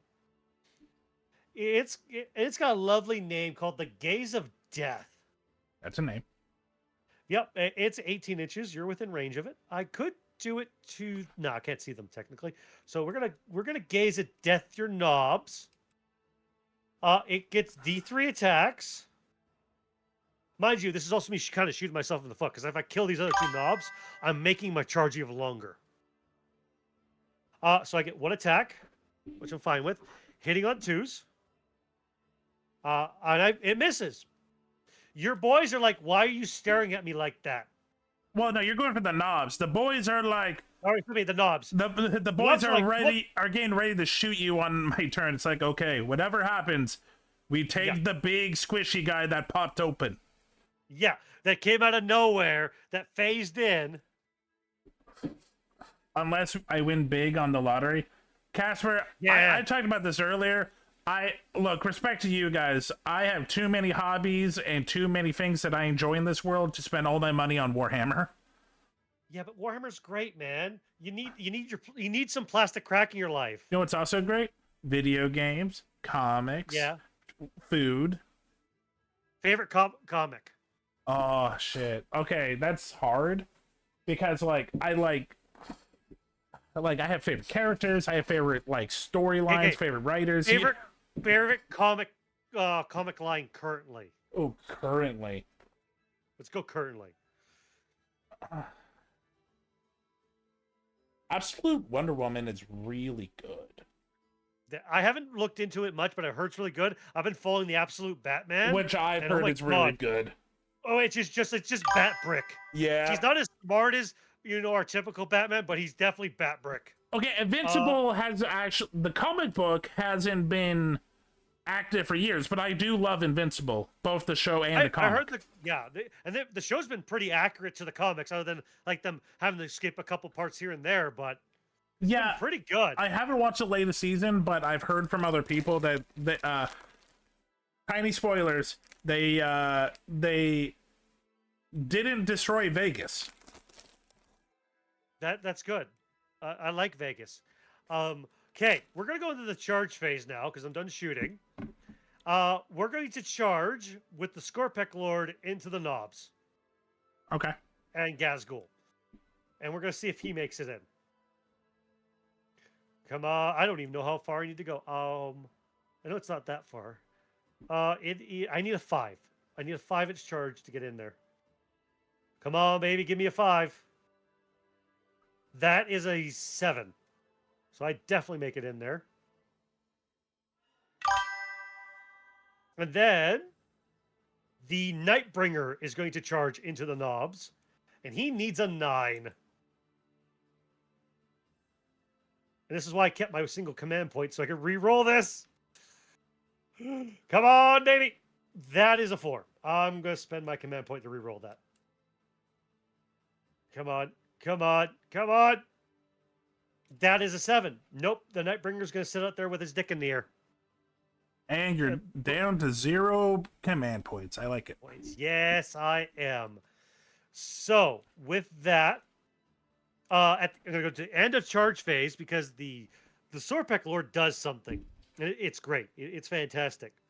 It's called the Crimson Harvest. At the end of charge move, select one enemy unit, the knobs, and on a 2 to 5, they suffer D3 mortal wounds. On a 6, they suffer D3 plus 3 mortal wounds. And whoop. That is a 3, so you're going to suffer D3 mortal wounds. And you suffer 2 mortal wounds. That is a dead knob. Good sir. Yep. I was just reading because the knobs has a bunch of stuff. Okay, so that's 1 dead knob? That 1 dead knob for mortal wounds. Oh, I had the ruler on. Whatever. Not really, because the Harley, they could because they're glass cannons, but the Harley Quinn are a lot more nimble because they're Eldar, right? And they have a lot more superior weapons. So he could, but with a lucky shot. It's okay, Gur. The only thing so far that hurt the most was I lost my big mech. Yeah, that only hurt a little bit. Okay, on a good note, at least you got your boys out of the big mech, because if it would have, with it exploding, what would have happened is you'd have to roll a d6 for each boy, and each d6 that rolled a 1 would be a dead boy automatically, because it died trying to get out. Oh, I figured. There was a reason why I asked a lot of questions about the boys. Yeah, no, fair. It's just a good thing to have done. So the Scorpec Lord, because it's charged, gets fight first unless Gazgul has something that declares fighting over anything. Let me see. So quickly read that. I'm reading. Gazgul. Abilities, Supreme Commander, Prophet of the Great Wog, Wog Banner, Invulnerable Save +4, Invulnerable Save +2 for Mikari. That's about it. Okay, so the Scorpec Lord is then going to swing. I am going to attack with the Hyper Phase,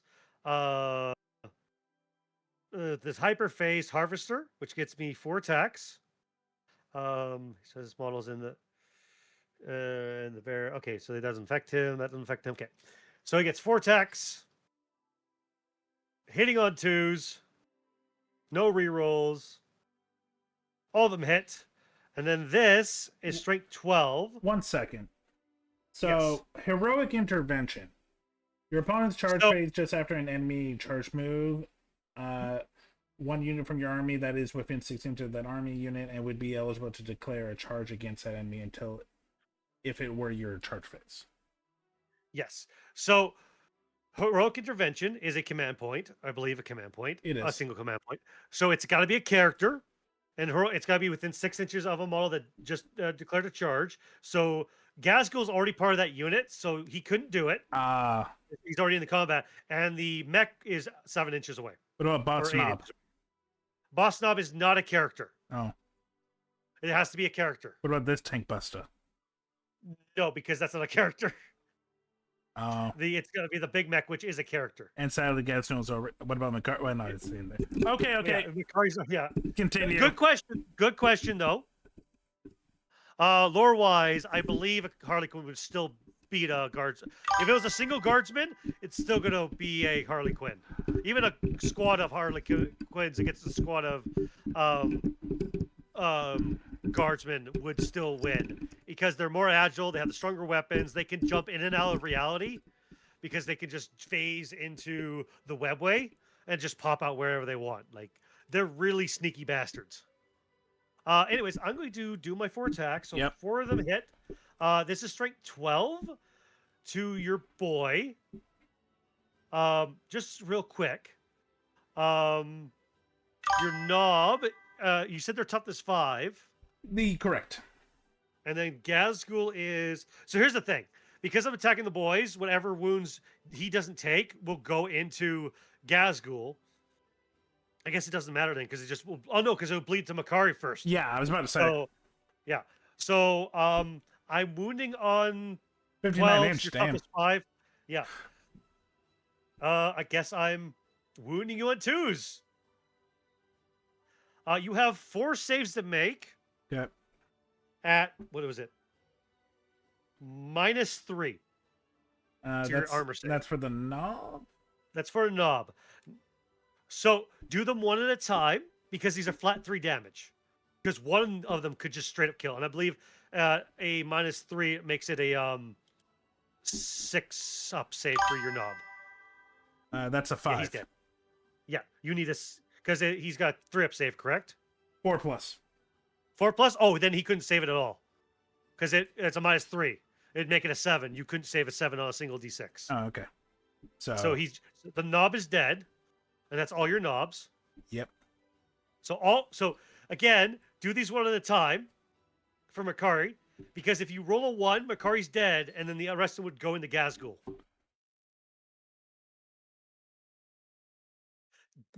Okay, Makari's dead.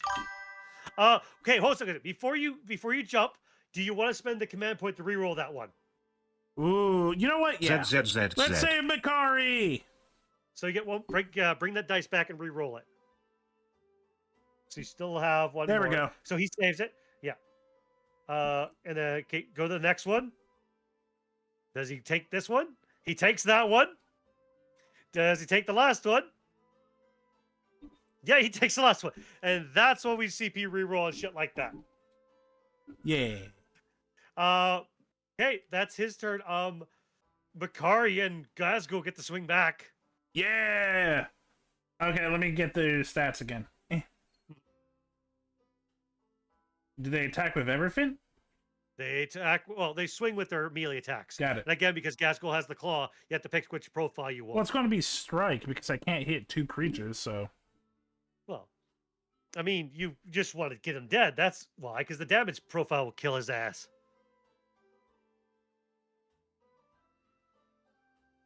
Because I believe orc. Gazgul is on the claw on the strike 14. Yeah, I'm top to 7. You'd be wounding me on 2s, and it's flat 4. Like two attacks. Yeah, make it through, and I'm dead. So you get 6. So hit me with Makari first. Yeah, okay. Makari, So he gets one one attack, 4+. Yep. Oh, you missed the box. I missed. Yep. Okay, Gazgul gets 6 attacks. Yeah.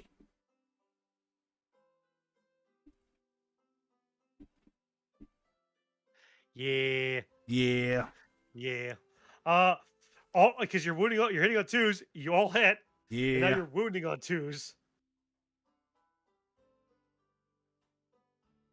Because Oh, it's straight shit. 14 to yeah, straight 14 to tough to 7. You missed the box, good sir. So I have 4 saves to make. Because you rolled 2 1s. Yep. Okay. If 2 of these fail, because I have a 4-up invul. Even though you're minus 3 AP, I'm just gonna take it on the invul. If I fail 2 of these, he's dead. Just straight up. Yes. And I failed all of them. So the Scorpec Lord is dead. He's dead. You murdered him. It's okay. He got the knobs. I got the knobs. It's fine.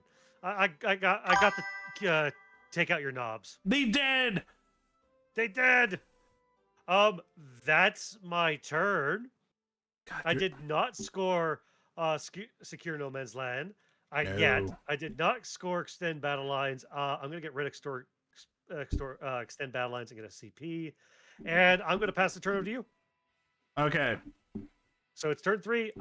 Do I draw go command point. new cards? Yeah. So we're just gonna do draw, and yeah, there's your other one because I drawed it. So you have sabotage.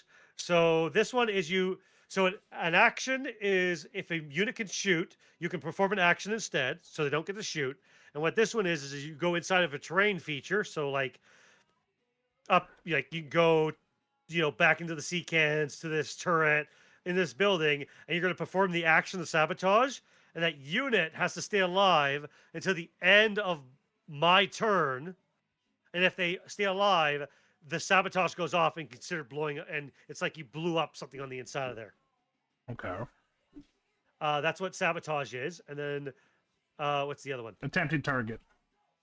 At the end of your turn, so I tell you which objective marker I want you to take control of, and you have to take control of it. Okay. If you do take control of it by the end of your turn, you get it. Okay. So I'm gonna say this objective here. Okay. I'm gonna put a marker on it. This one here is your tempting target. Okay. Because I'm not gonna make it easy for you. And I can't get rid of these right now. I have to get rid of them after. Which ones? Yes, so you could spend a CP to get rid of them now, but I don't think you want to do that. No. But you could do it at the end of your turn and get rid of one.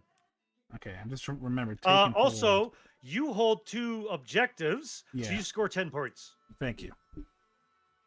So you score 10 points on primary to a max. So you could score 5 points for objective up to a max of 15. And that was the primary. Turn. Oh, here That's it is. your primary. Yeah, so the objective markers are your primaries. Right now, you're winning by 10 points. Yeah, but not fully confident. I am. I believe in you. Okay. So first command phase, I don't have any battle shock that I know of. No, because everything that was under starting strength is dead. Yeah. I mean, I could activate the second log, but like my knobs are gone. Your knobs are gone, but your Gags Ghoul would still be affected by it, and your Big Mech would be affected by it, but your Tank Busters wouldn't. Well, for the Big Oh no, Mech, because he's not a war boss. He's not a war boss, so no, he wouldn't. So the only person that'd be affected by it would be Gazgul. yeah, because he's a war boss. yeah. So you could save it till later and wog. Yeah, I think I'm good for now. Okay, yeah, I think that's the command phase. Yeah, we go to your movement. Like, I don't know. Let me see. Command phase, stratagems.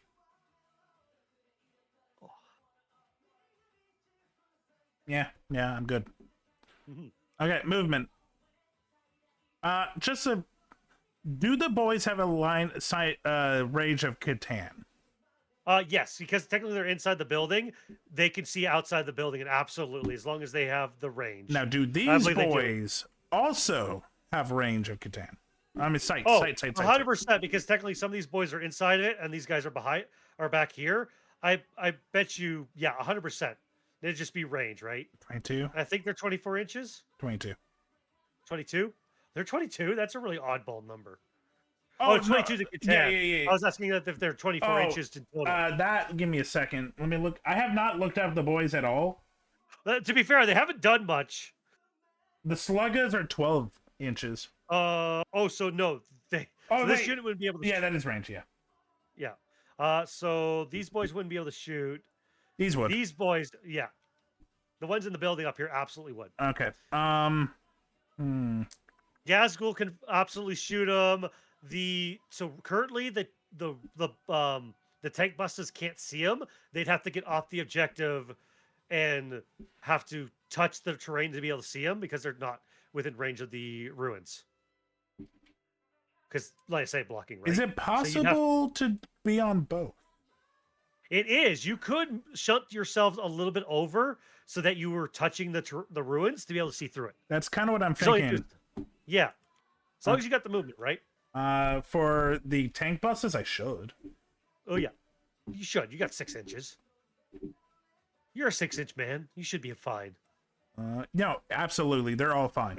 Yeah, no, they're all fine. Okay. And the joke went over his head. No, it didn't. I just was so bad.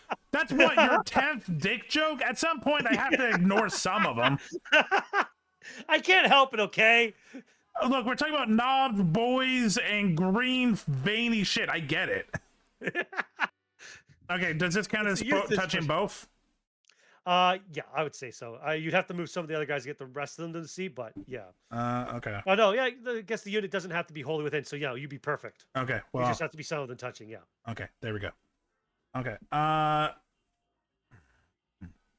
Is it How better? am I supposed to make this interesting? Is it better for you to? So he would have to move. Also, you'd probably want to go fight the Catan. Well, I'm just trying to remember if Gazgo's better at. Yeah, he's better melee. Oh yeah, he's 100% better melee. Okay, what are we looking at here? We're looking at. So I think he's not infantry, so you'd have to go around. But it doesn't matter. Like even if you go, up and around. Yeah. So this is where the wall would have been interesting because then he could have advanced and still charged. I could also literally go here. You can just fuck off and go hold that, yeah. And just take that objective. Which over I'm there. it's kind of tempting. Yeah. You know what? You could say it's a tempting target. I think I think I am going to do that, by the way. I'm sorry, sir. I'm full of nothing but dumb, bad jokes. No, I like dad jokes too. Okay. I don't think he moves 8, good sir. No. I think he moves 6. We'll get Makari out of there. Oops. Yeah, Makari would be here. And we'll just snug his ass up to the wall. Nope. There we go. Stop trying to go up the wall. He's definitely in the ring. That's what matters. That's what matters. He's touching the objective. He owns it. It's his for now. Okay. Now I'm not moving the boys. No. These boys. How far can you guys? You guys have a movement of 6.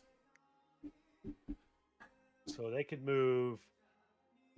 So 6 inches just gets them on the other side of that sea can.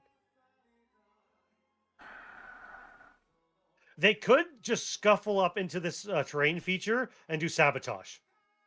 Does this count as sabotage? Yep, because it's a train. It's a piece of terrain. I'm okay with that. Let's do that. Yeah. So then you could just scuttle them up and they'd forego shooting and then they just do the action of sabotage. I'm okay with that. Oh my god, move! Okay, I need a different angle for this. I got you.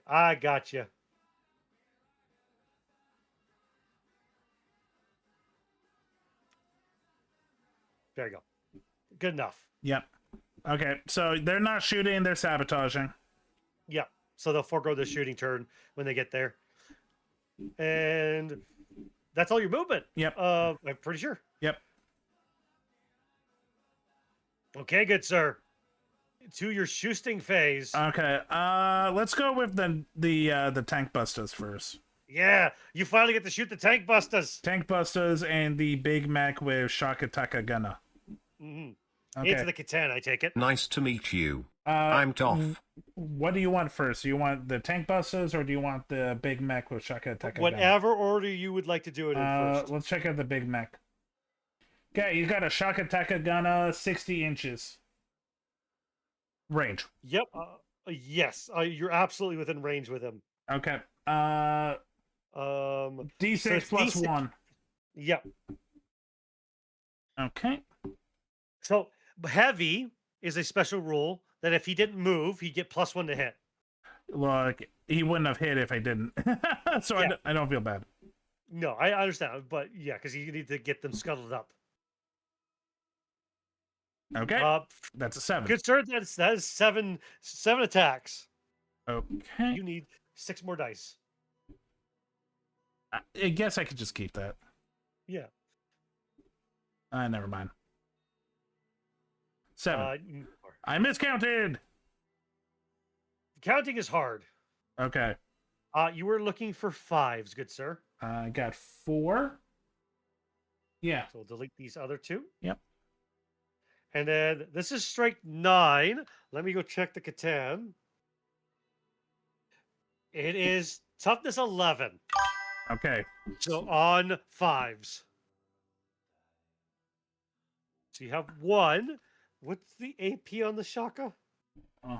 Blast and heavy, by the way. Yeah, that's what I was talking about earlier. Was the so blast wouldn't matter because I'm only 1 model. But heavy, yeah, that's the thing I was talking about. If he didn't move, It's the size of like 4. it's the size of 4. Yeah. Yeah, that's pretty mean. I'm gonna decide to take that on my invul. Okay. I'm gonna take that on my 4-up invul. So Okay. that's 1 on my invul. Okay. Yeah. 4 up. Okay. He decides that it doesn't happen. So next up are the tank busters, Mm-hmm. which I think Catan counts as a tank. I mean, it is monstrous. It is pretty big. It's mean. Okay, so let's start with the rocket. So the knob, the guy in charge. He's Yeah. got a rocket pistol ×2, 12 inches. Yes, so he gets 2 shots. And it should be in range. I think so. Let's double check because he's right there. It's Yeah, in yeah, range. he's 10 inches. He's in. Okay, so Oh yeah. 2 D10s. No, wait, that's 2 D10s. No, 2 D6s, not D10s. Oh, my bad. Smack him. 5 and a 2. You're looking for 5s. Okay. So 1 hit, and you were looking for 5s, 4. which missed. Yeah. It's a wound. Yeah. Okay, next up are the 5 Raka Launcha. 24 So you get inch D3. You get 5 D3 to roll. Okay.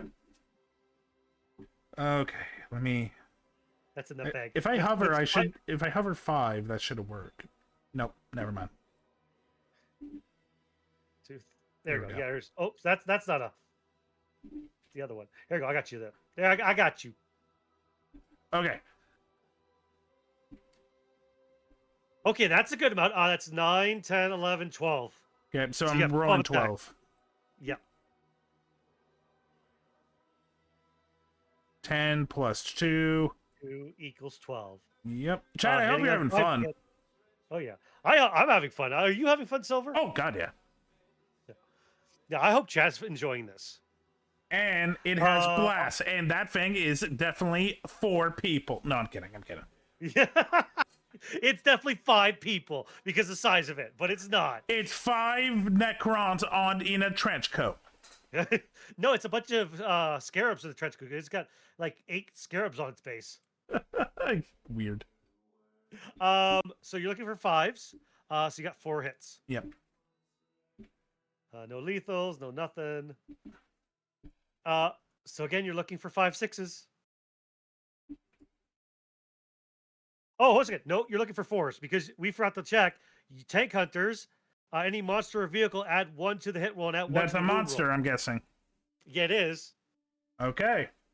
I should have checked that. So put 1 more die in there. Just roll 1 more die. Okay. Okay. I tried. So 3 wounds, excuse me, because you're wounding on 4s now instead of 5s. That would have been good to know. Okay. So, That's good to know. can I do So one other thing?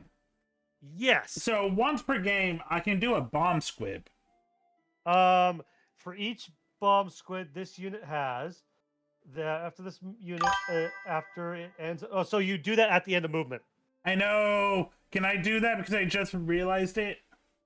Yeah, I'll allow it. Yay! Obviously, I'm not a mean guy. We're here to learn and have fun. Okay, so 12 Next inches time I'll would be hit. mean to you. That's fair. By then I'll probably know more about these guys. Yeah. BRB so peeing. you- Have fun peeing. Left game because I started lagging. Didn't want to hurt game performance. No. Oh no! So You weren't lagging us at all. roll a d6 on a 3+. That enemy unit suffers d3 mortal wounds. So how many bomb squids do you have? Because I'm not seeing any. What would that be under? So at the very top it shows you like what you have fully equipped. I don't. Did it give me I this don't- ability without having bomb squids? I'm gonna say you have 1 bomb squid. Okay. You just got 1. Because Okay. it says for each bomb squid this unit has, but it doesn't tell you how many you have. Would it be place 1 2 per bomb tank squids- buster? Oh, excuse me. You have 2 bomb squids. It has a designer notes at the end. Place 2 bomb squid tokens next to the unit. Remove each one, so you could do up to 2. Okay, 2 bomb squibs. So Okay. you could 2 kit. You roll on a d6 on. So do. Oh, hold a second. This is where you need to select one enemy that's within 12 inches. Yeah. Oh yeah, so because the commander's within 12, yes. Yeah. So 2d6s on 3s. You do mortal wounds. Fuck. That's a 1 and a 2. Yep. The bomb squids did nothing. They ran up and they tried to jump at me, and I just phased out of the way.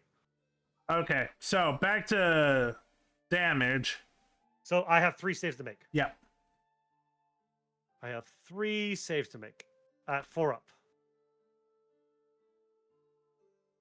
I make them all. God damn it. I don't do it. That thing randomizes shit. Okay. That's them. Gasgul can shoot still. Yeah. The boys can still shoot. Yep. Okay, let's do Gazgul. Okay. Yeah, fuck it. We're going for the Catan. Oh yeah. Gotta get rid of that fucker. Or at least try.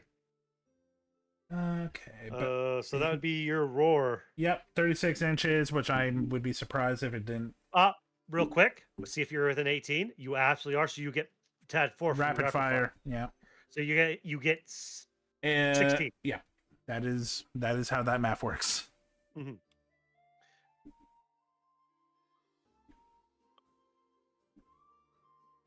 Ooh, if you only had lethals and sustain, man. Ooh. You are hitting on 5, 6s, so you've got these ones. You don't have any rerolls with Gazgul. The Wog's not active, so you don't get lethals. Mhm. So yeah. So just delete everything that's not a 5 and a 6. And this is on because I'm tough. This is on 6s. To wound. Yeah.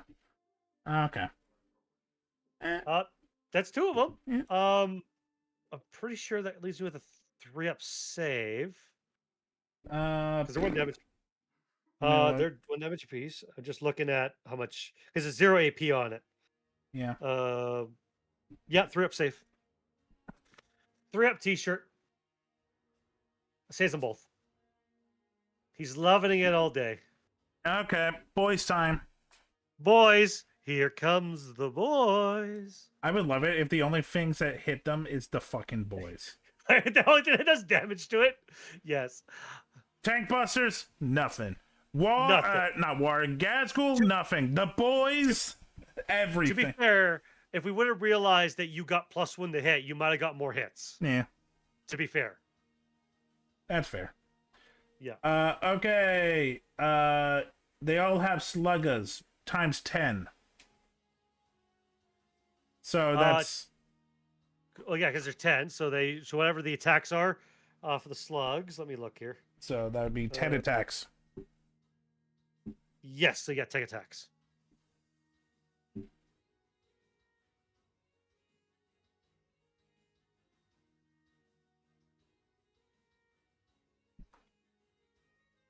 Hitting on 5s, I'm guessing, because you're orc. Yeah. Incoming at break. Okay, what do I need to roll? What's their strength?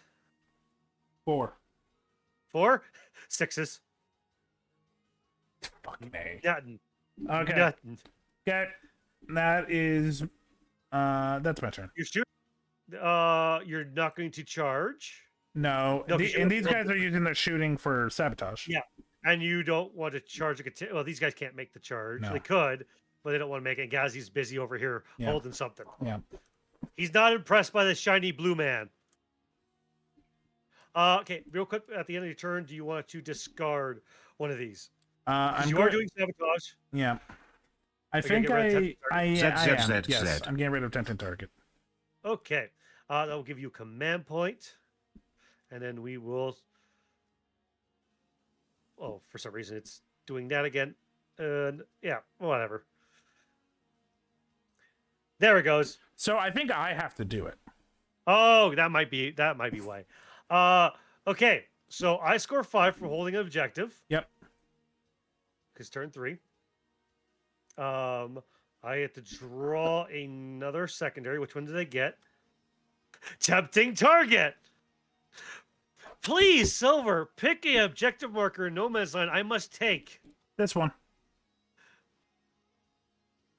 I must take that one. Yep. I must take this one from you. Yep.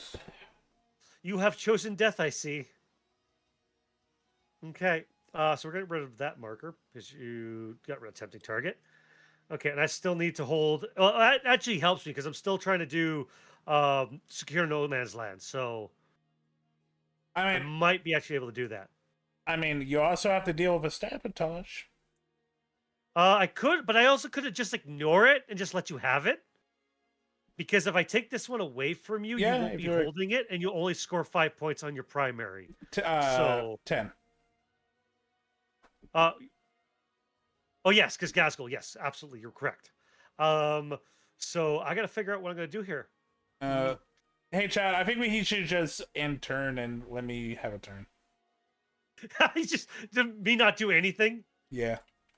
I could, but I want to try to kill you. You know, we don't learn except if we do a little bit of pain. So reanimation protocol for the locust because they are down a man. That's 2 wounds. Or yeah, that's 2 wounds. So 3 wounds. Could be use the T3. So he's back at full strength. So that's that. And there's no other reanimation protocols I need because he hasn't lost anything. They haven't lost anything. Okay, into movement we go. Okay, what am I gonna do here? So these guys are gonna move 5 inches that way. And try to see if we can see Gazzy. Maybe do some pop shots into him. We're gonna move these guys 5 inches. They're just going to hold the objective. Hey, do dead count as reserved? No, the dead does not count as reserve. Damn it. Reserve is like a deep strike or that thing where reserve is like deep strike or if you put something into reserve to come off the board edge. I had a feeling, but I wanted to test the waters. No, that's fine. I sniff what you're selling. I see what you're trying to sniff what you're putting down, but no, let's try. The Catan I think moves 8 and has fly. What does fly do again? Oops. I don't care. He moves 10 inches. Okay. So I absolutely could. I think. Oh, I could easily just rock up on him. So 6 inches here, then 4 inches I there. okay.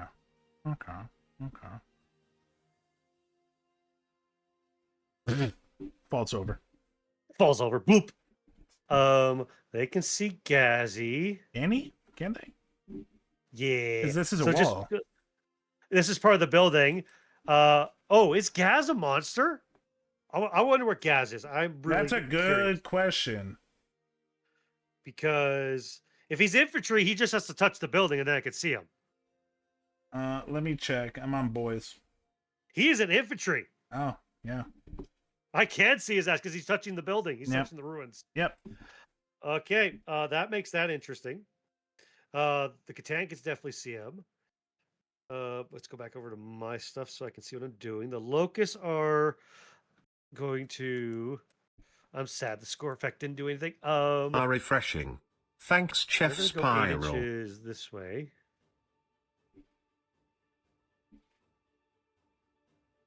So you remember when you told me, hey, what about the guys doing sabotage? Mm-hmm. They're in the ruins. I can see them. Well, here's the thing. Don't do it. No, Overwatch. Go to ground. Yeah. Yeah. Oh no, because you're performing an action, you can't shoot. Oh. Yeah, because you're doing an action still. They can't shoot I could go to the because they ground. forego their. Yeah. You actually could go to ground, which would be minus. But this is movement, and that's when you make a That's when you what you- target someone. Yeah. So I'm still in movement. Yeah. Pretty much done my movement though. Okay. So, Well, in that case, I'm overwatching. Gazgo's overwatching on the Catan. absolutely. Fire away. 16 or shots. wait a minute. I could do the tank busters too. You should do the tank busters. I'm gonna do the tank busters. Okay. Okay. So did you minus me? So- I didn't yet. No. I minus me. Okay. You're down to Two. 2? Yeah, 3. Okay. Okay. So, just to remind you, you're just going to be hitting on 6s, and the +1 to hit does not apply to Overwatch. Okay. 'Cause So it's still stacked how up. many attacks? So you still, because there's violent, it's still you still go by your attack status or attack characteristic, I should say, which would be, where is it? Tank blasters. So should I do the D3s? Well, yeah, that's what it is. It's Yeah. you get 5 D3s. Okay. That is your how many attacks you get. And does We should stop throwing the D3s away for you so you don't have to keep pulling them out of the bag. I mean, look. That would be the learned. smart thing to do. Are we really smart here? No. No. I'm pretty sure that's 12 again. That's 12. Yep. In the hole. Goodbye. How are you doing today? Okay. Now, is it just the tank busters, or is the tank buster with the knob with the pistol? The knob with the pistol would be shooting as well. Okay, that's an extra one. Yeah. Extra 2. Because he has 2 pistols, remember? Right. So you got 14. Hitting on 6s, because Overwatch. So you got 3 of them.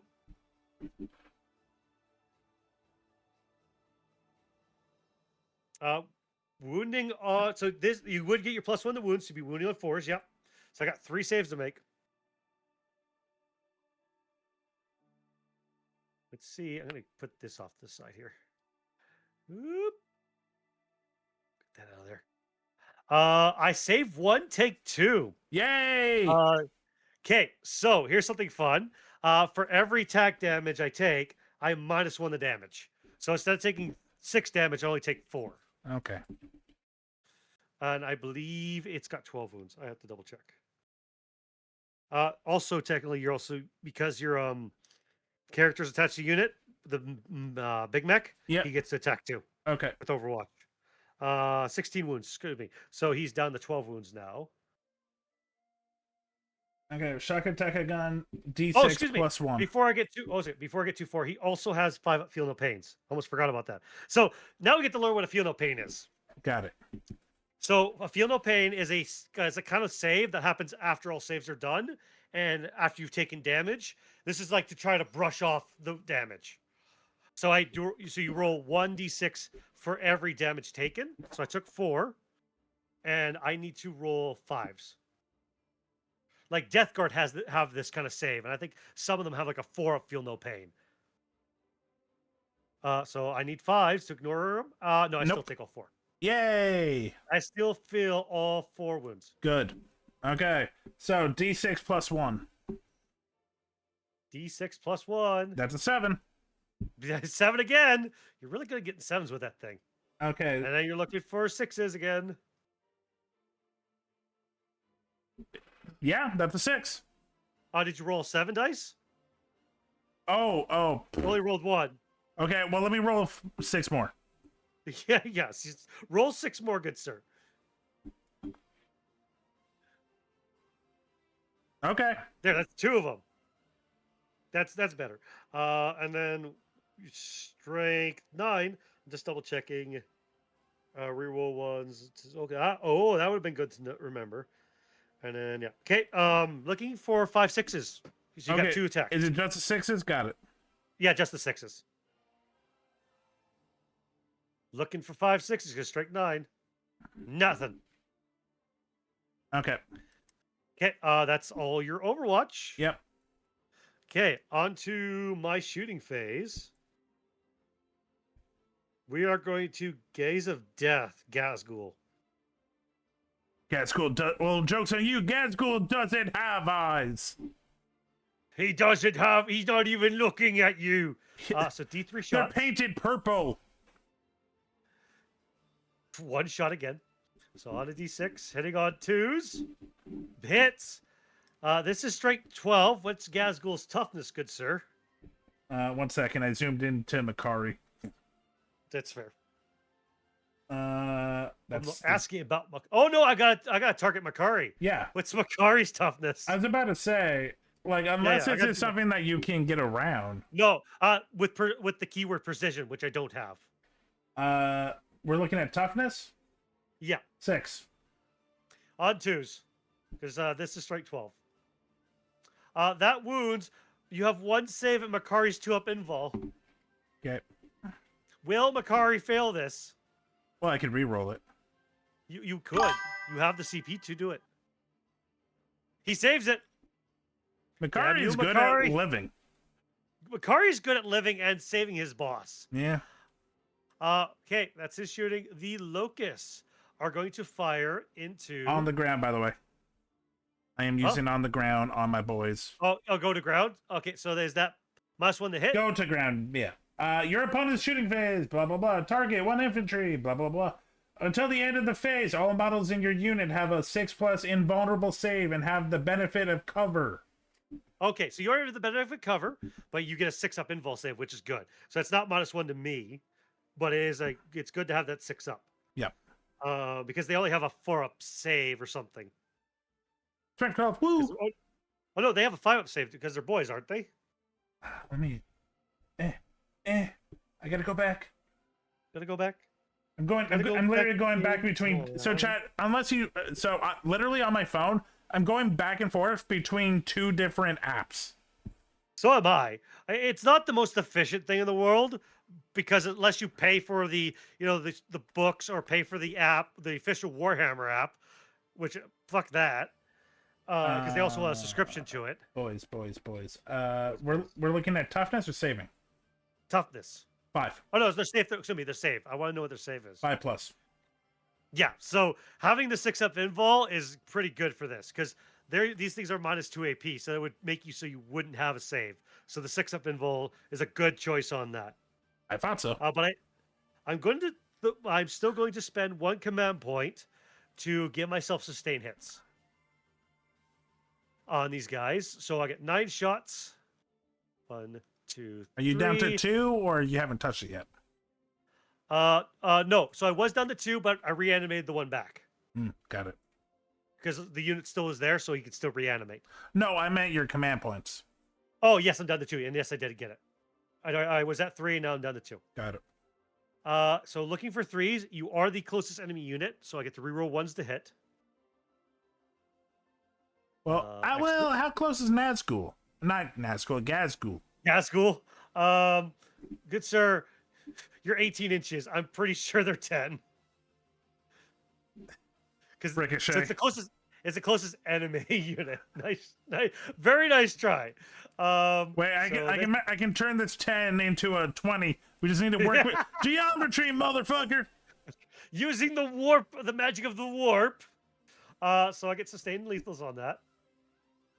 Okay, rid of that. Welcome, Starfire. So Star! with all this, Hey, Silver, hope you're doing well. Just sat down for dinner going to Chicago. Oh, nice. That's Whoa. going to be a great trip with the kids. that's gonna be fantastic. Is it, Hope you have a safe, fun trip. is it their first time in Chicago? I don't know. Well, I'm asking Star. Oh God, get fair. Also, hi, Star. So I'm strength 7. You're toughness 5. So I'm looking for 3s. While he rolls, I'm doing good. I'm enjoying life. I'm learning new shit. I'm meeting new people. I'm tired a lot. This week I've been really exhausted, and I might need to go talk to my doctor and talk about my the pills I'm taking.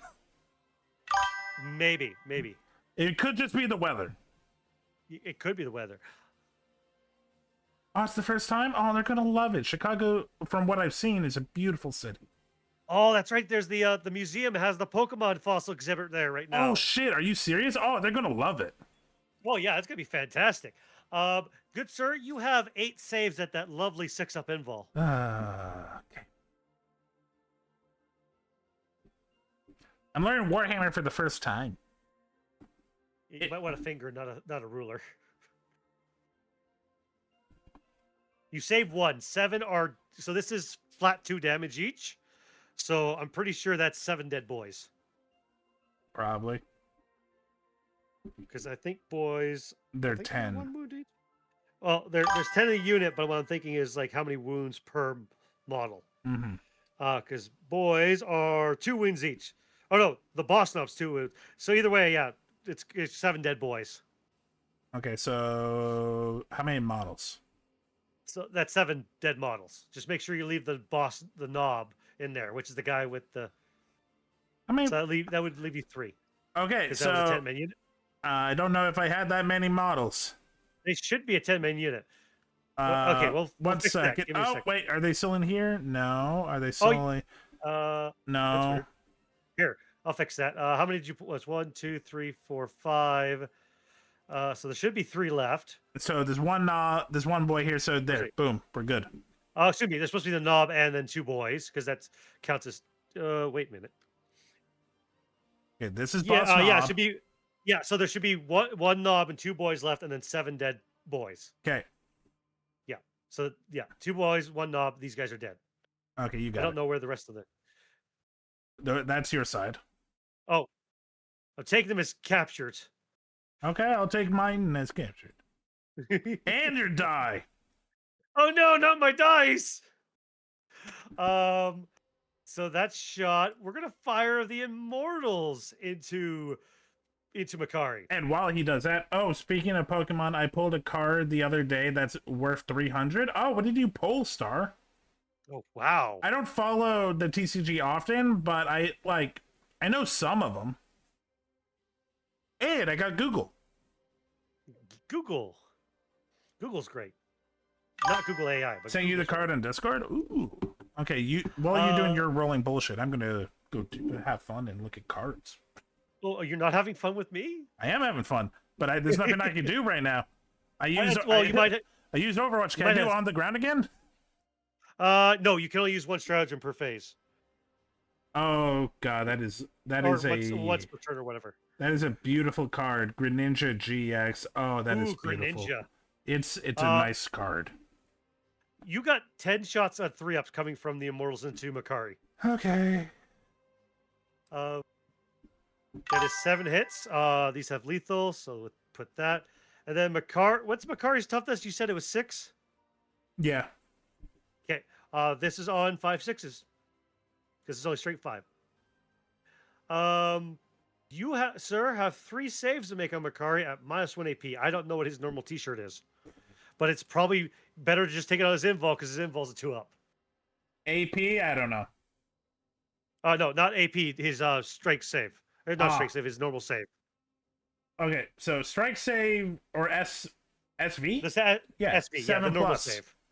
Oh yeah, no, take it on your invul, which is a 2-up. Yeah. Okay. So 3 saves to make. Got it. Oh, you're 2-up.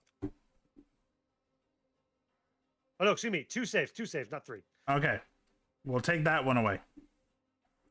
Well, it doesn't matter. They all save anyways, but yeah. I know, but now it wasn't even close.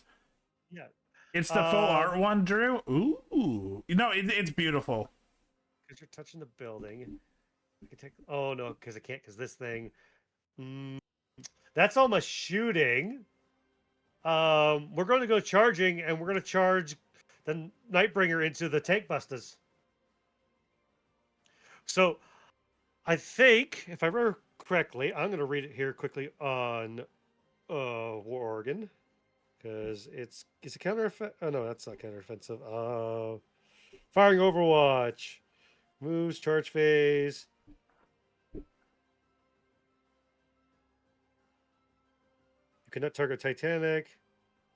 Each model is made of. Oh, once per turn. Okay, so you've already done Overwatch, so you can't use it again. Correct. Okay, that's what I was going to. I was going to give you the option. You could Overwatch me again, but it's only once per turn. So I need. So is this a shooting? Is this a shooting or is it? No, this is charging. I Okay. switch over the charge here. Well, we're in the charge phase. Your opponent's and charge I only need phase, 2. that's I need after 3 an inches. enemy. Okay. Overwatch. 1 second. Yes. Your opponent's charge phase, 1 target from your army that is within 6 inches. Your unit now declares a charge that targets only that enemy unit, and you resolve that charge as if it were your charge phase. You only select a vehicle unit from your army if it is a walker. Okay. So restrictions, it has to be a vehicle. Yeah. Oh, yeah. Tank. You're looking at tank shock. No, I'm looking at heroic intervention. Oh, so heroic intervention could still happen, but you have to wait till I've charged in, and then you have to be 6 inches. Mind you, if you do it though, you'll be taking Gaz off the objective that you want him to stay on. Oh, it has to be a warlord. I was going to do it on the tank. Well, he is a warlord. Oh, yeah. Your Gazgul is a character. He can do heroic intervention. But what I was saying is that you have to be able to make the 6 inches. You have to wait till I made the charge. Well, I was going to do it on the mecha, the thingy. Yeah, but you have to wait till after I make the charge. Yeah. But because I'm already charging into you, there's no point of you doing it. I guess that's... Well, I thought, I was hoping I could go first, but yeah, if you're saying that, yeah. No. Yeah, you would... No, that's so heroic intervention wouldn't act as a charge. Oh, it's after you end a charge move. Yeah. Yeah. So, you see, I would still get the fight first. You just get to put another unit into close combat with me. Correct. Mm-hmm. So, and the one that would be the target of it would be Gazgul, but then you'd be pulling him off this objective. Correct. So, let's see if I make it. I need a 3. 11 will do it. Why couldn't I get that earlier? We're going to make sure I'm right on that objective. Well, is there anything... Hello, boys. Well, I know you're going to really enjoy the Pokemon Museum as well. But is there anything else that you guys are planning to do in Chicago that you're looking forward to, Star? Chicago deep pan pizza. That's what I would say. Oh, Chicago's got great food. Like, you could honestly spend a week and just doing the food tour and feel satisfied. I have never been to Chicago personally. I want to go. Oh, neither have I. But I watch a lot of food shows. That is fair. Ooh, eventually. Swimming in the lake? That sounds lovely. Deep dish pizza. I would love to try a Chicago deep dish pizza just once. Same here. I want to take the Amtrak from Spokane and go and just take it to Chicago because it goes straight to Chicago. That'd be a nice week? No, it's like it's refreshing. Thanks, hours? Chef Spyro. 12 hours? No, it'd be like 20 hours on the train. Spokane, Washington to Chicago, Illinois? Really? Yeah. Yeah, because the Empire Builder goes from Seattle, Portland, Oregon, Seattle, reconnects in Seattle or Spokane, and it goes straight to Chicago, and it does that every day, back and forth. God damn. Yeah, so it'd be like 20 hours or something. No, it'd be less than that because it'd be close to 16, 20 hours Chats, on the train. for anyone that doesn't know, uh, Washington State is in the northwest tip, and Chicago is, yes, it's Midwest, but it's more closer to the East Coast. That's why I'm shocked about the 1 day trip. It's a lot of miles. It is, but you gotta remember that the tracks that trains take go through mountains, an area that most roads don't go. It's a very direct route, and they're going at like 80 to 90 miles an hour. And they don't do stops. It's a Yeah, well, they do. They do multiple stops. Like there's lots of stops along the way, but they're timed. Like there's time schedule. What's shitty is you can fall behind. Like during the winter, the worst I've seen is by that time I've taken trains before.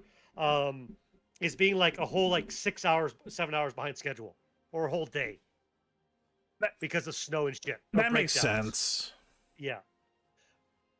But during the summertime, you don't see a whole lot of that delay. It's usually during the winter because they got so many mountains and so much snowstorms What that slow them about down. tornadoes? Because you do got to go past Tornado Alley. Maybe. I'm curious because I don't know. I like geography. I like knowing shit that I never thought about before, and I've never thought about the Amtrak. Actually, what's really cool is you can actually look up Amtrak's map and you can see where all their tracks go, in which trains go where, what the name is of that line is. I think I did a math on it. From Spokane, Washington to Bakersfield, California would be 2 days by train. Hey, It was like $120 in coach. Hey, chat. I think Farva Incoming at break. might be trained autism. No, really? I love me a choo-choo. I literally have VODs to be playing Railroader. Me like trains. If anybody from my side could contest, I love trains. I may not be autistic, but I do have the tism for the steam locomotive. Yeah, train autism and dino autism. It's funny how many not neurodivergent people have a weird obsession that stay in your own lane. We get a weird fascination with dinosaurs and trains. Weirdly, neither of those were mine. I had a weird fascination with Power Rangers. I mean, I still love Power Rangers. Oh, when I say Not gonna lie, man. when I say did, yeah, for a true autistic person, that stays with you for life. I'm still very into it. I'm a huge Tokusatsu fan. Yeah, I haven't watched much Sentai, but I did really do like the older Power Rangers stuff and everything. I have watched a couple of the newer ones, and they're not bad. It's very sad it's ended. The Super Sentai has ended. I was about to say, good news. You can catch up because it's nothing new coming out. I know. There's even a train Super Sentai. Okay, now we're getting into my weird nerdiness. So it's perfectly fine. Saban, which is the North American studio. Yeah. Or makers or whatever. Well, yeah, the studio, but also the name of one of the guys, Chaim Saban, who really pushed to make Power Rangers. So he had a deal with the Super Sentai company. I can't remember right now, but they pretty much had to go season per season. And that's fair, yeah. That, for the most part, it looks like it staked when Disney bought the Power Ranger rights. But it looks like when they went to Nickelodeon, they stopped doing that because the first season, since they started making Power Rangers back in 1993, that they skipped was the train one. Was it the first season that they skipped? Those bastards. Yep. So train came before the samurai stuff. Really? God damn it. Of course they did. I would have loved to seen that one done in American, just because it would have been cool. Oh, I would love it, but the problem is, and I get it, but a lot of people, even Ranger fans, it's like, no one in North America cares about trains. It's like, yeah, I want to see it. Yeah, we do. Yeah, we do. You know how many fucking railroad fans are out? Like, even if you're not a railroad fan, like the Big Boy 4014, if you don't know what that is, that's Union Pacific's like last of the. It's the king of the rail. It's the biggest locomotive ever made, I think, in the world. It has literally got 16 drive wheels broken up into 2 different drive sections. The thing's like 600 tons in weight of pure steel. It's 100. It's almost 200 feet long, but it's got the equivalent power of a modern diesel. And they restored it, and it went back onto excursions in 2019. And it's been running on the rail since. It's got its own like computerized computer system for the rail system that they use to make it legal to run by itself. It's this year it's doing its full coast to coast, which it's never done before. Like, there's a whole thing with steam locomotives I love because I grew up pulling I grew up with my dad who drove semi and pulled wrenches on the side. So I have a very much appreciation for machinery, for how the machine works. So one of the reasons that steam locomotives like tickle the brain for me is you can see the mechanism. You can see it at work. And again, as a Warhammer guy, this is making sense to why I love robots and the Mechanicus, is because you can give glory and honor to what makes things tick. Honestly, And it's I do know that, but here's the thing. I don't know there's a lot of overlap between the Ranger community and the train community in North America. that is fair. That is fair. And the worst problem is that you'd be seeing a lot more like Japanese style like speed trains and shit like that instead of seeing American trains. And I can understand where that would be kind of a during the Nickelodeon era. Oh, absolutely, because the guy in charge of during the Nickelodeon era of Power Rangers, pretty much. He said this in a meeting. It's like, why don't we just use the Sentai footage? So there's a lot of just really bad, like obvious, stupid, like shit. That's like, okay, so we're just straight up in Japan, and like line for line, they try to make the American actors say Japanese like grammar and language. It's really bad. Yeah. So I can understand why they didn't bring it over. I will say that the last season that we got with North America, which was Cosmic Fury, I actually quite liked. If they had more episodes, it would be really good. It's sadly the 10 episodes just wasn't enough. But what we got, it was great. It was great. Like, I loved Dino Fury and Cosmic Fury. I loved they brought Lord Zed back. I love that they tapped into the whole like the morphing grid that a lot of the other seasons hadn't talked about. You might like Beast Morphers then, because Beast Morphers is where that really started with looking back to, at the past. They actually brought Goldar back in Beast Morphers. I need to go back and watch that one because I do know they like brought a couple like old villains back and everything, and like tapped into the idea of the morphing grid and everything, because the comics had started tapping into and talking about the morphing grid and how it worked, and they expanded on the morphing masters. Yeah. So it was really satisfying to see that added in the end. But yeah, we could have done with like maybe 10 more episodes to really tie it up nicely.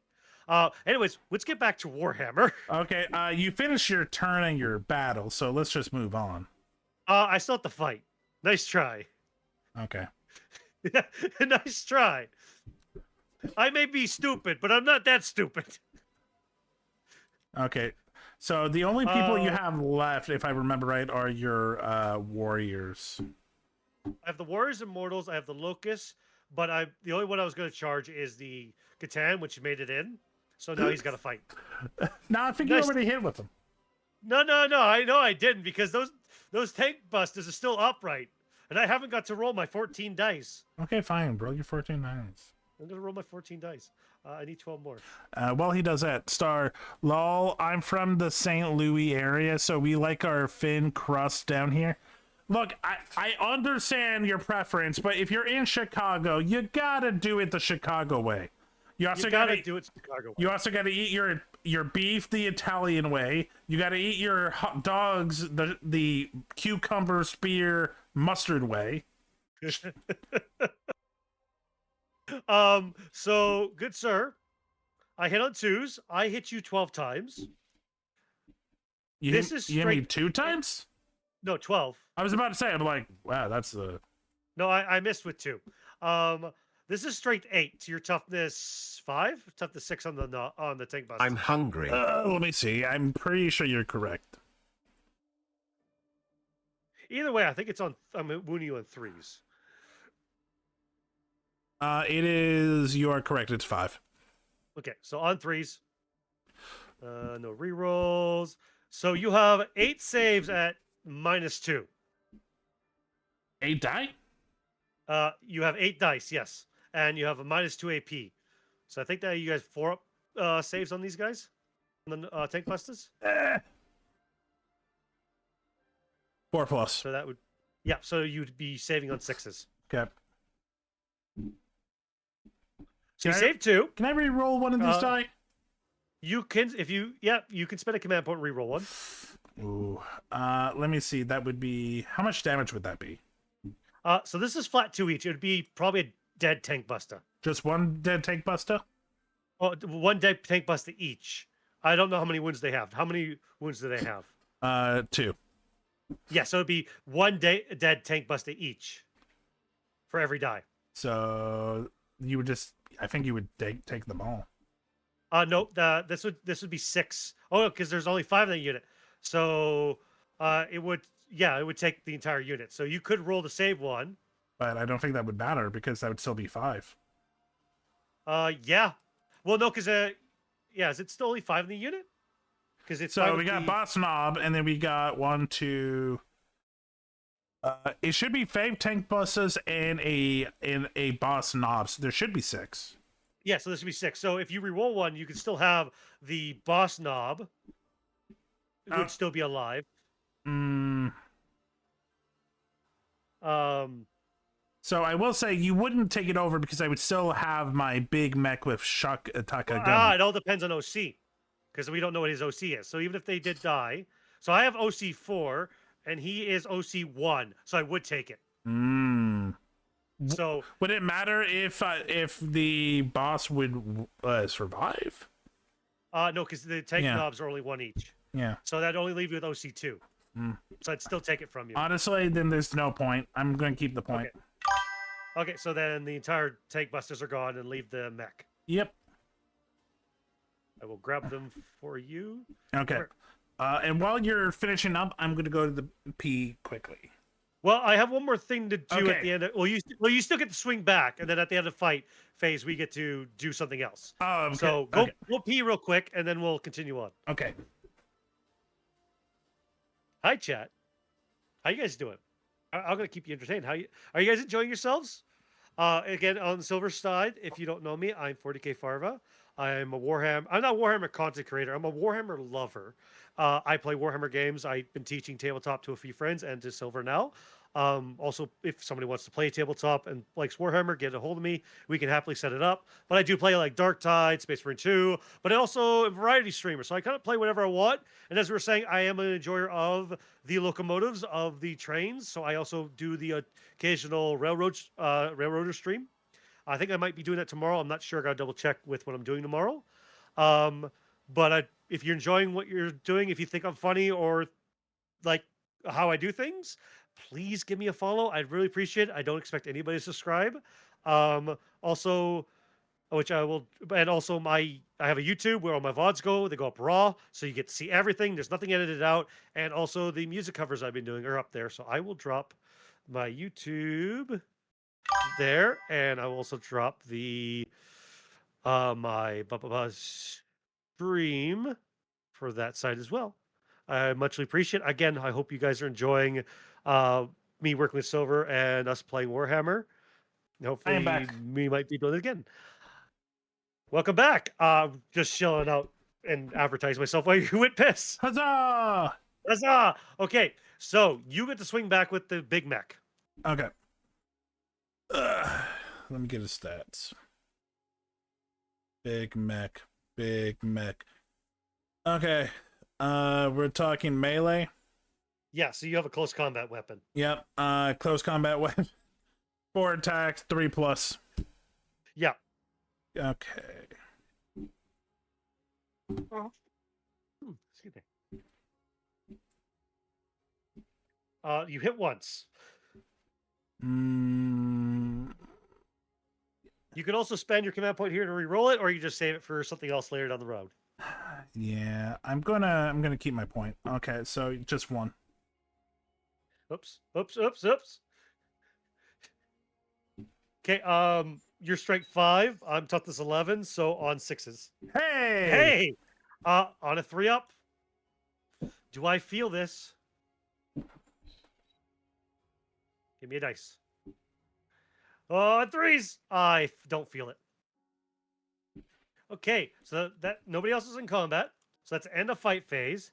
So at the end of the fight phase, I believe I have an ability that goes off with the Nightbringer, and you might not like it.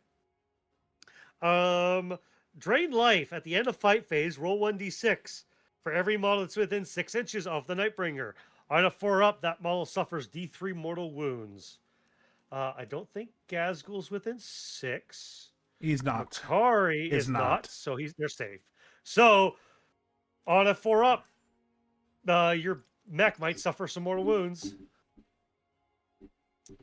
it on a 4-up? On a 4-up. So nope, no mortal wounds. You're good. You're safe.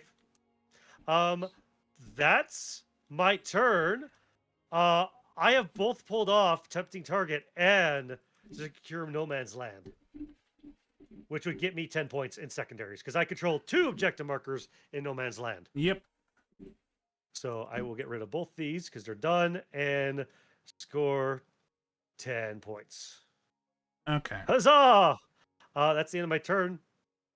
It is your turn. Turn 4, top of 4. So wouldn't Sabotage go off by now? So yes, Sabotage would go off. So you would score that.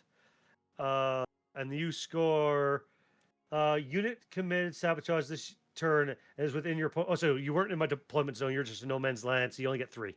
Yep. So you get 3 on that one. Oops. Well, wouldn't that be round 4? Oh, no, because it happens at the end of my command or the end of my turn, so it'd be still round 3. Yeah. Okay. So end of opponent's turn. So I don't grab another card. Yes, because now it's your command phase. You'd get a new card. Okay. You actually get 2, because Mark for Death is one we got rid of earlier. It just stuck there. Oh. Okay. And you got rid of 1. So you got Overwhelming Force, which is each time an enemy unit that starts on so destroy an enemy unit that's on an objective marker. So every time you do that, you get 3 victory points to a max of 5 VP. So that one's good. Yes, stretch. Thank you, Lady Rain. I will stretch. And then recover assets. If you're an incursion mission or there are fewer than 3 models in the unit, you can get rid of that one. Recover assets. We're playing incursion, which is a 1,000-point game. Can I get a new one? Yeah. Oops, that's the whole deck. Yep. Display of might. Display of might. There are more units of your army than your. Let's just say I'm going to get rid of that one. Okay. You spend the 1 to get rid of it, or are you just going to save it to the end? I'm going to save it till the end. Okay. I mean, you do technically have more units. Oh, no, you don't. We're equal right now because gas. We're 2 and 2. Yeah. Yeah. Oh no, you're 3. You're 3 units because you have the big mech still. Oh, it's your turn, and we're still in combat. That thing could. Yeah. Yeah. We'll see what happens, but I'm not confident. Yeah. So end of command phase. Are you okay? We're still the command phase. Do you want to prefer the WOG now? Gazgul would get it. Yeah, I think I have to. Let's do the WOG. Because you would do the WOG? Yeah. Okay, you're gonna WOG one last time. Which the only one's gonna get it is Gazgul because he's the war boss. And then so that at the end of command phase, you would score because I own this, you don't get this. You score 10 points in primary.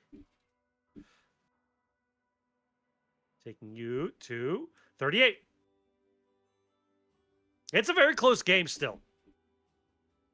It could go either way. It really, I'm not gonna lie. It really what depends is if I can get rid of your Catan. If I can get rid of your Catan. Yeah, if you can get rid of the Catan, then it's your game. If I can get rid of Gazgul, it's my game. Pretty much. Because I have to get through Makari. So yeah, it's your turn. Do you want to flip over to movement phase? Yeah, let's do that. Okay. Okay, so I am going to move the boys first. I can move them up to what? They have like range of what, 12? So they have range of 12 and they move 6 inches. Okay. So here's the thing: if you go behind this one C can, like if you go behind this not that button, I want this button. If you go behind this line, I can't target you. Yeah, that's what I'm thinking. Yeah, let's do that. Because you got to go further back. If you go, so if I may borrow your models for a second, if you put them, oops, if I put them here, if you go back here like that, then I can't see you because now you're out of the ruins. Ah, okay. Because now you gotta go straight back. Because if you went over, then I could see you this way. Okay. Okay, so yeah, I'm moving them there. So I can't target them.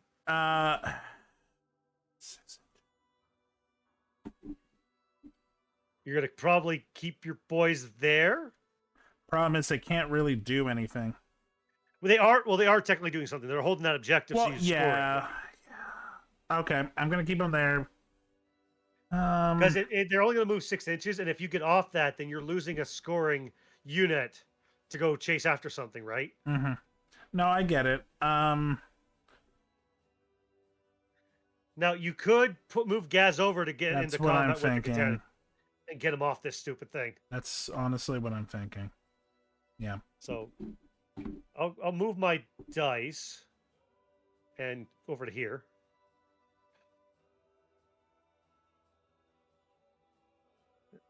Remember, just to keep outside an inch, so you're not fully. You still have to charge and get into engagement range. Mm-hmm. I think. Oh, you can probably get. Yeah, you can get a little bit closer than that. Well, you can't fill the charge anyways. It doesn't matter, but yeah. So you could. I'm thinking You could fall him. back with him. Yeah. Yeah, so you could fall back, but if you do, you can't shoot. Well, wait. Oh, if I move, I can't shoot. Yeah, so if you fall back into combat, you're pretty much running away. You can't shoot. Nah, we're staying. Yeah. The hope is you're going to charge with Gazgul and maybe hopefully kill the Catan before I can kill him. Yeah. Because what's going to happen is that you're going to swing with Gazgul first because he gets fight first, and then I get to pick a unit in combat that's already in ongoing combat, and then I'll attack your mech and he'll probably kill him, right? So you're hoping that Gazgul will kill the Catan before I can kill the mech. Yeah. Because he also can't shoot into combat either while he's in combat. So he's kind of in a rough spot.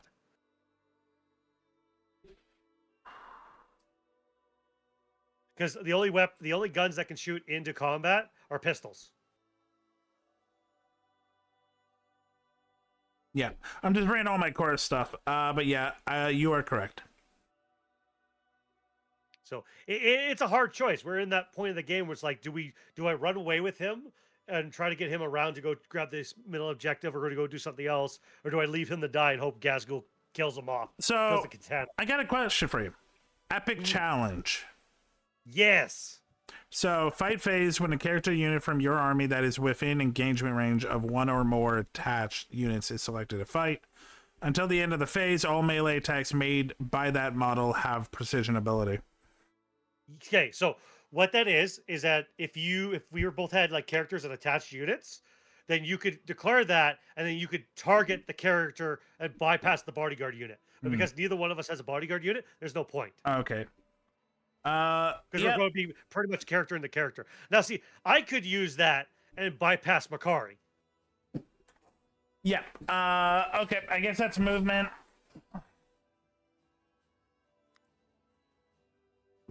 So it's shooting first, or do I get attack? No, it's shooting face. You get shooting face first. Okay, so But there's nothing you could really like. You could because you move behind the terrain here. You can't shoot through because now you've blocked your line of sight too, right? I mean, can the big mech shoot? No, because you can only shoot into close combat with pistols, and that's not a pistol. Ah. So the only things that can shoot into close combat or while in combat are pistols or tanks and monsters. Okay. So yeah, shooting phase over, charge phase. Gazgul into the Nightbringer. Yep. I'm going to spend one to Overwatch the Nightbringer into Gazgul. Because I have to at least try. No, you don't. I could. You know what? I'm gonna Overwatch your Overwatch. Nah, I'm kidding. No. Okay, I get two.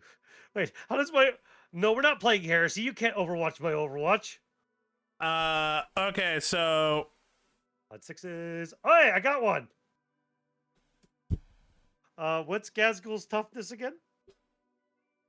uh 6. So his toughness is only 6. Well, remember, Oh, wait, you have to go for It's gonna go everyone, to- including Makari. Yeah, we got to target Makari first. So this is going Makari. So on 2s. Make your invul save How many? with Makari. Just one. Just one, good sir. Roll a 1. Damn it. Damn you, Makari. Roll your charge. You're not going to fail it. Roll 2d6. Okay. You get to go 7 inches, but you only needed 2, Yep.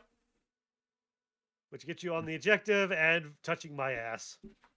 What ass? You don't have an ass. You're all bone. Well, no, the Catan has an ass. He's mostly energy. His energy ass. That's not a thing. You're just huffing air. My star-covered nexus. How about that? Energas. Energas. Energas. Yeah, Drew. Yeah, Energas. Good sir, you and Makari get to swing first. Got it. Makari shoves that flagpole up your ass that doesn't exist. Yeah. You get 1 attack because he doesn't get affected by the wall. He doesn't? Why not? He's a part. Because he's not a war boss. But He's not a war boy. He's a he's war. not Nob. He's a war boss in spirit. Yeah, but that doesn't count. 6. That hits. Yeah. Because you're looking for a 4-up, and I think what is the strength of that gun or that stick? The stick. The stick. Scroll. The strength. Strength of it. Yeah, the strength of it. Yeah. 3. On 6s. The stick doesn't do nothing. Okay. So next up. Is Gazgul. So I think I got to go Is for Rick- a strike. Like the sweet. I agree. Because he's toughness 11, so the strike would give you 3s, but because you're in the wall, it would give you +1 to wound, or that doesn't apply to him, but you'd still give you, the 3 to the wound. So you'd be winning on 2s, or hitting on 2s, winning on 3s. Okay. And you get 7 attacks because you get +1 for the wall. Thank you. It's It's hitting on. on 2s, all of them. Okay. It's all hitting on It's 2s. hitting on 2s. Okay. Going for damage. Hold on a second. While friendly orc units within 12 inches of Makari, these get lethal, so that 6 is lethal. Incoming at break. Gazgul gets that. And then the rest of them are, you're looking for 3s. So that's 4 saves in total. Can I re-roll one of these 2? You can absolutely, you got the command points to do it. Go right ahead. Yep. I'll drop it for you. Thank you. I got it.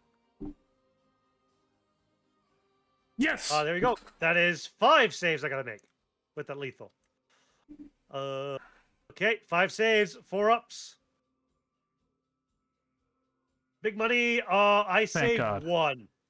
Okay, so how much damage is it? That's 4 each. Okay, so Plus walk. I get plus walk doesn't affect the damage. Oh. Yeah.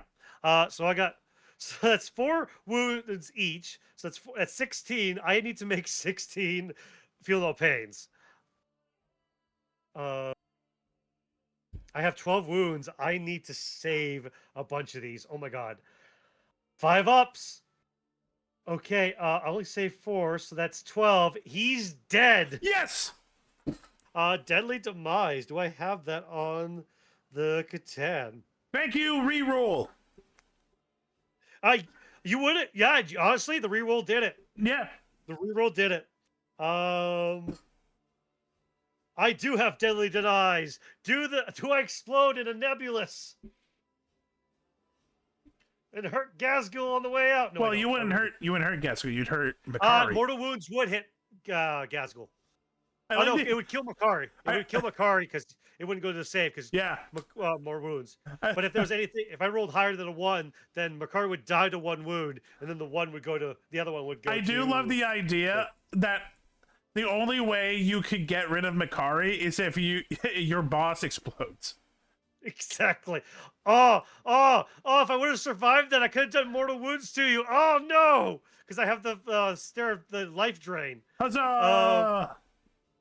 I don't think I could win this. Okay, so no one else And is maybe, we'll see. charging, I think.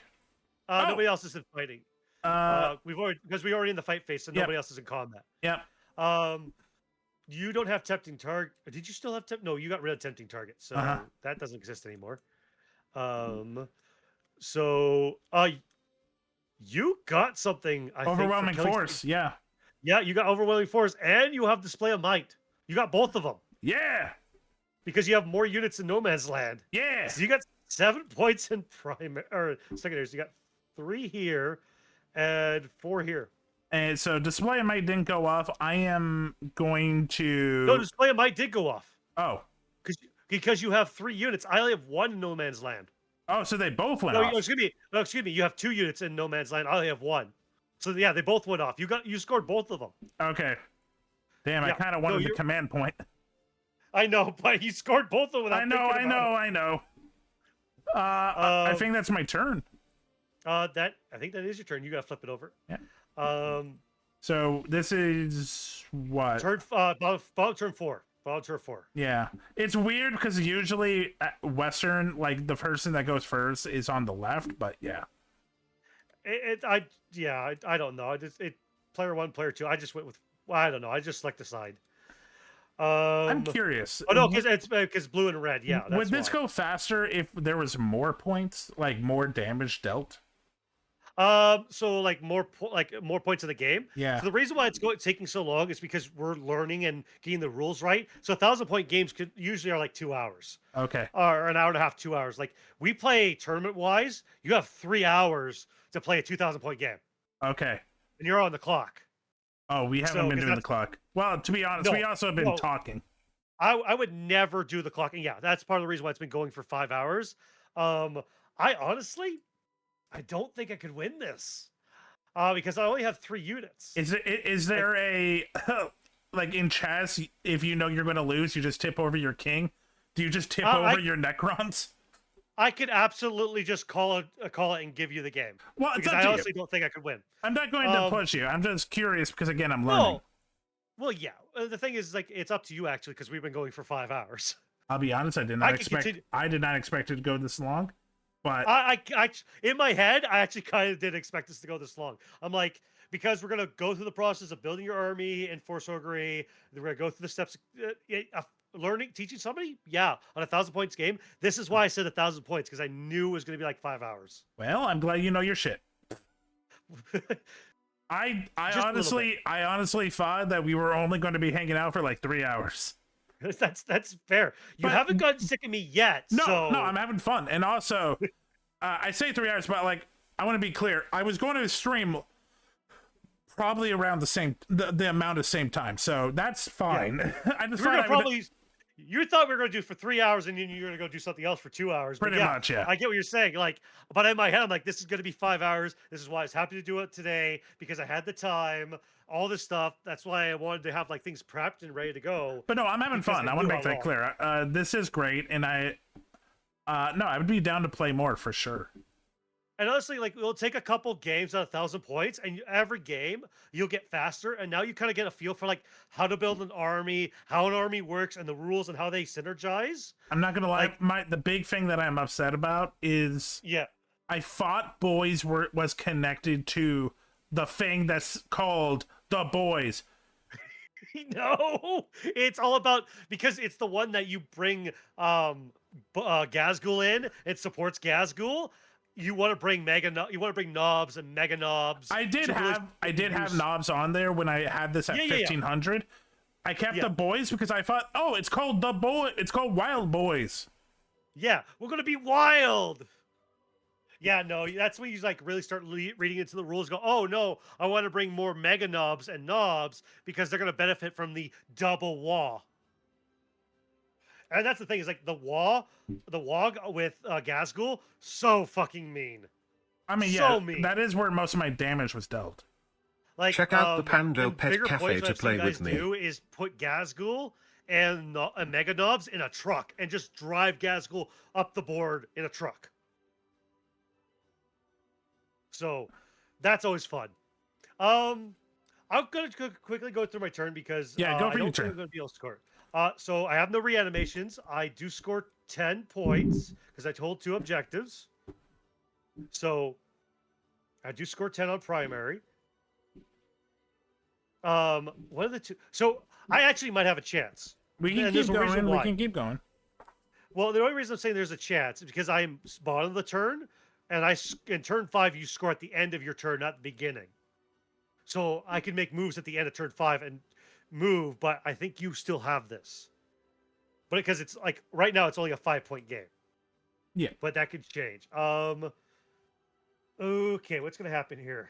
So I have area of denial, which is I gotta go in the center of the board. I think I could do that. I think I could, but you're too close to it. Because I have to hold that. Oh, not only that, hold it to the end of my turn. Oh, I could do that. And then what is this? Defend stronghold. Control one or more objective markers in your deployment. Oh, I can do that. Oh, I can do both of these. I might have a chance here. So the trick is I need to get these guys in the center. They move 8. I couldn't do it. Because they have to be with is it within? They have to be within 3 inches of the center. Oh, they just have to be within 3 inches of the center. Okay. So I just have to get on that objective marker. I don't think you can. Well, because they move 8, but if I advance, I could, if I get high enough advance roll, all I have to do is get within that circle, right? Because that's the 3-inch mark. Because I don't have to be wholly within 3 inches. I have to just be within 3 inches. And then the other thing is, as long as you're outside of 6 inches of the center, I could score that. I think I'm gonna do it. So I have no reanimations. 1 second. I know I have a. Well, you keep going, but I think I have something about when you advance. Mm-hmm. Okay, so I'm gonna advance the. Oh, I gotta get these dice off here. I'm going to advance the locust. I'm going to spend the 1 command point so they can advance and shoot. And then I'm going to roll an advance movement for them. Please give me something good. 3 inches. So that would put me at 11. No, I need higher. I'm going to spend a command point to re-roll that. Please don't fuck me. That is a 5. Okay. 8 plus 5 is 13. That's all I need. So really. I could fire Overwatch. Yeah, you could. You absolutely could. I think I might have to. You might have to, because if you don't, I pretty much can get caught up. I think I'm going to fire Overwatch. Yeah, you absolutely can. There's nothing stopping you on that. Yeah, I am. Okay. So that would there. Gazgul and Makari. Makari only has physical. So Gazgul would be doing Mork's Roar with rapid fire. Yeah. Because you're within 8. I'm within 18 inches of you. So yeah, that is 16 shots. Good sir. Looking for 6s. Let me get rid of this. Fuck. Fingers work. 16. 16. Looking for 6s because you're overwatching. Press 1. Let her go. That is 2. Hit. How much damage would I need? So to kill 1 base would be 3 wounds, and they're full health each, and you've only got 2. Yeah. Like, because you're fishing for 6s, and you only have 1 command point right now, I wouldn't do it. Yeah, that's what. It's going good. It's very close there, Shadow Rose. Very close. Okay. Yeah, I'm not gonna do it. So what's the strength of the weapon? The strength of the weapon is. Where are you? 5. 5? Okay, you'd be looking for 5 6s to wound because you had T6. I got 1 save. AP? AP is 0. Okay, so I need 1. So I am in the ruins technically because I went inside because I am infantry. So I would be 3 ups, but I'm on 2 ups. And I save with a 6. Okay. So that's their movement. I mean, I don't think they could make it. I could back these guys up and then try to get these guys to run. I'm not gonna lie, Chad. It was still. I had to do it. No, you absolutely had to, because if you would have gotten a huge amount of sixes on it, you could have screwed me. Yeah. Go big time. It could have taken it from me. I'm going to. What I'm going to do is I'm going to roll another advance for the warriors. So that's 9 inches now. Oh, come on, give me the ruler. So 9 inches would put me here. So Shadow, I will say, so how it really is turning out is I have the muscle, but because of card points, it's very close. Yeah, because of the secondaries, yeah. I'm like, neither of us are technically out of it, because this is round 4. Round 5 is really going to play a lot. Yeah. And it's really It's going been to a really depend on the close game. secondaries. Yeah. It's been a really close game. Double Wog so really helped. But again, with Double that, Wog, yeah. with that being said, like, just Catan being Catan also really is where... It absorbed a lot of shooting that could have gone elsewhere. And because it's a big, scary unit, you have to get rid of it. It also teleported right in the best spot.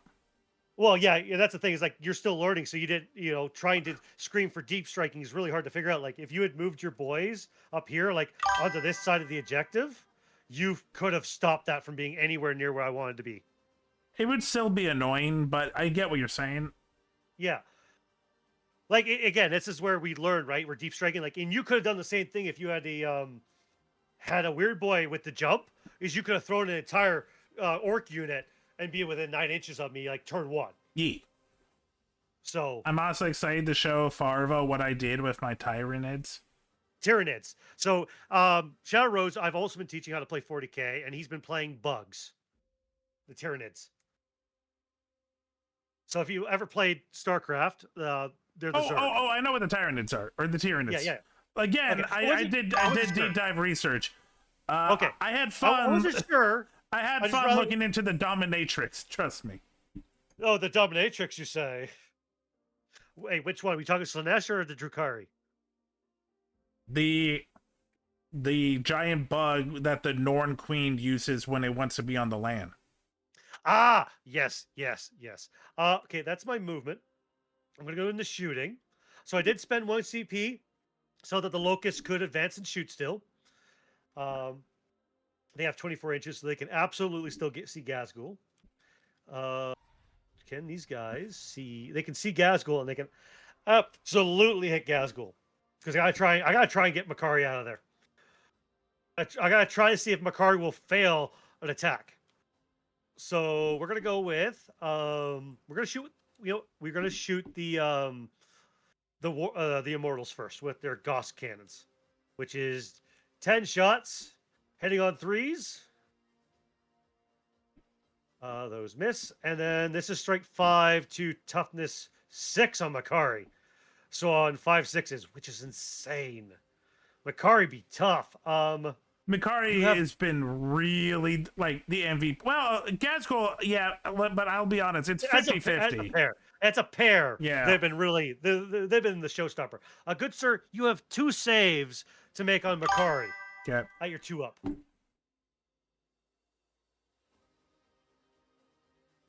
Two up, so yep. You save them both, yep. Okay. I'm going to spend my last combat point to give me sustained on my Locust. And we're going to... Oh, wait, hold on. I gotta check something. You're 14 inches that way, and you're... Yes! 14, 6... 14, 6, 15, 2. Oh my god, yes! I get reroll ones to hit. I'll reroll everything missed on Gazgul because he's on an objective and he's the closest model. I would say thanks to Star Gods, but fuck those guys. So I get 9 shots. Rerolling anything that misses, hitting on 3s. These missed, no matter what. Thank you. We have lethal and sustained. Then I'm Makari's hungry. on 6s. I'm strike 7, so on 3s. God damn it. Good sir, you have 4 saves at Makari's 2 up invul. Got it.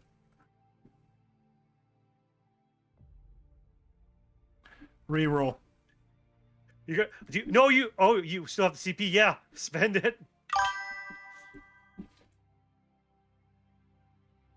Yes. Yeah, Makari's fucking fine. God damn it, Makari, just die. No. No. The first 2 games against Shadow Rose, because he's a buddy, I was a little meaner to him.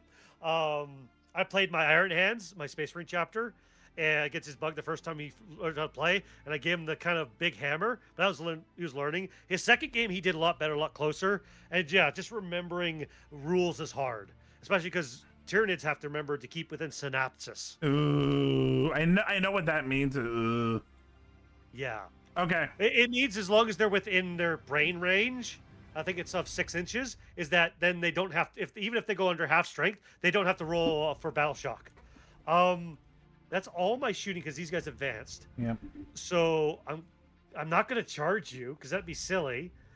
So I'm gonna go to my end of my turn real quick. So you're not going to make one of your points because you didn't get anyone in here, right? Into where? Wasn't one of them you needed 2? Oh, was it just the middle? And so the one is I just have to be within 3 inches of the center with no enemy unit within 3 inches. But the 5-point on it is there's no enemy unit within 6 inches of the middle, which I definitely got that one because I am within 3. Because that objective, I'm on that objective marker, and that's 3 inches. And then the second one was to defend stronghold. Oh no, I didn't get the defend stronghold. That's what I was thinking of. Yeah. So I did get the error denial though. Yeah, that one I knew. Yeah, so I got 5 points on that one. I'm going to keep defend stronghold, which is holding my home objective. And that's the end of my turn, good sir. It is your command phase. Okay. Both of these are those were the original ones. Yep. That's secondaries. Do you get extend battle lines? Control 1 or more objective markers within your deployment zone, and 1 objective marker. Oh, you already have that. You've got that. Yeah. In the bag. So you've already got that because you hold your home objective and you hold at least 1 objective marker in no man's land.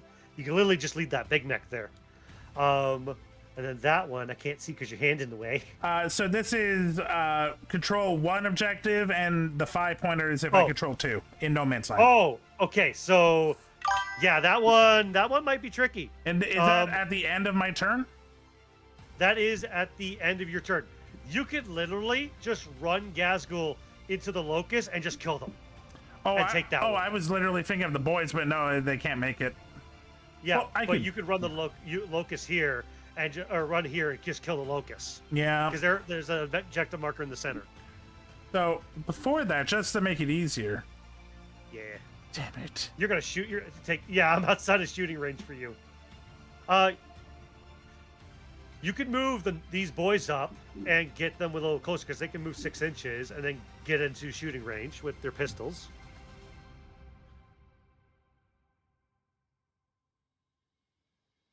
And that would put you within range, I believe. Let me see. Oh, yes. Yeah. That puts you within 10 to 11 inches. You're perfect. You're 12 on your range. You could shoot your mech gun into them because it's got 60 inches. Yeah. I'm probably going to do that. I'm probably going to first do some shooting and then let my big guy do whatever needs to be done. Yeah. So you have really no command phase things. Yep. I forgot to get you to do roll battle shock on that these boys, but that was a long time ago, and I'm not going to worry about it because it usually happens the turn after they were dropped under half strength. But you do score 10 in the so this is the last turn. Yep. So you don't score your primaries until the end of the end of the turn. Okay. So you could absolutely take the center from me and then score 15. Yep. That's what I'm going to go for. Okay, movement. So, movement is first. Right now we're tied 45 to 45. Okay, so that's insane. So actually I do got to move first. Yeah. So you move your 6 inches, or is he 8 inches? Let me see. I think he's 6. He's 6. Yeah, so back him up back him right there. And then Makari will join him. You don't really need to move the big mech because he can see them. Yeah, but why not? But, yeah. Actually, here, so you guys can't hit me. Yeah, so you can't target him. Yeah, that's a good idea. Great plan, perfect plan. Okay. And I guess I'll just have to charge, yeah. Yeah, so you could do your shooting. So remember, don't wipe out the unit completely or else you'll lose the charge. I will... Because then there'll be nothing there to charge. I'll be honest, I'm not worried. No, you could still score 10 points, but the 15 points would put you no, ahead. no, I'm not worried of my guys ending your 3... Because it's still 3, right? Yeah, 3 guys. You've been really good on defense. Yeah, but the shock attack gun, I'm not going to save against. That thing's mean. Okay, movement is done. Let's go with the big mech first. Yeah. Let's see if it wipes the unit out. D6 plus 1. Good, sir. Oh, you know what I'm going to do? Because I'm a dick. Blast, by the way? Doesn't apply to him because there's only 3 models in the unit. Damn. I'm going to spend my last command point I get to make him -1 to hit. So So you'll be hitting D6? me on 6s. Okay. That's a D3. Oh, I'm an idiot. Okay, so... Idiot. Okay, so that's 4. You get 4. Okay, 4 die. 4 dice, good sir. Okay, oh geez, it's getting late. Your boy's going to sleep for work tomorrow morning. Night, Drew! Night, Drew. Thank you for hanging out. And again, thank you for the follow. I hope to see you again soon. So that's 1. Oh, Because I made you -1 to hit. you suck. And I'm -1 to hit till the end of the turn. So everybody that shoots at me is going to be -1. God, you're a dick. Okay, yeah. The God, your dick is perfect. I have to make it hard. What was the strength on it? I think it's 9. Yeah. AP Yeah, 9. so that you mean strength 9. Strike not. Yeah, sorry. Yeah. I have to charge my phone, so it's like I'm leaning over. It's hard to tell sometimes. Oh, no worries, no worries. Yeah, absolutely that wounds. AP on it? The AP on it is 4. Okay, so I would not get a save, except I am in cover. So a 3 goes on a 2, so it's on 6s. Oh my god. Nope, I fail it. I think it's flat 3 damage. Damage D6. Oh, okay. Roll a d6 and see how much damage you do to me. It will still be, if it goes over 3, it'll still be 1 dead guy. Yeah, it's still 1 dead guy. So I'm just gonna kill this guy. No chip damage? No, so yeah, damage doesn't carry over unless it's mortal wounds. Got it. Okay, well, that's 1. Now it's for the boys. Now the boys. So you get 3 shots with your pistols. Yep. Hitting on 6s. Because, yeah, I believe that stratagem is till the end of phase. Well, while you look at that, I'm going to roll. Yes. I hit 1. Yeah, until the end of phase, each attack target is -1 to hit. Yep, I hit 1. Okay. You're strength 5 on those, and I'm T6. So on 5 6s. Nope. You hit Steve Harvey's face. 6. Okay. 2 ups, because it's got 0 AP, right? God damn it, I'm looking at the wrong thing. 0 AP, yep. Yep. So, I'm gonna save it. I'm good. Okay. Okay. That's shooting. You still have Gasgul. Gasgul Can I shoot and melee? Incoming at Yep. break. Okay. Absolutely, good sir. Okay, so roar. It's in rapid fire range. Yep. So you get 16, good sir. Yep. Make me feel the pain, and you're hitting on 3s now. You don't get those 2s anymore. Still not bad. And then this is strength 5 is the roar? Correct. Okay, so then on 5 6s.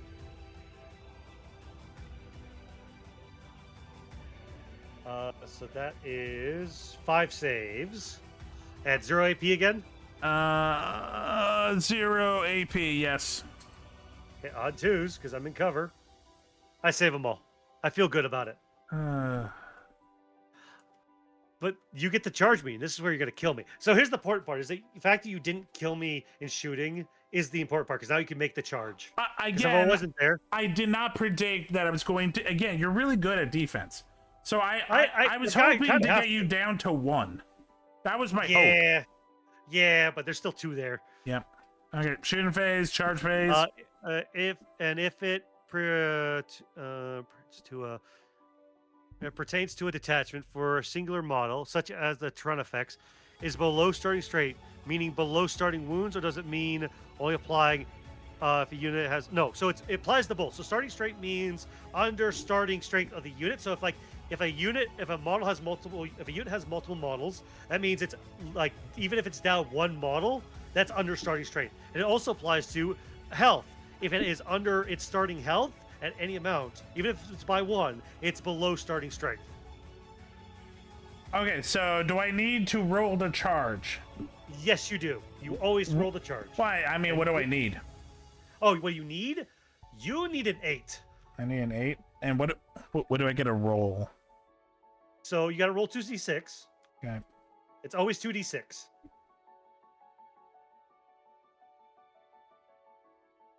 Consider that as a 7.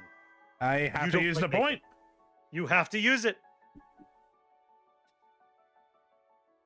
Oh, you might want to roll both of them. Oh, I can do that? Oh, never mind. I don't want to. Well, you have to, because you didn't roll the bottom one, because you have to re-roll both of them. That's not... Okay. It doesn't matter, you got 10. There. Which just puts you on top of the barrels. You're right fucking there in my face. And Makari. And Makari. Makari protects me. Makari has been protecting them. I have no CP. I'm pretty much dead. Okay, Go ahead, sir. Swing your bat. Melee. Okay. God, I always forget. Well, no, you know what? Fuck you. I'm gonna do Maccabi stab first. You're gonna have Makari staff first? Go right ahead. Make me feel Makari staff right at my exhaust ports. Hitting on 4s. Hey! What's the strength of it again? It is a strength of 5. On 5 6s. Well, there we go. Okay, now for... Makari does nothing. Except protect Gazgul. Okay, I think strike, but yeah. Yeah, because there's only 2 models, and it'll confirm like either way. But the strike, I think, will give you it's strike 12 on the strike. Oh no, strike 14 for you. Yeah. So yeah, you'll be wounding me on 2s. So be hitting me on 2s and wounding me on 2s. So 1 miss because that's a 1. And then I need you to roll a shit ton of 1s. Okay. Okay. So 2 miss, but 3 wound. What's the AP on these again?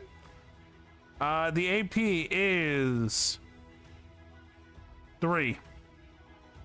Oh, I actually might get a save. Oh my god. I get 3 saves at 6s. Can I save 1? No. No, I can't. How much damage each are they? A lot. 4. A lot. That is all of them dead. Yeah.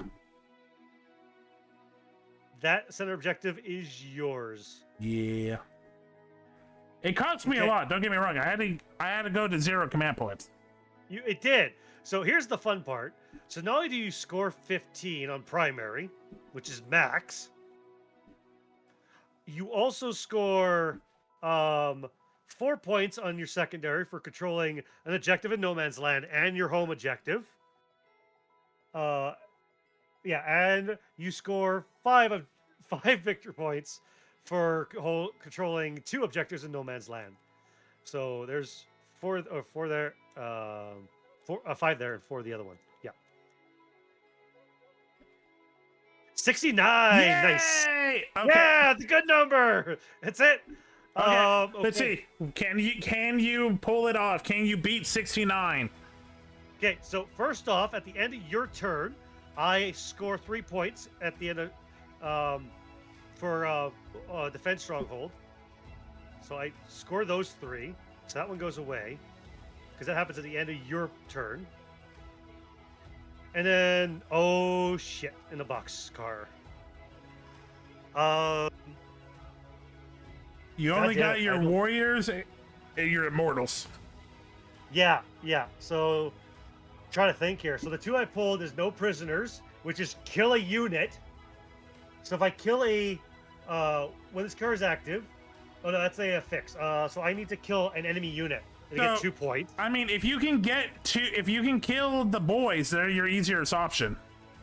That is true, because they're the closest ones to death. But so here's the thing. The other one is impossible for me because it's not impossible. It's sabotage. So I can string over and touch this terrain piece and do sabotage with the immortals. But I need the warriors. Oh, I get a command point. I can advance and shoot. Okay. Yeah. That might be because all I have to do is tag this objective marker to hold it. So that would be 3 and 6. Oh no, that's 6. So it's 5 points plus 10 would be 15. I don't think I'm catching you. Let's see. Yeah, my points are good. So you're at 48. The most you can do is what, 15? Yes, because I score 10 points holding. If I can get onto this objective, that would give me 10 points. Actually, I might be able to do something even cheesier. We'll do some. I'm gonna do something first. Well, we're gonna go to movement phase, because I have no reanimation. We're gonna just go to movement. So we're gonna move. You need 22 points, by the way. Yeah. Yeah. 21 to tie, 22 to beat. Okay, so real quick, what is Gazgul and Makari's OC? Okay, let me check. Their OCs are loving couple. Okay, but I mean like objective control OC. 4 and 1. So 5. So if I can beat 5, I take the center objective from you. Can you? Yes. Okay. But so I got a trick. This is the reason why you bring 20-man blobs and why I'm going to cheese it a little bit. So I'm going to try. So these guys are going to move 5 inches over so they can touch this objective, or touch this, while still being on the objective. Yeah. So they're in that. They're in there. So I'm in a terrain feature, so I can do sabotage while still holding the objective, and then I'm going to advance the warriors. What I need, they move 5. I need a 3, and I need a 4, honestly. I need a 4 is what I need. Because what I can do is I might be able to cheese it and string it, where all I need is like 1 or 2 guys on this one, and then move the majority onto the center to outscore you. Because warriors, I believe, are OC 1 each. It would then give you 22 points? That would put me at 15. Oh, no, that would put me at 20. So I still wouldn't win because I'd be down by 2 points. The only way I could get 22 points is if I sabotage something in or a structure in your deployment zone, which I can't get back there. So I think it doesn't matter. It doesn't matter. No matter what I do, I think I'm going to lose this. I'm going to give you a second. I don't want to push you, but do you OC2? Oh, do you concede? ZZZZ. You know what? I will happily. I'm going to roll an advance roll, and that will tell me what I'll get. Okay, that's what's going to happen here, because I want to see how far I can get the warriors, and that will tell me how many points I get. So that gets me 5. Okay, that moves me 10. So I just want to do something. I want to see what I can get here, because if I can get 2, because they're OC 2, so they'll only have to touch. So if I move them 10 inches. Because I might be able to string them a little bit. Yeah, this is where having years of board game experience, especially in Euro style games, come in handy. Because when at the beginning you were like, points matter, I'm like, bet. I know Points do matter. I know how to incriminate points in a board game. So even though I wasn't like doing heavy damage, I made sure to make points every turn. Yeah. And that's the thing is like you try to do points every turn. There's sometimes you don't, sometimes you do, but all I'm gonna do is no, I might as well just take this, and that's all I'm gonna do is. I mean, generally, I wasn't trying to kill anyone that was in my way. That's the thing. Like, if I really wanted to, I could have gone more aggressive with the boys, but yeah, like, yeah, you know what? I'm just gonna call it and give you the game because there's no way I can even win this, and it was a great game anyways. No, this was a lot of fun. You win your first game of Warhammer. Warhammer is definitely a game of who can kill. Well, it is a game of who can kill who, but it all comes down to you're killing for the purpose of outscoring. And that's the thing. Like, yes, this is my first game of Warhammer. I'm doing air quotes. Yeah. But like I said, I D&D fan for many years, Magic player for many years, board game player for many years. Every element of Warhammer I know how to use. It's just the technicality of like different abilities. If you look at the scoreboard, like we were very close and neck the entire way through. It was literally the last turn. It's round 4 that called it. It was the who can kill who? Was it the Catan or was it Gazgul that was dying? Because if you didn't kill the Catan, I had a chance to take you out and stop you from a few others. And here's the thing. That's why I made sure I always had a command point ready. Because I knew that it was going to come to that. Because again, I know fucking luck dice-based games. Yeah. So here's the thing that will so this is 10th edition. 10th edition was all about holding objective. And what's changing in 11th is these discs are going away. These little round dinner plates is going away. It's actually the terrain pieces are going to be the objective. Oh, that's going to be interesting.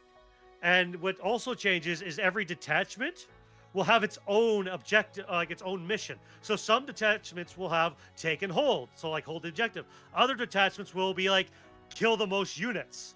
So like you and your opponent will have 2 different missions away from each other. So they're trying to make it a little, yeah, because they're trying to go back to being a little bit more narrative in the storytelling or in the gameplay, while still keeping that little bit of competitive side for tournaments. And so it's going to be, because that was the one thing I found with 10th edition. It was a little soulless. Like you're just holding objectives. You're not forced into like near the end of the game. You don't have to engage your opponent. You could just try and just cheese shit like I was trying to. Where 10th is going to, or 11th, it's going to be like you're going to have this ruin you can sit in and control, and you'll get cover for controlling this objective. But you'll also, like, your opponent may not be going after objectives. They may be scoring by kills. So you kind of get a different feel of like, I'm going to build a castle army because I'm going to want to take and hold, while somebody else builds a kill army. So that that reminds me of there's a game called Lords of Waterdeep, which is that everyone has a hidden goal, but we also have other objectives. Yeah, and like Shadow Rose says, like what people do, like because your experience in the world of tabletop games, you knew, okay, points matter. As soon as I said points matter, you focused on points, and we both did. Mm-hmm. You did very well. Like, don't get me wrong, you played as if you knew the game, because it's just like any other game. It's you watch and pay attention to your synergy and your points. The only thing I had a hard time with was just the abilities, and that just takes time. Because there's so many abilities, and once you get, and that's the thing, is like, don't jump to too many armies at first. Stick with orcs, learn your orcs abilities, and learn how they synergize. Because the more you work with one army at the beginning, the more you get the idea of how they work and how they function. I played Necrons for like 2-3 years, and including in tournament games for many years. I'm okay with that. I do like orcs. I like their vibe. I like their energy. I would like to try the Tau, but like I looked at some of it, and it's a lot of extra points on one unit. It's annoying. Oh yeah, there are a lot of extra points, and again, like you have a lot of things of like, oh, you can spot to get better ballistic skills when shooting and stuff like that. And because now that I kind of get an idea, you probably could play Tau very well. It's again, as you notice, the abilities, double checking the crossplay of abilities and everything, and I'd be more than happy to play against you with Tau. I just wanted you to have an army that was a lot easier because I knew the abilities, I knew the time frame and all that stuff. So I wanted you an army that was going to be easy, somewhat easy. because orcs still have a fun abilities you kind of have to learn to adjust to, but every army does. But yeah, like Shadow Rose says, there's some people who played the game first time, and I will admit that I was one of those where you focus too much on killing and not enough on objective. I mean, And I yeah. When I thought I thought it was a total war game, but yeah, no. As soon as you told me the points and like the hidden objectives, I'm like, I know what this is. Yeah, it is a war strategy game because in war, it's not just killing, it's taking and holding things. It's going after objectives you have. There is. I think you Yeah, Warhammer. I think fans of Warhammer are going to hate what I'm about to say, but it's true. Yeah, It's risk. It's just risk. It's risk. It is. The way I used to describe Warhammer to people was if Risk and Chest had a child and they cranked them up to 11. Fun fact: in the board game world, that's called Scythe. So I think Z, Yeah. Z, Z, I Z. is a cool fucking game. Scythe. Yeah, Yeah. bear tank. So what I'm hearing is a Scythe stream sometime. No, I'd be down. I love board games. Oh yeah. But yeah, like this is a thing of like it is again. The reason why I compare it to both Risk and to chess is because the fact is you have units with a special way they move and a certain way they attack and fight and a certain range. Where Risk and with the side of Risk of you have ground control, you have to really watch and think 10 steps ahead or 5 steps ahead of what you're doing and kind of guess what your opponent's going to do and maybe try to trick them and draw them into something they didn't want to do. So it's a great game. I'm glad you had fun. I hope you still had fun. Oh, absolutely. I do mean what I said. I'm definitely down to play more. Oh yeah, and I'm more than happy. You just like you're a really fun guy, and I thank would you. love to do more stuff with you. And anytime, It definitely helps. Anytime And you're we free. are definitely we definitely grew up in the same kind of nerd spectrum. So I Yeah. know my a lot of what my references. I know a lot of your references. Yeah, that helps. We're roughly in the same age range. Like to be fair, I didn't really get into board games and tabletop till like really on in my years because I grew up in a religious household and like magic was forbidden in D&D. But later Oh. on in life, yeah. So later in life, when I got into Dungeons and Dragons and Magic, I really went full hog. Oh. Magic is still in that back corner where I just take the commander and play precons. I don't do it competitively. I hate overly competitive people in Magic because it just ruins the game. Oh no, I play casual commander or I draft. Yeah. Oh, I love a good draft. Mm-hmm. Yeah, because so as much as I say I hate dickheads with over competitive decks, when I play against them, I have the precon Eldrazi deck from Horizon 3. Oh yeah. Because I love Eldrazi's, but also it's a really strong deck. So when somebody pulls out their strong decks, at least have something to compete it with them against. But the other two precons I have is the Brothers War one, that's all artificers, and then I have a precon Necron deck, surprise, surprise, of the Warhammer set, and then I have a custom artifact 5-color deck that a friend of mine built for me from Edge of Eternity. Ooh, I'm terrible with names, but I think I know what it is. I use the 5-color spaceship. Ah, yeah, it's fucking stupid. It's fun, so stupid, but it's so annoying. So stupid. And yes, and so I had a bunch of old artifacts from other sets from back in the day. A couple from Kaladesh, where you have the Forge Master, where it makes artifacts cheaper and stuff like that to generate make stuff cheaper. And then just he threw in a bunch of multicolored cards to give the spaceships effect feasibility.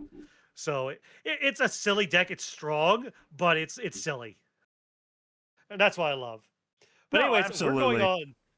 we're going on 6 hours, and yeah, we probably both ready to stop this. I probably should go eat food for the day. I've already eaten, but yeah, you definitely should eat. Again, if you didn't know, this is SilverDFanng. Go follow him. Go check him out. He's a fantastic person. I hope I actually get to stream and collab with him a few more times because this is awesome. This was fun. No, I'm the same way. And this is 40K Farva. He does a lot of music video covers right now, and he is a massive train and Warhammer nerd. I am more variety, but most of my shit is me talking and me just talking bullshit. Oh, don't get me wrong. I'm very much variety. Like my signature is trains in Warhammer, but I'm very much variety. I am also open to play friend swap games because that's I do what I want. Like yesterday, not yesterday, Friday night, I met up with a friend. And we were talking Warhammer Digimon Yeah. because I was making up the lost years of Digimon after Frontier, and we're playing Digital Tamer while talking for And 4 or 5 hours. I just finished Beat Break, the Oh, anime. Well, I didn't I finish it. I you're watched caught the up. yeah. You're caught up.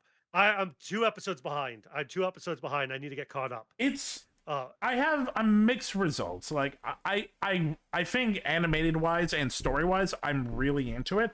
I hate the main guy. I really hate the main guy. Tomuro. So Yeah, he's kind of a bitch, and kind of a punky teen. he's the I worst really, type of bitch. He's also abusive. he is. And it's like, but the thing is that I love about Digimon that's changed since 2020 is it's gotten darker.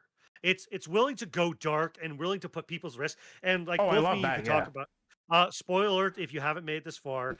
The whole thing with I don't know, selling people and Digimon. That's kind of dark to just throw in an anime and just throw in a Digimon show. I'm surprised they did it for Cyber Sleuth, but yeah, in the anime, it's like it's insane. Yeah, the fact it was just like that, like I was not expecting that until the episode turned up, and I'm like, what the hell? You went there, full bore. This definitely feels a lot more like a spiritual a descendant of Tamers, Yeah, which was also the I think, other one where it's like, oh, shit's getting real. This 8-year-old yeah, has mental like war trauma. yeah. If you haven't watched it, go watch Digimon Adventure 1 2020. So it's a remake and retelling of the original Adventure 1 Mhm. from that we grew up with. But it's dark. Lily Tai in one of the earlier episodes gets eaten and Ooh, killed. ooh, Almost gets killed. And forces Agumon to blast Digivolve to almost go full like Machine Dramon. that'll have to. Yeah, I haven't seen that one. I tried watching the Try movies, and I'm like, eh. They're rough. They're rough because they're trying to end the adventure story and go on with something else. JK, we're just gonna reboot it. Yeah, pretty much. Um, but yeah, either way, yeah, give Silver a follow. I appreciate follows. You don't have to subscribe to me. I just appreciate to grow the channel. Thank you all that have followed tonight. You're all wonderful, amazing. This VOD will be up on YouTube at some point on my end. Please check me out. I'm 40K Farva pretty much everywhere. But yeah, thank you, Silver. This was so much fun, and hopefully we can do it again. Yeah. And if you want to play Tau next time, we can absolutely do Tau. Ooh. No, I think I'm So- gonna stick with orcs. Orcs are fun, and it get a good way to like keep learning the game and learn the abilities. Yeah. Okay. Yeah. Night, guys. Night. Have a good one. Talk to you guys later. Okay. So, we are gonna raid into Vel Moon. We like Vel. I haven't streamed with Vel yet. I do need to play something with them, but they are playing. Oh, don't tell me. Are they about to go off? I think they just ended. No, they haven't ended.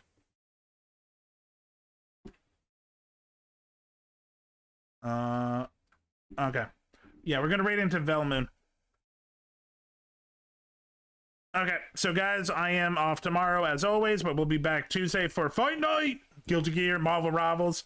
I feel good. I feel like I still have a good mentality, and I remember what I learned last week, which was a lot. Mostly, I just need to stay calm and not rush. Shocker, but still, it's hard. Sometimes you gotta relearn shit. Okay, so I will see you guys on Tuesday. Have a great night. Gonna end collab. Peace.